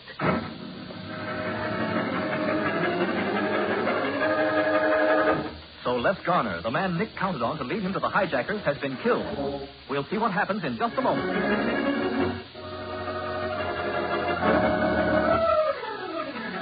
Now, back to the case of the Martyred Rat. Today's adventure with Nick Carter, brought to you by new post-war Old Dutch Cleanser. It's now 3 o'clock in the morning. Nick and Patsy have driven out to the scene of the holdup with Mr. Barton. State police are detouring traffic around the big truck, still parked beside the highway. The body of Les Garner slumped over the wheel. From the angle of the wound, Patsy, it looks as though whoever killed Garner stood here in the running board. Yes, and it must have happened without any warning. Otherwise, Les wouldn't have just sat there behind the wheel. Ah, you're right. There wasn't any fight. Plain cold-blooded murder. Then you'll be taking another big loss, won't you, Mr. Barton? Oh, I won't lose anything. All my trucks are fully insured against robbery. This cargo wasn't worth much anyway. Oh, it wasn't? No, the whole shipment consisted of tin kitchenware, toys, rat poison, cheap lampshades, dried fish. Nothing valuable. Well, I hope the hijackers were plenty disappointed. They weren't, though. They went to the trouble of unloading this stuff, even after they saw what it was. Well, they must have been pretty dangerous, too, right on a busy highway like this. Maybe they took the truck off on a side road to unload it and then brought it back here. No, Mr. Barton. Les was killed here. The bloodstains show that his body hadn't been moved from behind the wheel. If you're all through, Mr. Carter, we'd like to take the body into town. Okay, officer. Thanks for your help. That's what we're here for, Mr. Carter. Okay, Doc, you can take over now. Oh, by the way, officer. Yeah? Exactly what time was the body found? Let me see. Got it down here. 12:45. 12:45? Yep. But you didn't notify Mr. Barton until after 1:30. That wasn't our fault, lady. We tried to phone him, but there wasn't any answer. Yeah, well, my Pinochle Club met last night, and I didn't get home till after 1. Pinochle Club? Yeah, but come on, let's get back to the car. Oh, that's a good idea. Hey, Mr. I'm Barton. getting cold. How long would it take to move the sort of load you had on this truck from one truck to another? At least half an hour. Why? I'm trying to figure out what happened. Well, it's plain enough. They made a big hole the first time, so they tried it again. And then No. Hijackers don't rob just any truck. They always have information about which trucks are carrying valuable cargoes. But Nick, this truck didn't have a valuable cargo. Which proves Mr. Carter is wrong for the second time tonight, young lady. The second time? Didn't you say that Les Garner was mixed up with the hijackers? I did. Well, the fact that they had to kill him to get the cargo proves you were wrong there, too. No, Mr. Barton. The hijackers didn't kill Les in order to get that worthless cargo. They stole the cargo in order to cover up his murder. What? You mean that Les was murdered so he couldn't talk about the first robbery? Exactly. What? The truck was hijacked to make it look like another holdup. Oh, you're crazy. Who knew what was on that first truck and what route it was going to take? Les knew, and Red, the superintendent, knew. Even before he took over as driver. But that's all. Well, didn't anyone else know? Absolutely not. Not even you? What? Yes, of course, I knew. Oh, Patsy. When we get back to town, remind me to call the newspapers. Call the newspapers? But why, Nick? Because you can locate all sorts of things through a newspaper ad. And maybe, if we advertise, we can locate a murderer.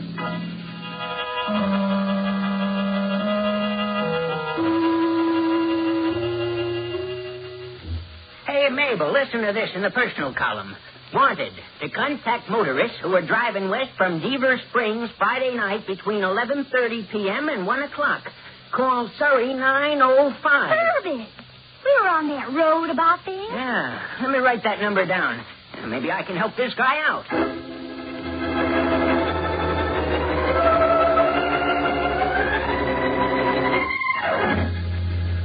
Yes, Mr. Hammond, I'm trying to get information about a trailer truck that was parked just beyond the top of a long hill 10 miles west of Deaver Springs Friday night. Barton motor freight truck? Yes. Did you see it? I'll say I did. I got stuck behind it at the bottom of the hill and had to go all the way up and low. That's why I remember the name. Well, do you remember what time that was, Mr. Hammond?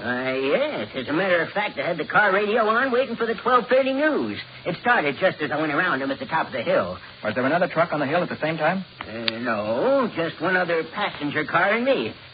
We were both stuck behind the truck. You said there was another passenger car. Yeah, and you know there was something funny about that, too. What was that? Well, I stopped about a mile farther on because I thought I had a flat. Uh-huh. But neither the truck nor the other car ever did pass me. Well, maybe the car turned off on a side road.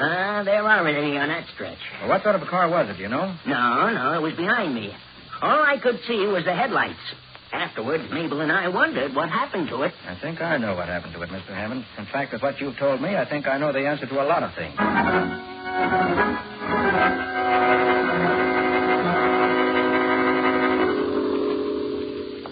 Oh, Nick. What's the idea of exploring the basement of this old warehouse? Oh, I thought it might be interesting to see what's down here, the unused part of it. Oh, but it's like a dungeon down here. I can... Something ran across my foot. Yeah, probably a rat. A rat? Oh, dear. I thought we'd run into some rats. That's why I warned you to wear slacks in your heavy walking boots. Oh, but... Oh, honestly, this part of the building is alive with them. Oh. Here, let's see what's on the other side of this door. You seem to know exactly where you're going. Look where I throw the flashlight. See those marks in the dust? Oh, yes. Well, I'm following him. But if you asked Mr. Barton, he probably would have sent somebody along to clear the rats out of the way, at least. I didn't want Barton or anybody else to know we'd be snooping around this part of the building. Oh, here's another door. Shall we go through that, too? Mm-hmm. Oh, golly, it's musty in here. Yeah. It must have been used for storage rooms when the place was a brewery. Oh, Nick, it's another rat. Look, Patsy, you insisted on coming Oh, along. no, but... Hey, they still use this room for storage. It's full of boxes and crates. Yeah, let's see what they are. Mm-hmm. Marvell's kitchenware, dried herring, satay clam shakes. That's the cargo that was supposed to have been stolen from Les Garner's truck last night. And it wasn't stolen at all. Say that again. Oh. That truck was unloaded before it ever left the warehouse. Nice figuring, Mr. Carter. Red Kennedy. Yeah. And don't reach for your pocket, Mr. Carter. You couldn't draw very fast wearing them heavy gloves. My gun is aimed at you right now. I wore these gloves for protection against four-footed rats, Red. And you hijacked your own truck? Yes, then murdered his own partner. That jerk wasn't my partner. I gave Les a chance to get in on the deal, but he was a nice little boy that didn't believe in taking things that didn't belong to him. You saying that Les Garner wasn't mixed up in that first robbery? He would have been if partner let him drive that night. But he didn't really want any part of it. That's why he started drinking. But he was there that night. The red clay on his car proved it. Yeah, he was there. Trying to talk me out of it. He said he was appealing to my better nature. So that's how you got shot. There was a fight? No, I just laughed at the jerk and sent him back to town. But then who shot you? I put that bullet hole in my arm myself. You? Just to make the holdup look like the McCoy. For a $30,000 cargo, it was worth it. And then when you learned that Nick was suspicious of Les, you killed him. That's right. Oh. Jellyfish would have spilled everything if he'd been pinched. So I unloaded his truck, told him the schedule had been changed, and that he was to pick up a load in Pittsburgh. And when he left, I followed his truck, flagged it down, and got rid of him. Won't be so easy getting rid of us, Red. No? No. If anybody hears shots coming from this part of the building... Are you kidding? You can shoot off a cannon down here without nobody hearing it outside. No. No, I got a better idea. Yeah? What is it? You're going to get locked in down here by accident. Oh, no. Yeah, wait a minute, Red. Sorry, Carter. Maybe I'll come back and see you again in a couple of years. Red, that's Nick. Nick, what are we going to do? Get away from the door, Patsy. I want to try something. But we can't. Did it work? No. Did you... Bullets don't mean a thing against the door like that. But, Nick, nobody knows we're here. Nobody will come looking for us. We've got to break out of here somehow. We can't break out. Maybe if we yell out enough, somebody will hear us. Patsy, these walls are over a foot thick. No one can possibly hear us. No one can possibly... Oh, Nick. Nick, it's like being in a tomb. Nick! Nick was buried alive!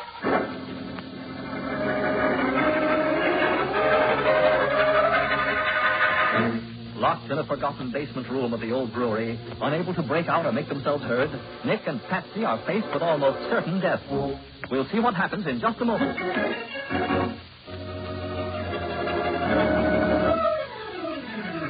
Now for the conclusion of the case of the Martyred Rat. Today's adventure with Nick Carter, brought to you by new post-war Old Dutch Cleanser. Red Kennedy has left Nick and Patsy to die, locked in a small windowless basement room deep inside the old brewery. Now Nick examines the door with his flashlight. Can you do anything with the lock, Nick? There isn't any lock on this side, not even a keyhole. It's all on the other side. Oh, if only somebody knew we'd come here. What's the matter? Oh, another rat. They're all over. Oh. Hey, rats. Yes, rats. Look, Patsy, those rats must come from somewhere, and these are brick walls. There has to be a... Here, let me see. Yeah, there it is. There what is? A drain pipe. Here, hold the flashlight while I move some of these buckets. Oh, Nick, have you got an idea how we can get out? Martin said this stuff included a shipment of rat poison. Yeah, but... Shine the light on this box. Sure kill rat poison. They die outside. Outside, Patsy, and the rats can get outside through the drain pipe. Oh, but what good does that do us? Look, when I was a kid, I used to make rabbit traps out of a box for sticking a piece of string. Yeah, but Nick... You prop the box up with a string and tie the string to it. Then when the rabbit goes under the box, after the bait, you pull the string, and the box falls down on top of it. Well, I still don't Patsy, see. if we can get some of these rats into a trap, maybe they'll get us out of the trap we're in.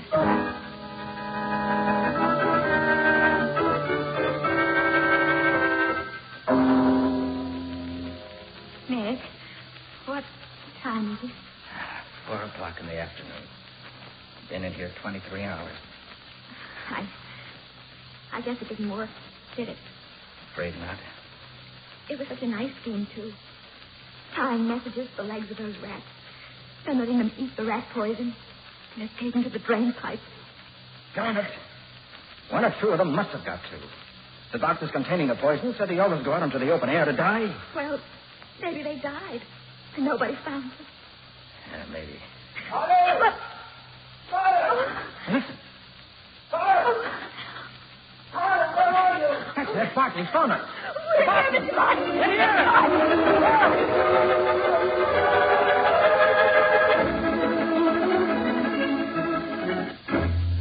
I tell you, Carter, when old Amos Kittery brought me that dead rat with a message tied to its leg, I thought he was crazy. I don't blame you, Mr. Barton. I gambled on the chance that Kittery would either shoot or find one that had a message tied to it. Well, it turned out to be a good gamble, but why did you think you'd find the stolen cargo where you did? Because Garner's truck was seen climbing the hill at 12:30, just 15 minutes before his body was found. And you told us it would take at least 30 minutes to unload the truck. That's why I figured that truck must have been empty when it left the warehouse. I see. Then when I heard about the car that followed Garner up the hill, but no farther, I was pretty sure the driver of it was the one who killed Garner. Why? Well, there was nothing wrong with the truck, which meant that Garner wouldn't have stopped without being flagged down. And by somebody he knew. Yes, you're right there. He wouldn't have stopped for a stranger. It also had to be somebody who worked here, Mr. Barton. Sure, otherwise the driver of that car wouldn't have known the route. And he wouldn't have had a chance to unload the truck before it pulled out of here. Well, it could have been me, of course. Don't think I didn't think of you. Oh, you did you? Of course I did, but I checked your alibi. You didn't do very well in that pinochle game, did you, Mr. Barton? No. That's why you didn't care to talk about it. Well, by the way, Red confessed that the first cargo, the one that was hijacked when he was driving, is hidden in an old barn nearby. You better send out a truck for it. Yeah, I'll do that right away. And, Connor, I got to give you credit.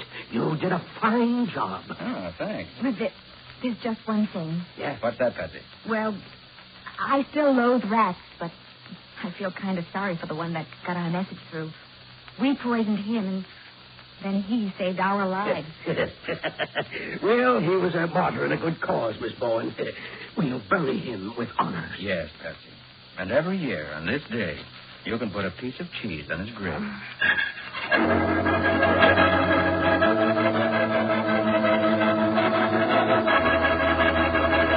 And now,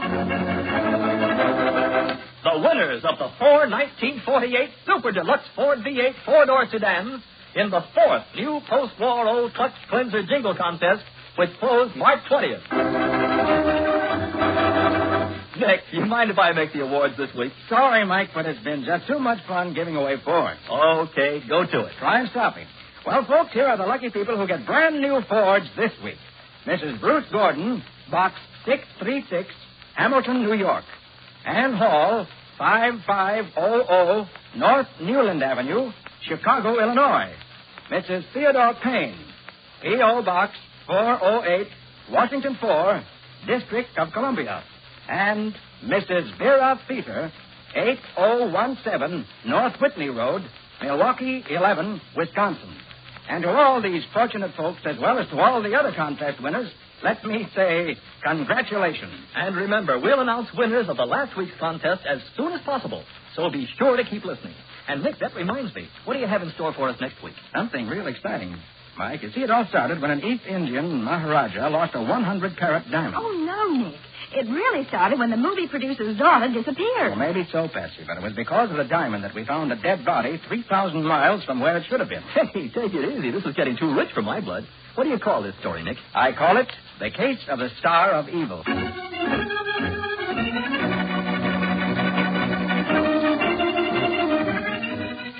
Nick Carter, Master Detective, is presented each week at this time by the Cudahy Packing Company. It is produced and directed by Jock McGregor and is copyrighted by Street and Smith Publications, Incorporated. Charlotte Manson is featured as Patsy. Today's script was written by Jim Parsons. Original music is played by Henry Silverne. This program is fictional, and any resemblance to actual persons, living or dead, is purely coincidental. Because of the state of our schools, the future of 28 million American children is in peril. This means we must all work to improve educational conditions, because the future of these children and their teachers is the future of America. This is Michael Fitzmaurice saying, when minutes count, use new post-war Old Dutch Cleanser.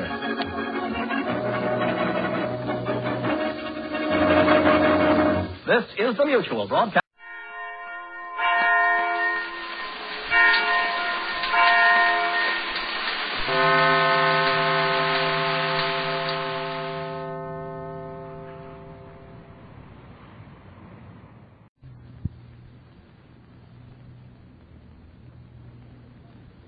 NBC presents Frank Lovejoy in Night Beat.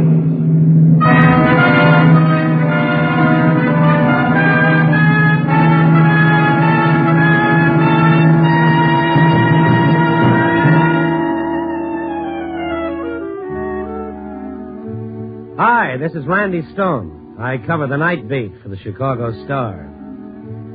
Behind the business suit respectability of the big city lies another world, a world of other standards and other laws. It's the rich world of chance, rich for all but the suckers on the outside. Your choices are many. Backroom roulette, nickel and dime policy slips sold on many a corner, and upstairs poker clubs for the tuxedo trade. For all its profit, feeding the public urge to get rich on a spin is a tough business. The men who run it live steady and die hard. The most recent boss of Operation Wager, Sligo, Joe Sligo, wanted in New York for extortion, in Illinois for murder. But all the Chicago authorities knew about him was his business philosophy, pay up or die. I was just straightening up everything preparatory to a night on the town when I remembered I'd left a story lead on my editor's desk. I walked upstairs and along the corridor toward his office when I heard steps behind me. I turned around. It was Charlie Robbins, who worked in accounting. And when he got to me, he grabbed my arm. Randy, boy, I'm glad I caught you. What's up? I got to talk to you. It's important. Must be. Let's go downstairs to the coffee shop, huh? Well, as soon as I pick up some coffee. No, there isn't time, Randy. Come on.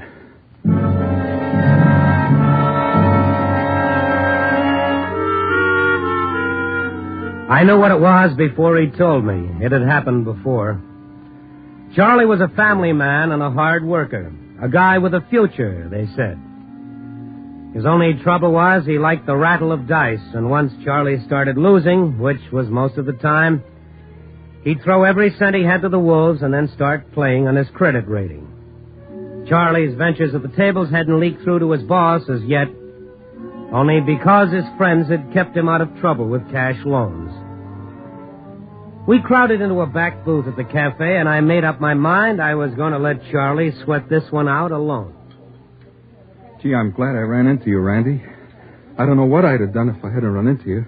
Well, the answer is no, Charlie. Listen, Randy, this is the last time, I swear. Every time I bail you out, you only get in deeper. The last time, so help me, Randy, the last time. That's been the story for 2 years, Charlie. What do you let yourself get in so deep for? I don't know what it is. It's something that gets you. Every time I go in there saying, I don't care whether I win or lose. I'm just doing it for the fun of it. That's what I say. Then I start to drop some dough. It's like I'm drowning. I got to get back. Then it's all gone, and I come out of it, and there's the guy with my money. I want to reach across and grab it back. And then I remember I lost it. And I got to go home. Can't stay away from it, huh, Charlie?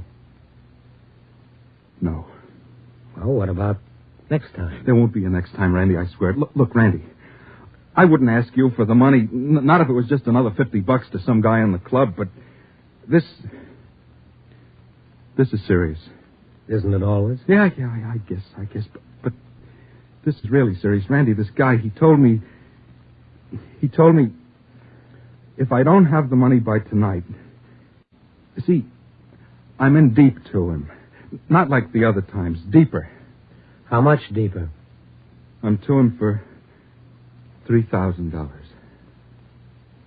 $3,000? Yeah. Oh, Charlie, you're talking to the wrong guy. What do I do, Randy? He said if I didn't have the money... Who said? Phil, his name is. He's Sligo's right-hand man. Sligo? Joe Sligo? Yeah. You know Sligo? No, and I don't care if I never meet him. Randy, what am I going to do? $3,000. You got yourself in a lot of trouble. You know lots of people, Randy. Look. Let's say I took a loan. Now, I make $75 a week. Say I took out a loan for $3,000 and paid it back over a period of, say, 2 years. Who are you kidding? You're loaned up to your neck. Yeah, but I'd pay this one off first. $3,000. A wife, a couple of kids. Don't lecture me. I got half a mind to let them do what they want to you, Charlie. Maybe you have a right to throw your own dough into the lake. That's your business. As far as your family is concerned, that's their business if they put up with this routine. But when you come to me for dough, that's my business. My good sense says I'll be supporting the City Poker Club for the next couple of years. You're right. I got no business coming to you for money. I got myself into it. I got to pay for it. Forget it, Randy. I'm sorry I brought it up. Sit down. $3,000. The reason I was thinking about a personal loan from somebody, I wouldn't have to tell them about my other obligations. A loan company, a bank, I wouldn't have a chance.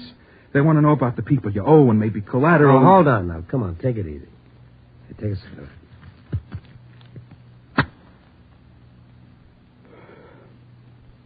Thanks. What did they do, Randy? I don't know. They'll kill me, won't they? You never can tell. I've been in debt to them for 6 months. I can't figure how they let you play that long. I told Phil I was getting some money from San Francisco. This Phil, he knows me. I always managed to pay up before, so he gave me credit. But 6 months. Yeah, he's a little crazy, too. Oh, well, I told him a good story. I'll bet. If he goes to Sligo tonight and tells them about it... All the guys to get mixed up with, Sligo. Hey, wait a minute. What is it, Randy?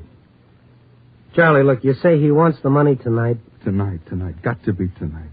You're not going to get $3,000 cash from anybody I know. It's 11:30 now. What time do you have to have the money? He said be at the club at 4 a.m., the latest. That's when they close up. The police are looking for Sligo. You know that. Yeah, I know that. They've been looking for him for months. They're not even sure he's in Chicago. Look, I'm not getting involved in any... You're already involved up to here. Now, the police want Sligo. Without Sligo, you don't owe $3,000. No. Count me out. Okay, forget it. I'm sorry. There's nothing I can do. They'd kill me if they found out I was the one who turned him in. You know where Sligo is, Charlie? I didn't say that. I just said that... How could you turn him in if you didn't know where he was? You know where Sligo is, don't you? No, I don't know where he is. You're never going to get a hold of $3,000 tonight. I got to. Never. Not a chance in a million. Get that through your head, Charlie. You'll never get a hold of that money tonight. All right. You know the ropes. You know the operation. Sligo can't afford to have debtors wandering around. A debtor broadcasts a debt.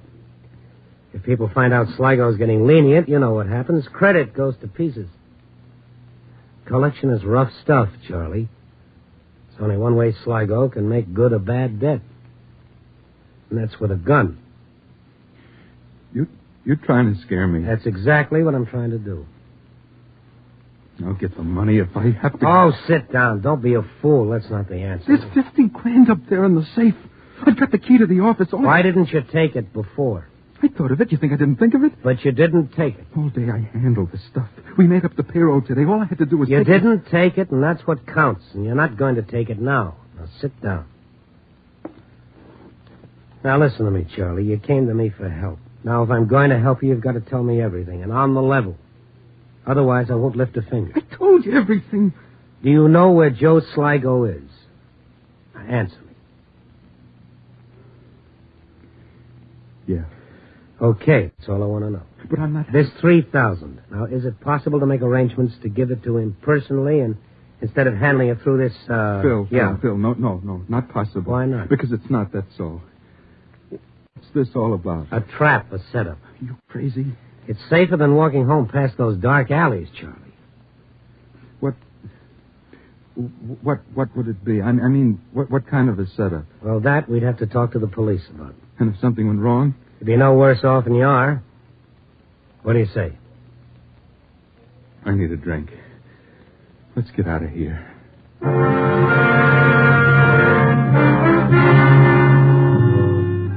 Across the street was a little bar. Blue lights and soft music. We sat down. I bought Charlie something to settle his nerves. He gulped it down, made a face, and then fell to dipping the bottom of his glass in the wet spot on the bar. I asked him if it was all settled, if he'd go through with it. He didn't answer me. I got up, called Lieutenant Peterson, told him where to meet me. In 15 minutes, the three of us, Charlie, the lieutenant, and I, were sitting in a back booth making our plans. 4 o'clock, huh? That's what he said, didn't you, Charlie? Did you say 4 o'clock, Charlie? Come on, Charlie, snap out of it. Look at me. Did you say 4 o'clock? 4 o'clock, yeah. What's the address? He's got friends. They'll get me. If he doesn't get me, his friends will. If everything goes right, you'll be okay. If it misses, you're in trouble. Just make sure it doesn't miss. That's the way to play it safe. Either you get Sligo or Sligo gets you, Charlie. It's as simple as that. I'm not going through with it. Well, you said... I never said I would. What's the address, Charlie? I'm not getting myself killed. He'll do it, Lieutenant. He'll do it. Charlie, now what's the address? We haven't got much time. It's 1:30. I've got $3,000 marked bills. It's right here in my pocket. It's the only way you'll ever beat him. Now, come on. What's the address? Blanchard Hotel, 307. We'll do it this way. You go upstairs, give him the money. Not before 4 o'clock. Do you understand that? Yeah, I understand. Not before 4 o'clock. That's right. At 4:05, get out of here. And if I can't? What if I can't get out of there? It won't matter. We'll have the place covered from a place across the street, from the door, from the room adjacent. They'll hold me hostage. The best way to ensure your safety is to do what you're told. I can't do it. I can't do it, Lieutenant. Why can't you? They'll hold me. Charlie, look.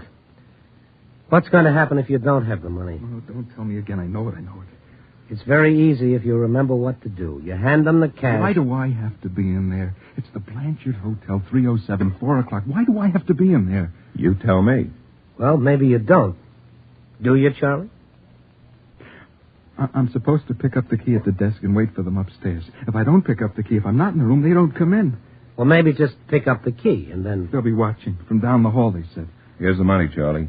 I'm depending on you. Stay with him, Stone. I've got to get busy. It's going to be all right, Charlie. At 4:30, you'll be home in bed and you won't owe anybody anything. I'm scared. Take care of him, Stone. See you at 4:05. Well, let's get out of here. What do you say? Yeah.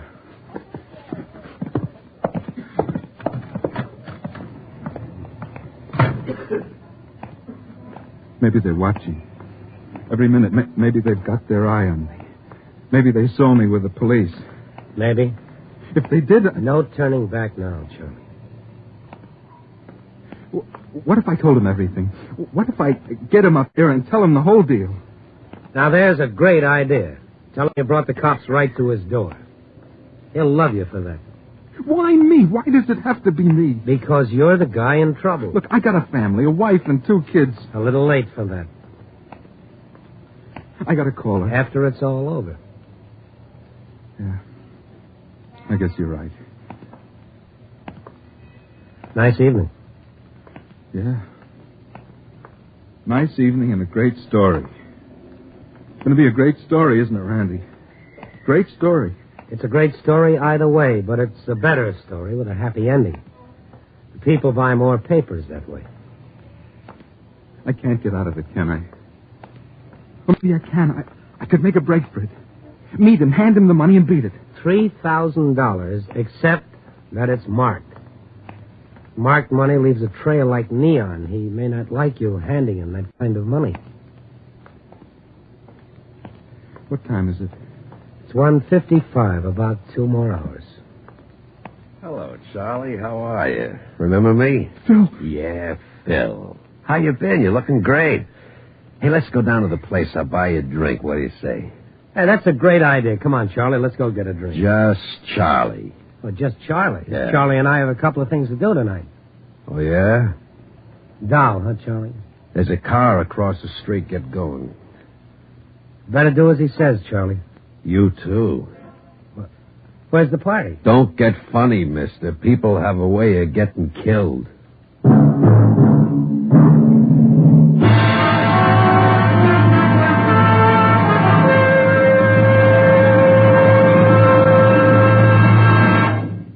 NBC is bringing you Night Beat, starring Frank Lovejoy as Randy Stone.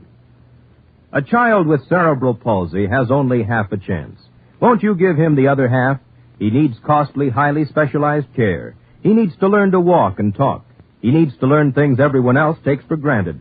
But does he get them? He gets less than half because the care just isn't there.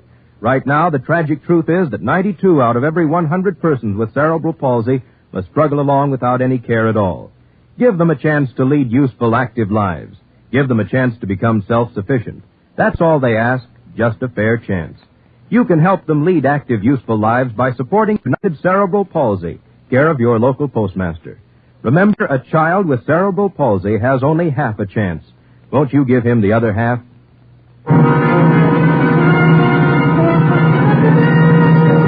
And now back to Night Beat.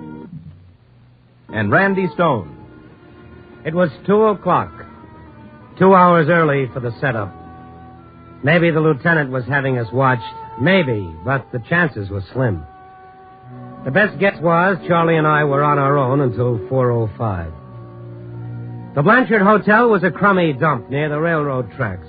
We went inside and went upstairs to 307. Phil unlocked the door and we went in. There was nothing to do but play for time. We sat down, and through the window I could hear a switch engine doing its chores. I looked at Charlie. He was white, his eyes big with terror. Phil sat near the door smoking. We watched until 3:45. Then the door opened and closed quickly. It was Sligo, 15 minutes early. He was a big man with an ample bubble of paunch under his gabardine and a white, broad-brimmed hat and 4 or 5 extra chins packed between his jaw and his collar.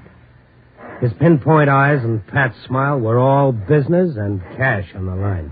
Well, do me a favor, pull down the blinds. I don't want the nosy neighbors peeking in. Blinds, right.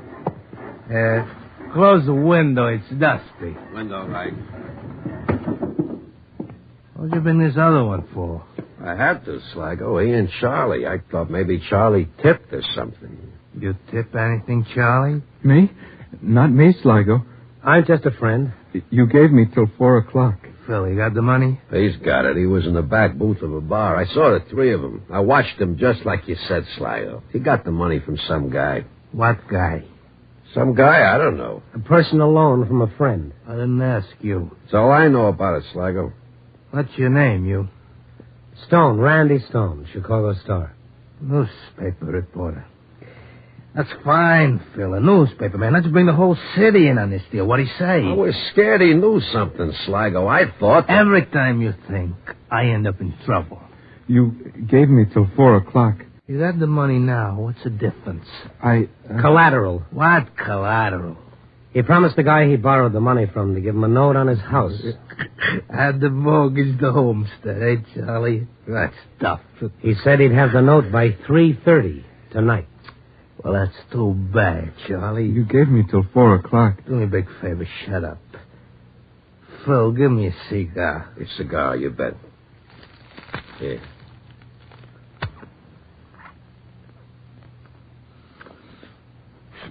Tell me, Stone, what kind of reporter are you? You go out and get the news, or you a fella out to change the world? A little of both. Seems to me I read something to you sometime. That's always nice to hear. About a man getting set up for murder. How it was that he got mixed up in it, right? Phil, do me a favor, sit down. Pacing makes me nervous, didn't I tell you? Oh, sorry. People in this room, they're the only ones know I'm in town. The only ones in the world. Now, when information like this gets out, like through a mouthy slob like Charlie here, I can get in lots of trouble. Must be a big payoff, Sligo. Good enough. A thing like this racket, I don't let get away so easy. I get your point. You like to gamble, Mr. Stone. You think it's naughty, huh? Well, gambling? I don't know. Yeah, well, let me tell you something, Mr. Stone. Gambling is a good way to get out your hate. That's why people gamble, not to get rich. You gamble your money, it's like a knife.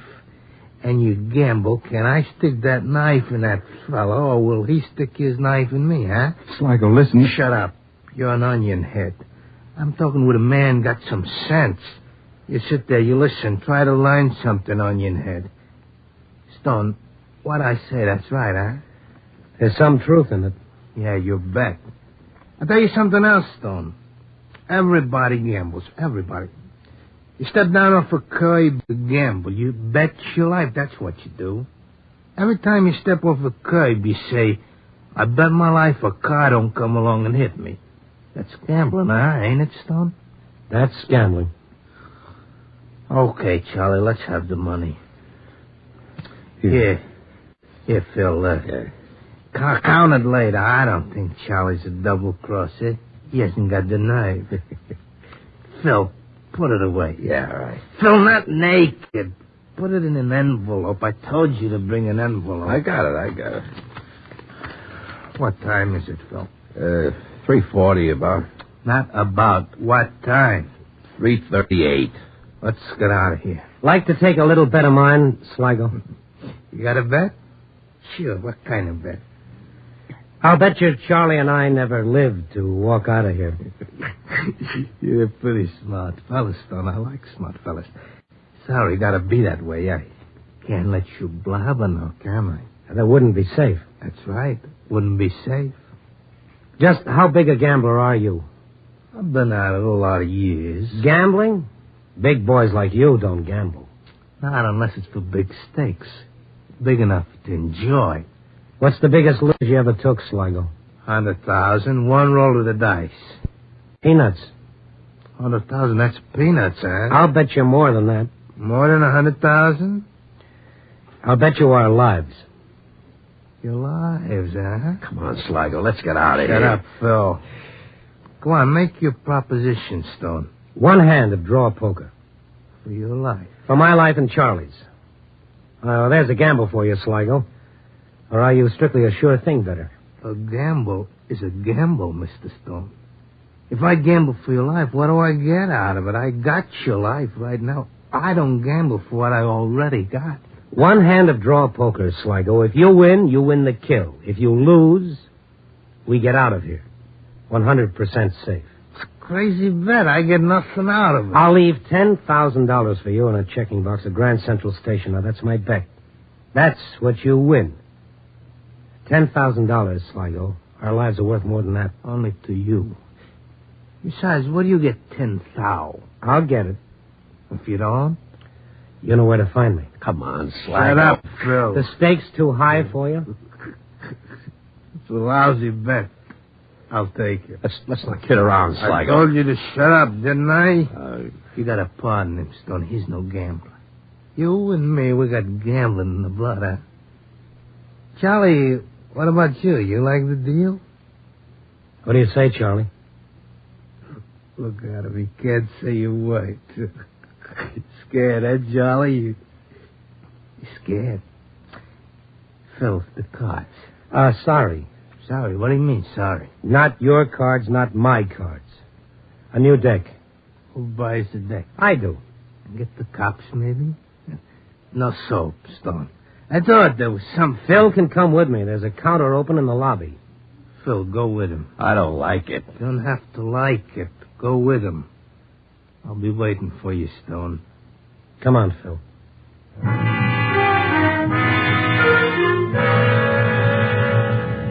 Phil and I went downstairs. I walked slowly, using up the seconds. We bought a deck of cards. I put them in my pocket. And Phil and I went back upstairs. I looked at my watch. 3:55. When we walked into the room, there was the night table dragged out in the center of the room. 2 chairs on each side. Charlie was sitting in the corner, his face white and the sweat pouring down the flesh of his throat. Sligo was all smiles. He was having the time of his life. We sat down. I put the unopened pack of cards on the table right in the middle. Sligo picked it up, turned it slowly around in his hand, and then he put it down again. And he nodded. The game was on. One hand, draw poker. The stakes are lives. You open the pack, Stone. I trust you. Thanks.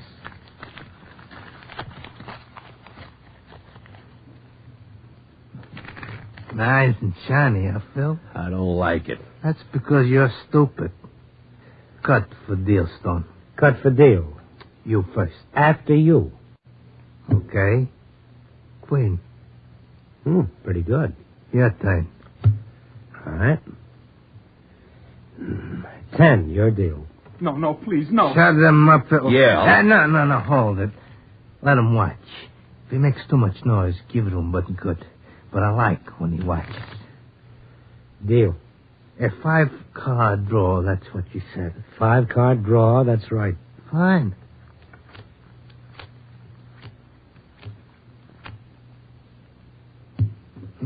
Looks funny, no money on the table. It's a nice pot. Phil, put 10,000 in the middle of the table. Looks good there. You're right. How many, Stone? 3. 3? Got a pair, huh? Maybe. You got a pair. Shut up, punk. Let him alone, Phil. Let him cry. 3 cards, Sligo. 3 cards. I'll take 1. Okay, Stone. What do you got? You first, Sligo. I called you. You first. The rules of the game. Let's see him, Sligo. Queens over 10s. That's pretty good. Come on, Stone. Let's see that hand. Okay. 3, 10, ace. Ace.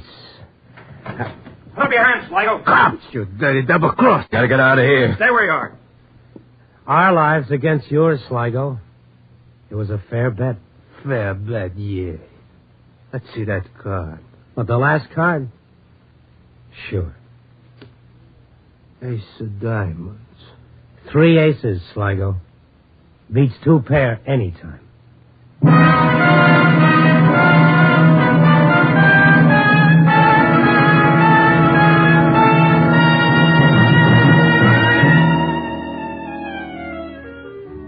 Yeah, Joe Sligo, gambler, got fat on his own odds.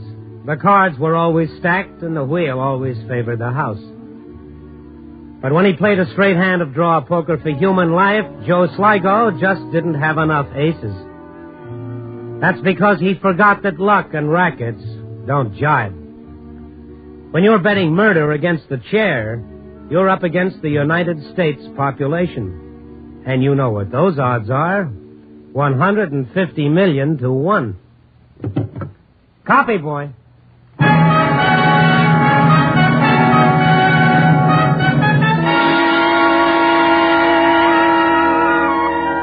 Night Beat, starring Frank Lovejoy, is produced and directed by Warren Lewis. Tonight's story was written by David Ellis with music by Robert Armbruster. Featured in tonight's cast were Shep Menken, Jeff Corey, Hal March, and Don Diamond. Don Rickles speaking. Listen next week at this time and every week as Randy Stone searches through the city for the strange stories waiting for him in the darkness.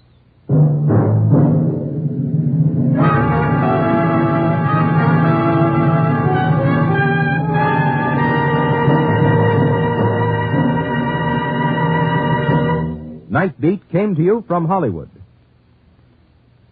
3 chimes mean good times on NBC.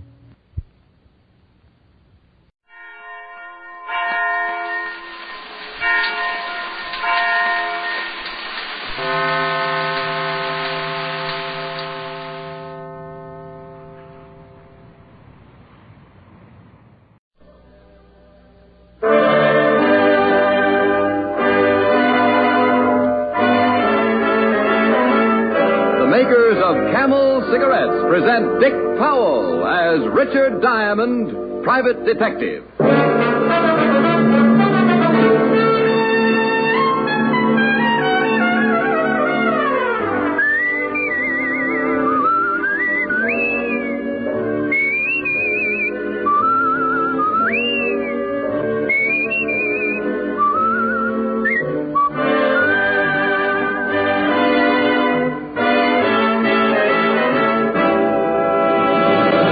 What cigarette do you smoke, Doctor? Again, that question has been asked of doctors in all parts of the country, doctors in every branch of medicine. And again, the brand name most is Camel. Yes, according to this repeated nationwide survey, more doctors smoke Camels than any other cigarette.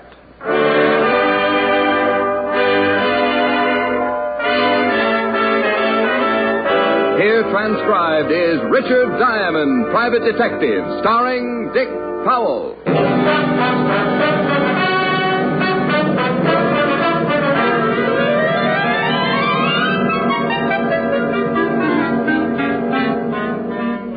It was a cold afternoon in New York. There were 6 inches of snow on the streets and twice that much on the fire escape outside my window. I looked down at Broadway and watched the miserable pedestrians edging their way over the slippery, ice-covered sidewalks, and thought about burning some of my furniture. It was just the day for anything unpleasant, and when the door to my office opened, I turned around to look at one of the most unpleasant sights I'd ever been faced with. Standing in the door was something that looked human, and I use the term human only because I stuck around long enough to find out for sure. He was about 6 feet and well-dressed, in a dark gray overcoat. But his face raised goosebumps from my argyles to my haircut. It was as dark gray as his overcoat, his whole face, his eyes, his lips, and when he spoke, even his tongue. Mr. Diamond? Yeah? I want you to find the man, and I want you to find him in the next 5 hours. He didn't sit down. He just stood there facing me like a bad dream. I pushed the chair back and got up, as though I had to be standing to protect myself from what was coming. The man I want you to find is named Carnes. He's a science teacher at State College. Is he missing? Would I want him located if he wasn't?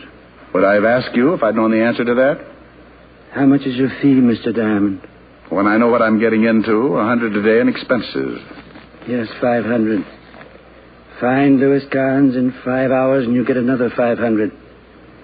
Does it matter if you know what you're getting into? I never go waiting if there's quicksand around. Not even for $1,000? I never like to count money when I'm suffocating. You only have to find Louis Carnes. I guarantee you'll live through it. And after I find him? You can spend your $1,000 and forget about it. Why do you want him found? I owe him a debt. I want to pay him. And why do I have to find him in the next 5 hours? Because that's how long I've got to live.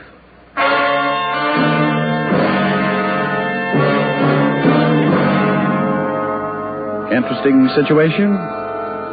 You bet. And that 1,000 made it about as interesting a situation as I'd ever gotten into. I couldn't take my eyes off of him, standing there as gray as an early morning ghost. I wanted to ask him about his color, but in a business like mine, if a client comes in riding a purple llama, you greet him like everybody rides purple llamas and keep your mouth shut. He handed me the $500 and a card with his business address on it. Roger Vegas, 64 West 110th, studio of modern photography. He backed up 2 steps, smiled a slow, dead smile, turned and walked out of the office like he was going to look at his own grave. I sat back down and thought about it for a while, and the little voice in the back of my head kept whispering, "Don't do it, Diamond. Don't do it, Diamond. Don't do it, Diamond. Oh, shut up. You'll be sorry. What about the $1,000? It'll buy you a nice funeral." Peasant.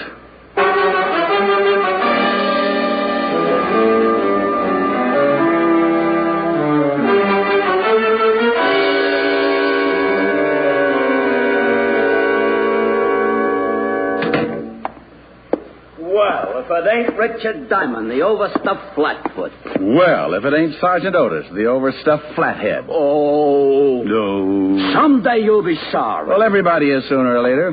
Think of what your poor mother must have gone through. That ain't funny. I'll bet your father didn't think so either. Oh. Oh, Rick. Still picking on him? Oh, he'll be picked on until somebody plucks off that other head. What's up? Walter wants some information. If I can. History on a fellow named Roger Vegas. Here's his card. Also, a Mr. Louis Carnes, science professor at State College. Well, I'll try. What's it all about? Roger Vegas wants me to find this Louis Carnes. Wants to pay back a debt. What's unusual about that? I don't know. Oh, but you should see Roger Vegas. He'd scare you right into a dozen more ulcers. I doubt it. No room for any more. Well, the ones you've got would hide. You should see this guy, Walt. His face, his hands are dark gray. What about the rest of them? Now, wouldn't you know it if I got to ask him to take his clothes off? Very funny. What do you mean he's gray? Well, that's just what he is. Even his eyes. Not just the pupil, but the whole eye. The whole eye? Yeah. If he raised his collar, he could stick out his tongue, put a tie pin on it, and wear it with a dark blue suit. His tongue, too? Even his fingernails, his gums. I suppose his hair is plaid. Okay. But if you ever run into this guy in a dark alley, get set to faint. Well, I'll see what I can find out about him. I've got to have the information pretty fast. I've only got 4.5 hours to find Louis Carnes. How come? Because Roger Vegas has only got that long to live. Rick. That's what he told me. A guy with a gray face comes into your office, wants you to find another guy, and tells you got to find him in the next 4.5 hours because he's going to die. Who's going to die? The guy with the gray face. You didn't say that. You said got to find the guy in the next 4.5 hours because he's going to die. Oh, well, you know what I meant. No. Vegas gave me 5 hours. You said 4.5. Well, that was a half an hour ago. Oh, swell. Oh, I'm wasting my time. I've got to find him. The man with the gray face? No, the science professor. Walt, you're getting pretty confused. I'll see you later, huh?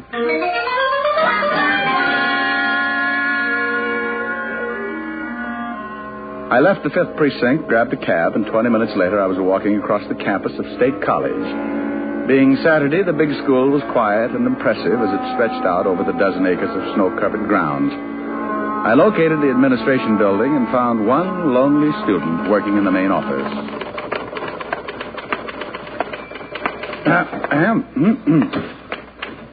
Yes? Oh. Good afternoon. Looks like it might be. Can I do something for you? Well, yes, I'm looking for Professor Carnes. Professor Carnes? Mm-hmm. He's in the science department, isn't he? The professor hasn't been on campus since last Thursday. Faculty's been rather worried. You don't know where I could find him? No, but I'm through here in half an hour. I could help you look. Oh, I bet you could. You know where the professor lives? It's on file. Well, why don't you be a good little freshman? Junior. A junior, and get me his address from that file. Because it's more fun not being a good little junior. And the college has certain rules. Well, then be a bad little junior and break the rules. I'm off in half an hour. Might be able to then. I've got to find a science professor, dear. And until I do, I'm afraid I'll have to pass the extension course in biology. And if you find the professor? We'll talk about it. I'm in here every afternoon. College hasn't changed a bit since my days. Just jumped into second gear.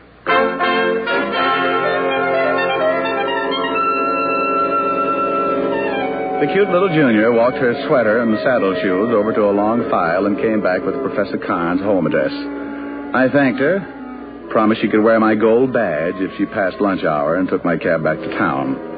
At the professor's house, I met his sister, an elderly lady named Drusilla, who reminded me of my math teacher at PS14. I haven't seen my brother since Friday morning, Mr. Diamond. And you have no idea where I can find him? No. Why do you want to find him? Well, I'm a private detective, Miss Carnes. I was hired by a man named Vegas. Oh, you know him? I most certainly do. Did he hire you to find my brother? That's right. He's not a good man, Mr. Diamond. I believe he's the reason my brother disappeared. Maybe you better tell me about it. My brother married a girl many years younger than himself, and unfortunately it was not a good marriage. Did this Vegas person mention my brother's wife? No, he just told me he wanted to find the professor in order to pay him a debt. A debt? That's what he said. Watch out for that man, Mr. Diamond. He broke up my brother's marriage. Well, maybe I'd better talk to your brother's wife. That would be impossible. My brother's wife killed herself. Oh, well, that's too bad. My brother and I believe she killed herself because of that man Vegas. My brother found out they were seeing each other. When he begged her to stop, she said that it was impossible and refused to give a reason. A week later, she killed herself. Have you ever seen Mr. Vegas? No, I have not. Why? Well, I was just wondering why any woman would go for a man like him, unless she liked ghosts.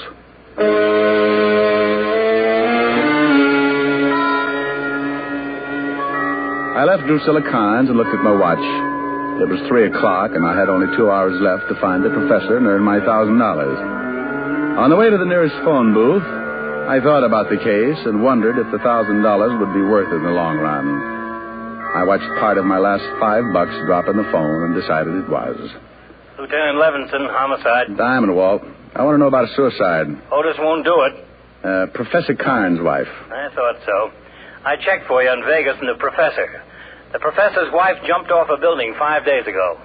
What did you find out about Vegas and the professor? Not much. At the inquest, the professor accused Vegas of breaking up his home and driving his wife to suicide. Neither man's got a record. Vegas is a professional photographer, and the professor has been teaching at State College for the past 11 years. I talked with some of the men at the inquest, and they remembered Vegas. They all say his skin looked pretty healthy at the time. Do me a favor, Walt. Check with the coroner and find out what would turn a man's skin that color. Sure. Got any leads on the professor yet? No, but I got a hunch. I just left his sister's, and she doesn't seem at all worried about her brother's disappearance. So? So if she isn't worried, there's a good chance she knows he's all right. And if she knows he's all right, she might know where he is. Oh, no wonder they made you a lieutenant, Walt. You keep thinking like that, and someday you might even take over for Sergeant Otis. Bye.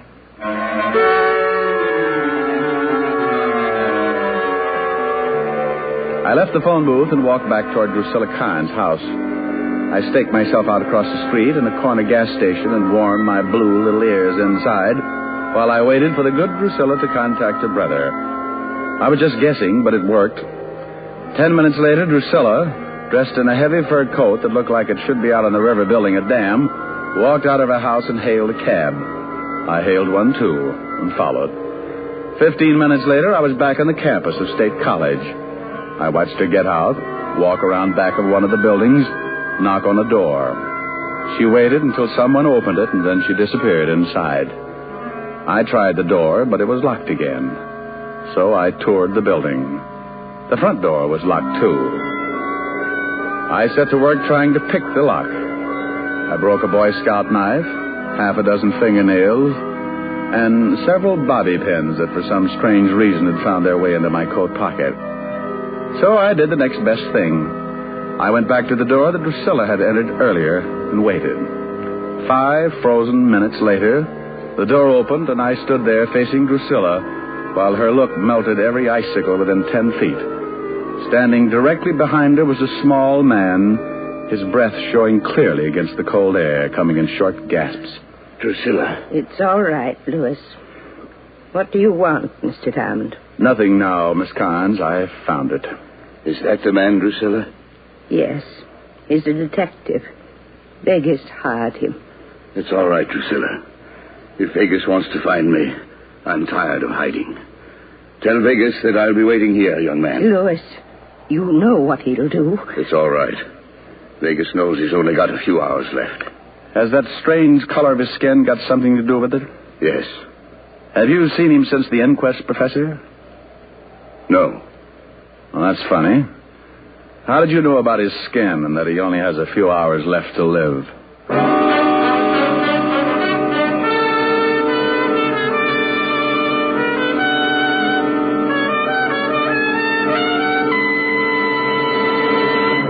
Before we continue with Richard Diamond, here's an important question. What do you look for in a cigarette?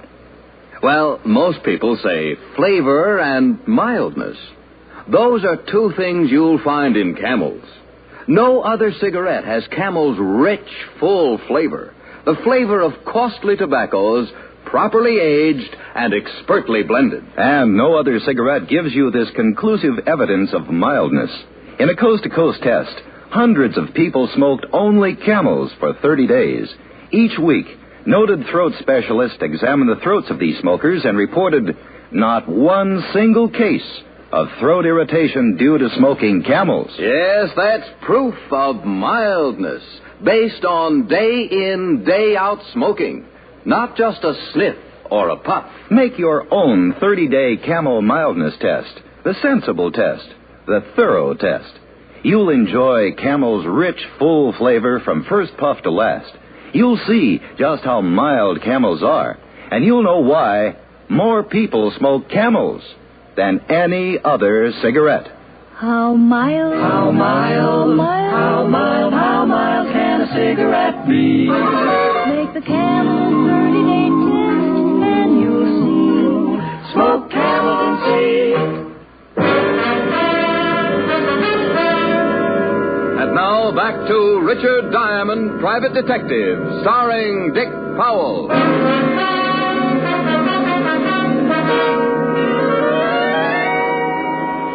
Well, I'd found the professor, and the $1,000 was close to being mine. All I had to do was notify Vegas and collect. Even the professor guaranteed to help by staying and waiting for Vegas. But something was wrong. Standing there in the snow, looking at the timid professor, something began to smell to high heaven. I turned and walked away. Even if the professor was going to run, what was I supposed to do? Carry him piggyback until I located my dying client? The 1,000 was important, but there was a lot more that had to be solved in a hurry. I went back to town and over to the photography shop run by Roger Vegas. Yeah? Is there something? What's the matter? Huh? Oh, nothing. Nothing. Can I do something for you? I'm looking for Roger Vegas. Oh, he ain't in.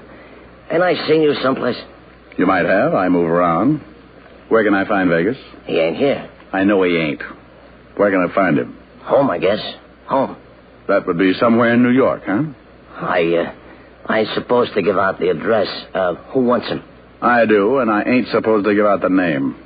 You're pretty sharp. Sharp guy, huh? Tell him to call Richard Diamond. Richard Diamond. My family thought it up. Okay. You know me now?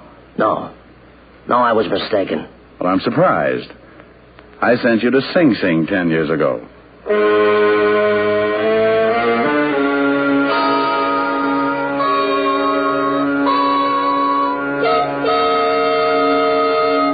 The professor's hiding in the school? That's right, Walt. In the basement of the science building. I just left Roger Vegas's photography shop, and guess who was working there? Who? George Youngwell. Youngwell? The guy you sent up on that blackmail rap. 10 years ago. Well, I knew he was out, but I haven't heard anything about him in a couple of years. Well, he's working for Vegas. Must be keeping his nose clean. Oh, I've seen cleaner noses on pigs. Somebody want me? No, what is it, you melon head? Well, gee, don't yell at me like that. I got something more than Roger Vegas. Well, do you want to hand it to me, or would you just like to stand there and throw it? Oh. Gee, I wish you'd stay away from Diamond. Every time you see him, you get meaner and meaner. Come on, what do you got? Here. Ain't nothing much. Robbery detail come up with it. Huh. That photography shop was broken into this morning, Rick. What was? Burglary got some prints on the windows. Belongs to some guy named Carnes. Carnes? Yeah. Says here, checked prints with State License Bureau. Prints belong to one Louis Carnes, professor of science at State College. I'll see you later. Rick. Yeah? I nearly forgot. I checked with the coroner. Told him about the color of Vegas's skin. He said that it could only be caused by a strong dose of silver salts. Silver salts? Poisoning known as pyrinia. Pyrinnia. Silver salts. They use that in a photography shop. Coroner said a man would have to drink about 30 grains for a fatal dosage. That's quite a bit. He tell you how long he'd live? Yeah, anywhere from 6 to 8 hours, according to the dosage. First, the victim turns gray, then green. About what time was that photography shop broken into, Walt? Oh, sometime before 9 this morning, before they opened up. Thanks. Where you going? Going to talk to George Youngwell and then find out if my gray client has turned green yet.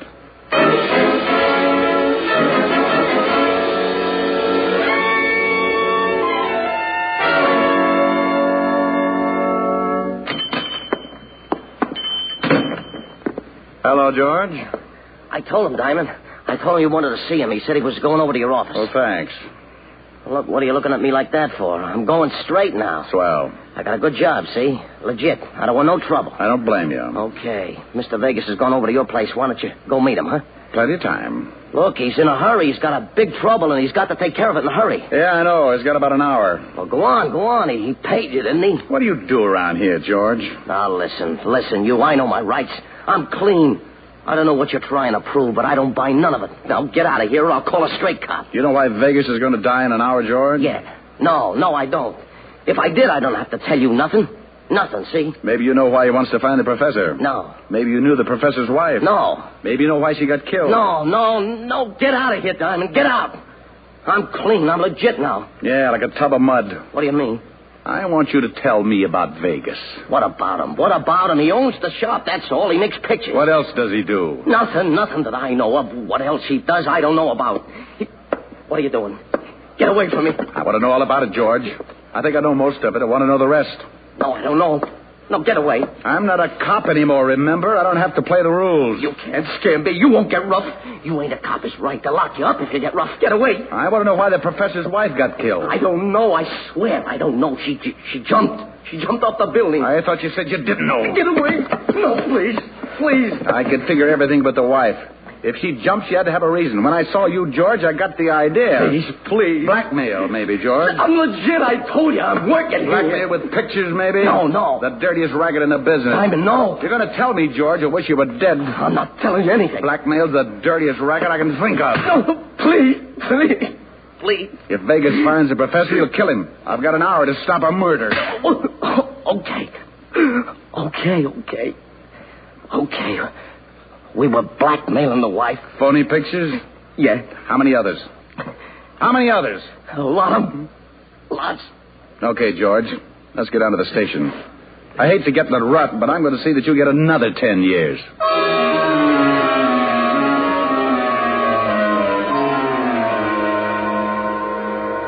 I hauled George Youngwell down to the precinct and went back to see the professor. He gave me some very interesting information. Interesting enough to make me call Walt and set up a plan. Then I went back to my office. When I walked in, I found Roger Vegas facing me. He turned an ugly shade of green, all but the gun in his hand. Where is he, Diamond? I've got less than an hour. I just left George Youngwell at the 5th Precinct. He's singing like a quartet.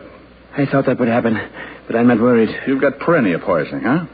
That's right. You've had it for about 7.5 hours, ever since the professor broke into your store and made you drink the silver salts. Yes. He was getting even for his wife. I've got about 40 minutes to live. Where is he? Well, if you're short on time, maybe you'd better start looking. No, I don't think so. You're going to show me.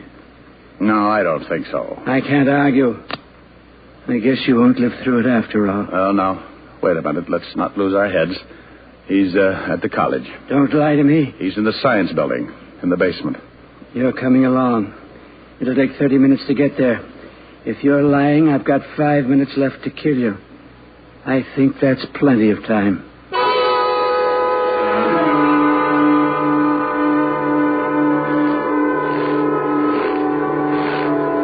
The professor's in this building.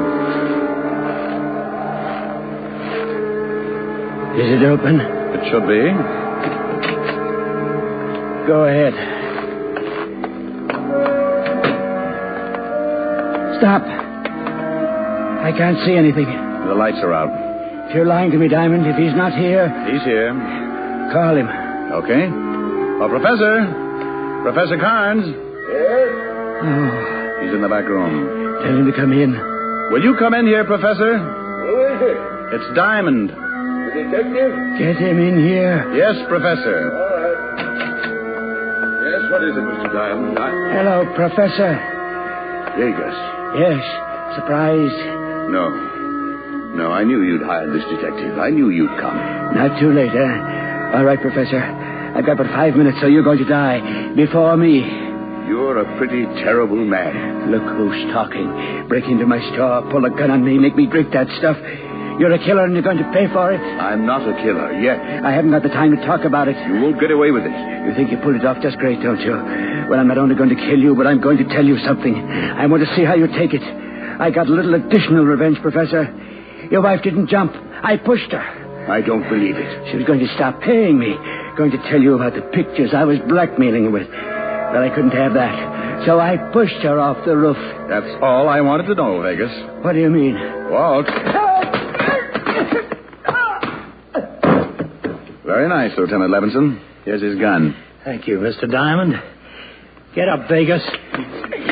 You cheated me. But you've got to take him. He made me drink this stuff. Oh, relax. You're going to be all right. You're crazy. I'm going to die, but he'll be the murderer. It's a little satisfaction anyway. You'll hang, Professor. Tell him, Professor. You lose all the way around, Vegas. What do you mean? It takes 30 grains of silver salt to be fatal. I only gave you 15. Oh. In another few hours, you'll return to your natural color. No. Oh, no. Oh, no. Don't be so unhappy, Vegas. You tried so hard to die, I think the state will do everything they can to see that you make it.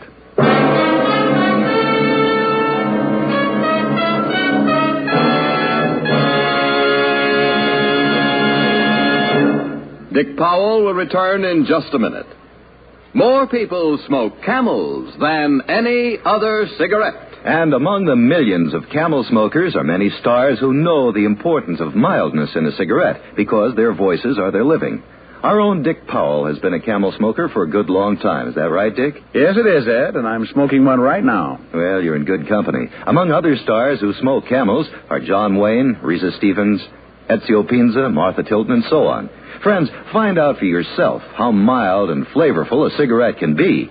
Make the Camel 30-day test, and you'll know why more people smoke Camels than any other cigarette.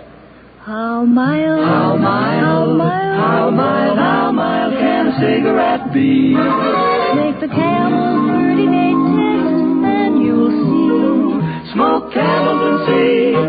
Here's Dick Powell with a special message. Thank you. You know, ladies and gentlemen, no one deserves our appreciation more than the hospitalized men and women of our armed forces.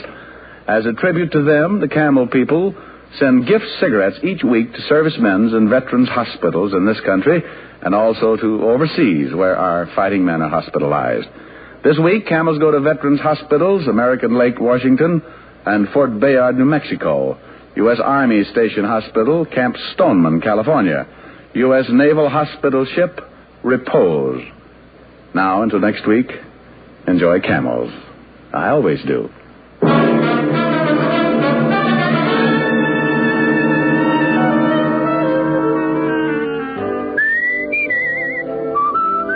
Dick Powell will soon be seen in the RKO picture Cry Danger. Tonight's adventure of Richard Diamond was written by Blake Edwards with music by Frank Worth. Our director is Helen Mack. Featured in tonight's cast were Virginia Gregg, Wilms Herbert, and Arthur Q. Bryan. Then, for pipe pleasure, get the National Joy Smoke, Prince Albert. PA has a rich flavor and wonderful natural fragrance. It's crimp cut for cool, smooth smoking and specially treated to ensure against tongue bite. You'll enjoy Prince Albert, America's largest selling smoking tobacco. Listen next week for another exciting transcribed adventure of Richard Diamond, starring Dick Powell. This is your FBI. The official broadcast from the files of the FBI follows immediately. Stay tuned. This program came to you from Hollywood. This is the American Broadcasting Company.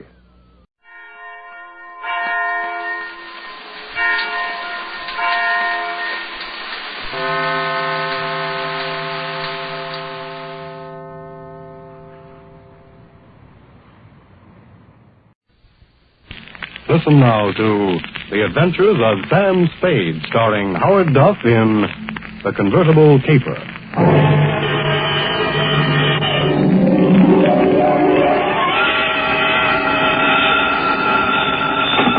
Sam Spade Detective Agency. Me, sweetheart. Sam! I knew you'd have the courage to come back and face it. Well, I'm back, Effie. What shall I face first? You didn't do something else, did you, Sam? Besides what? Besides running away with that woman in a stolen car. You're a little mixed up, Effie. The car was stolen from her. You mean it was her own car? Well, not exactly, Effie. You see, she stole it from somebody else, and then somebody stole it from her, and then I got it back for her. Well, it must have been quite a car to be worth all that trouble. It wasn't so much the car, Effie, as... Party? Sam, I don't understand. Think it over, sweetheart. I'll be right down to dictate my report.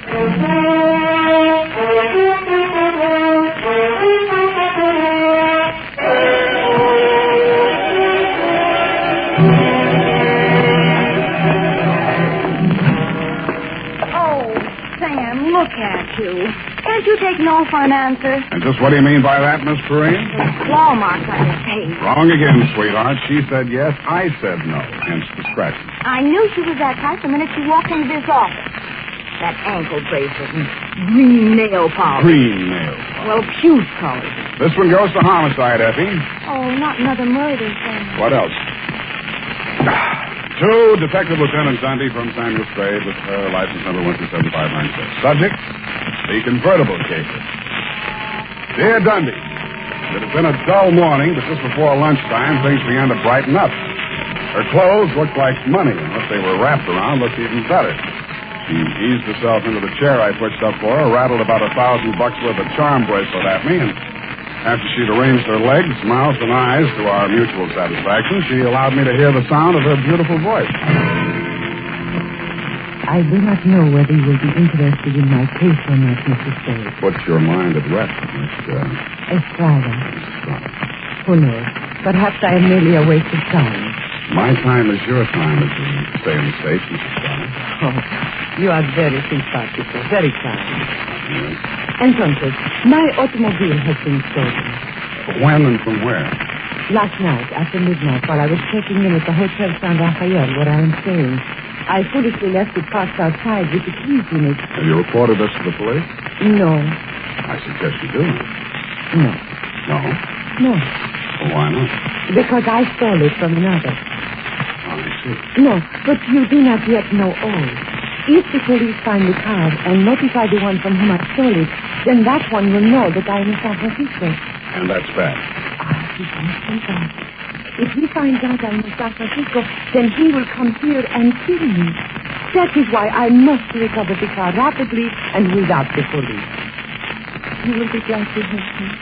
Be very pleasant, Mrs. Strata, but hot cars are not exactly in my line. You wish that I... I don't think anybody would murder you just for stealing his car. Oh, not for the car, no. Already he tried to kill me once, twice, 3 times. So I take the car and drive away rapidly. Away from where? Mexico State of Chihuahua, where this pig resides who wishes to murder me. Why? He drinks, he becomes a beast. He accuses me of... Look here on my shoulder, the scar. Well, already he cuts me with a knife. Uh-huh. Now you have seen something that changes your mind about me, huh? You see that I am sincere. Why, Mrs. Strata, I never had any doubt. Oh, please. I am without friends. You will call me Mitch, I guess? Yes, indeed. Bueno, now we are friends. In the car is sitting the pig. Hey, what's this pig's name? Pig is the only name I will honor him with. Pig. What make of car is this? Leonza. You know this kind of car? Yeah, it's a foreign car. I've seen a few around. This must have set the pig back several $1,000. He steals everything. Listen, my darling, please notice. Around here is pink with blue fenders. Not anymore. That's the first thing a car thief changes, the paint job. Any other distinguishing marks? Yes. I think. It has a radio. You don't say. And it has 2 windshield wipers. Well, I'll buzz around, meet you. If I find anything, I'll let you know. My fee is... Yes. Yes, that is something else. I have no money. Oh, that's great. That's just great. But I am sincere. You said so. Look, my darling, keep this. It is worth very much. See? This little charm Malone. Platinum set with diamonds. Worth very much. You will keep it until I pay you, eh? Adios, Father. Hasta la vista. She thrust the charm bracelet into my hand, bit me on the ear, and departed. I put a Band-Aid on it, ran some cold water over my head, poured myself a stiff slug of bourbon, and examined the bracelet. The dangle she'd pointed out was a white metal disc with a monogram in diamonds, 2 vertical bars with a horizontal one on top. It was the Greek letter pi or the initials PT, depending on who had stolen it from whom. I knew it was at least worth my fee. I dropped it into my pocket and went out. My first stop was over on Mission. The sign on the building says, Masterpiece Auto Painting, Joe Rembrandt, proprietor. Sam, long time no see. Hello, Joe. Got something you want painted? No, but I think you may have painted something I want. Sam, you know me. They drive them in the front. We spray the paint on them and push them out the back. No questions asked. That's quite a turnover, Joe. Yeah, we're going big time. Got the exclusive now for the syndicate work in the hill. Is that right? Yeah. What are you looking for, Sam? A murder car? Could be. It's a custom job, foreign car, Deonza. Hey, here's what it looks like. Yeah, convertible. Sure, come in this morning. 2-color job. Which 2 colors? Canary yellow body, baby blue fenders. Yeah, quite a car, Sam. Quite a snazzy heap. Heap, huh? Yeah. Is that what you want to know? It was. Happy Herman Heap was one of the biggest used car thieves in the city. As I got off the streetcar in front of Happy Herman's lot, a flash of canary yellow paint caught my eye. I strolled down between the rows of cars and found him. Yes, sir. Heap's the name. Happy Herman Heap. Every car on this lot is in perfect mechanical condition. Take your choice. Kind of hard to choose, Herman. There's so many here. Yes, sir. It takes a heap of heaps to make a heap of heap. Yeah. That yellow job with the blue fenders, Oh, yes, sir. But the motor in that car, it does need some work. Now, over here. Does it run? Oh, yes, it'll run. But over here. This is more what I want. Let me try it. Sounds all right to me. Oh, idling, yes, but needs some work in the transmission of the differential. Mind if I drive it around the block? Well, the mechanics are just about to work on it. Besides, I'm afraid this car is more than you care to invest. Well, let me try it out anyway. Here, I'll leave a deposit. I reached in my pocket for Misha's charm bracelet. He took one look at it, and his expression changed. Well, why didn't you say so? No deposit is necessary. The car's yours. Drive it as far as you like. Thank you, Herman Heap.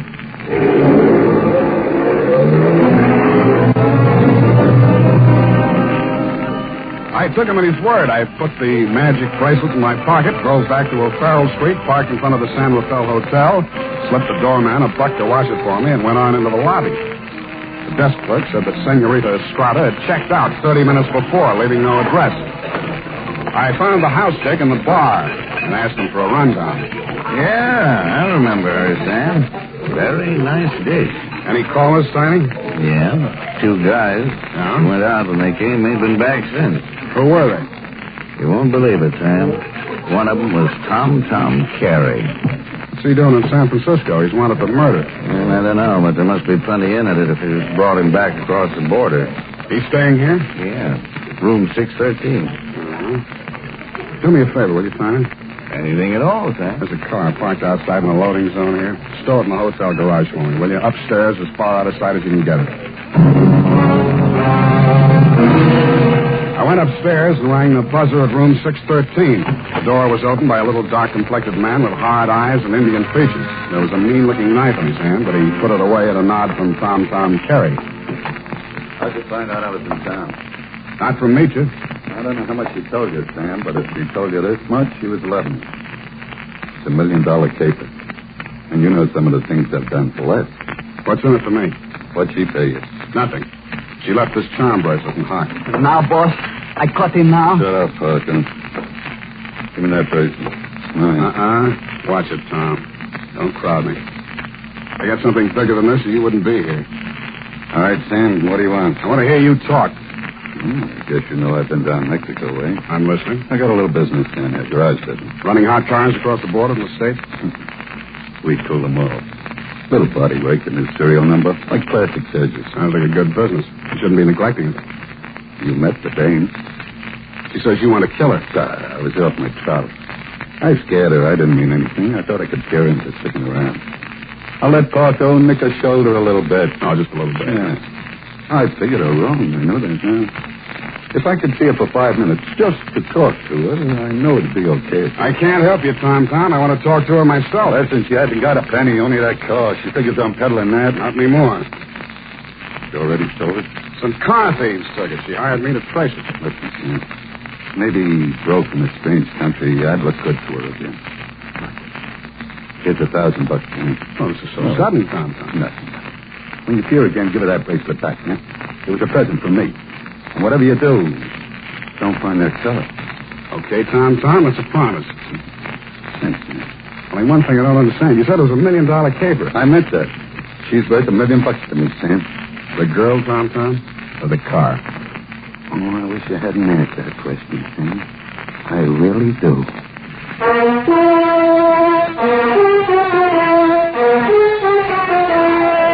And now, back to the Convertible Caper. Tonight's adventure with Sam Spade.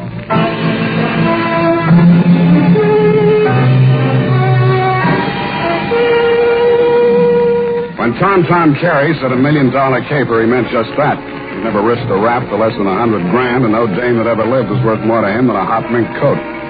If Meacher wasn't the $1 million package, the car was. I didn't know what was in it. With Tom, it might be diamonds, dope, smuggled Chinese, or just plain money.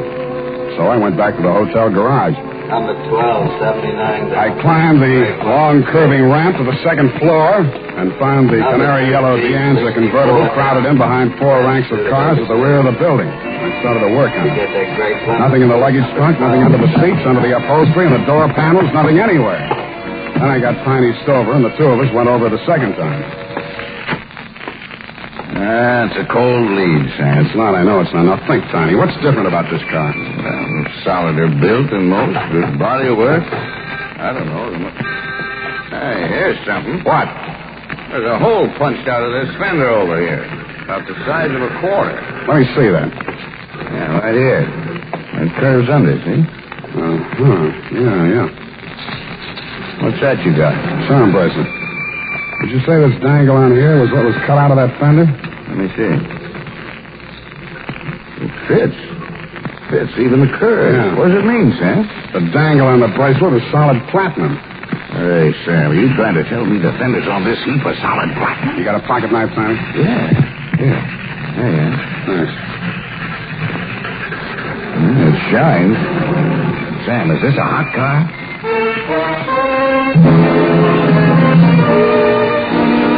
I didn't answer him. I didn't have to. He looked from the gray-white gleam of the bracelet shine to the square of paint I'd scraped off the fender and answered the question himself. Meach's convertible was convertible in more ways than one. It was about the hottest car in San Francisco as of that moment. After I'd left the garage, I tried to phone Tom, but he wasn't in. I had an uncomfortable feeling he was out looking for me. He was.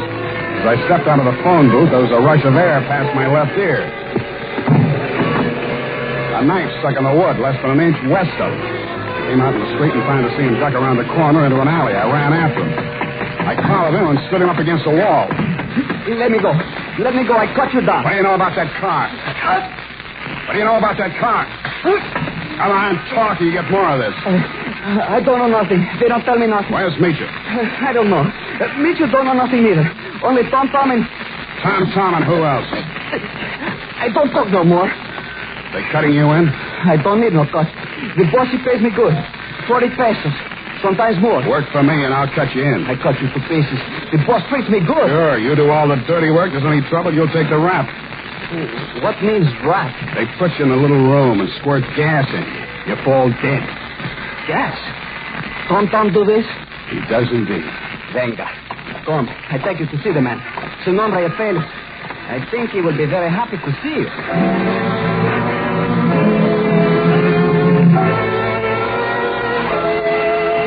The place Paco took me to was about as high on Russian Hill as you can get. The house was old, faced in brownstone, and had a high iron fence around it. On the gate was a nameplate, H.H. Lovelace.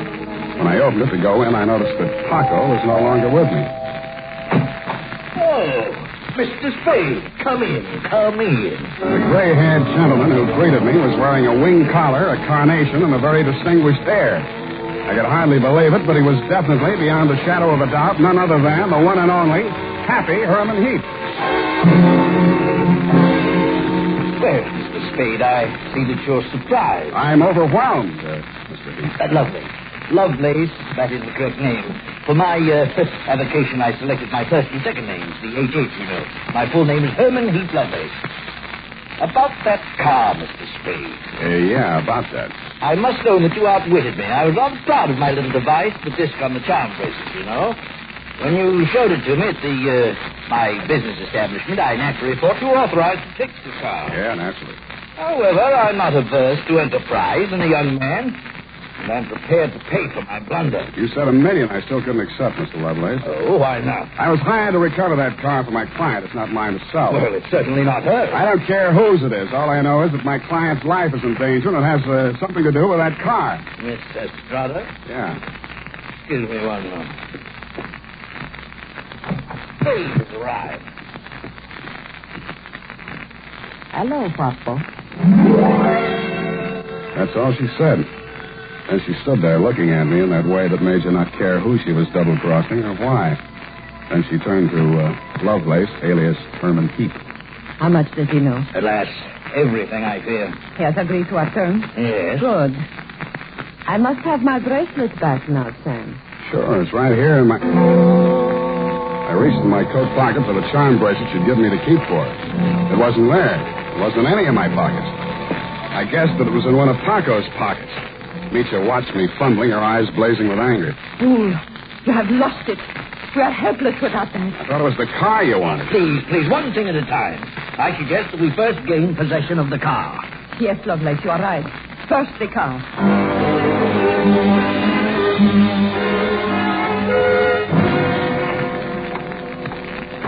Ah, yes.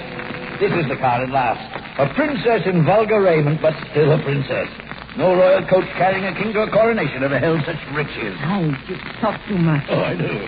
Well, take your place at the wheel, Mitchell. We shall drive out of here into a splendid future. After you, Mr. Spade. No, Mr. Heath. After you. Yes. Ironic, isn't it, that with all my varied interests, I've never learned to drive a car. Será tu poco, viejo. You seem kind of shaky, Misha. You sure you can handle the car down the ramp? I'm a very good driver, Waffle. Misha, stop! Put on your brakes. There's a man coming up the ramp.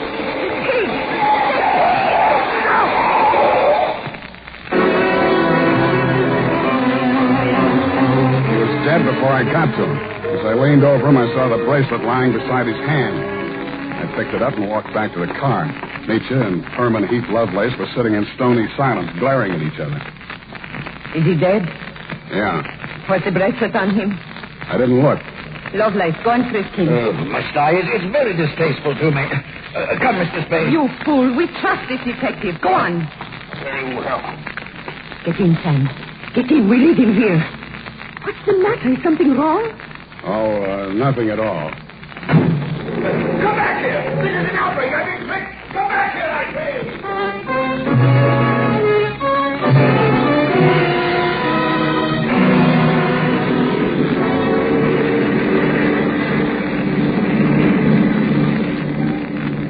Please, Paco. A cigarette. Sure. Here you are. Gracias. De nada. I saw you pick up the bracelet. I meant that you should share with me. That is why I gave you the bracelet in the first place. I liked you. Couldn't have been because you were safe as long as Tom didn't know where the bracelet was, and if you had to kill somebody for it, it would be me. Please, querida, what does it matter now? We are together, we have the car, we have the bracelet, and the pig is dead. That's what worries me. Oh, surely you do not think I meant to kill him. Of course not. Your foot just slipped. You stepped on the gas by accident. Yes, that was it. You won't stick, sweetheart. Not with me. But with the police? My story won't help you. I don't know enough. Oh? Then I tell you everything. I was with Tom for a year. I hated him 365 days. I tried to run away. Always that Paco came after and brought me back. Then, Senor Lovelace came with the car. Senor Lovelace had much money, but he could not take it from the country. So he stole platinum. Some he received from refugees who had sent their fortunes abroad in that form. But there was no safe way to get it across the border. So for a cut, Tom had the platinum made into fenders and welded onto the car. Why was the bracelet so important? It was too dangerous for Lovelace to bargain directly. Tom was to get the money for the platinum and give the little piece of the fender as a token. Yeah. Lovelace would know who to give the car to when they showed it to him. That's why he let me drive the car off the lot, huh? I don't care, darling, even if you try to steal it. Now we understand each other, no? You are tough, too. Tougher than Tom, I think. Well, now we have everything for ourselves, you and me. What do we care for the others, huh? you make a good pitch, sweetheart. You look beautiful while you're making it. But I don't like you driving. What do you mean? Pull over. I'm driving this heap back to the city. No. I said pull over. I won't let you do it. I don't care what happens. Take it easy. You want to kill us both? Sure, I will kill us both. We die together or we live together. Yes or no? You're nuts. Answer me. The answer is no. Bueno, you will see I mean what I say. The fog thinned out just as we rounded a bend in the road. There was a point ahead with a sheer 300-foot drop to the sea. She jerked the car away from the pavement and steered straight at it. I grabbed the wheel and pushed it.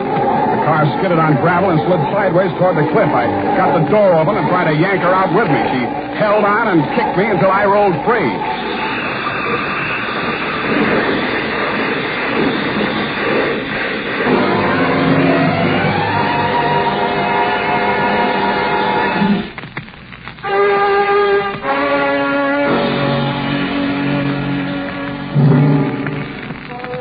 She didn't look very beautiful when I saw her for the last time.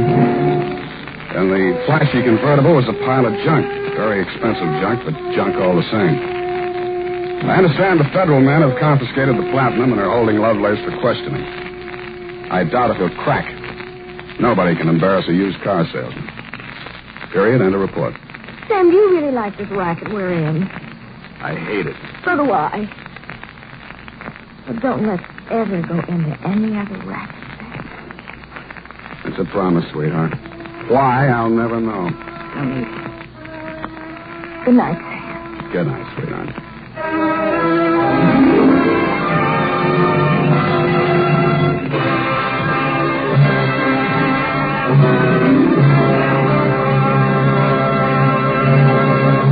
The Adventures of Sam Spade, Dashiell Hammett's famous private detective, was written for radio by Bob Tolman and Gil Dowd, with musical direction by Lud Gluskin. Sam Spade is played by Howard Duff. Lorene Tuttle is Effie. Tonight's program was directed by Elliot Lewis.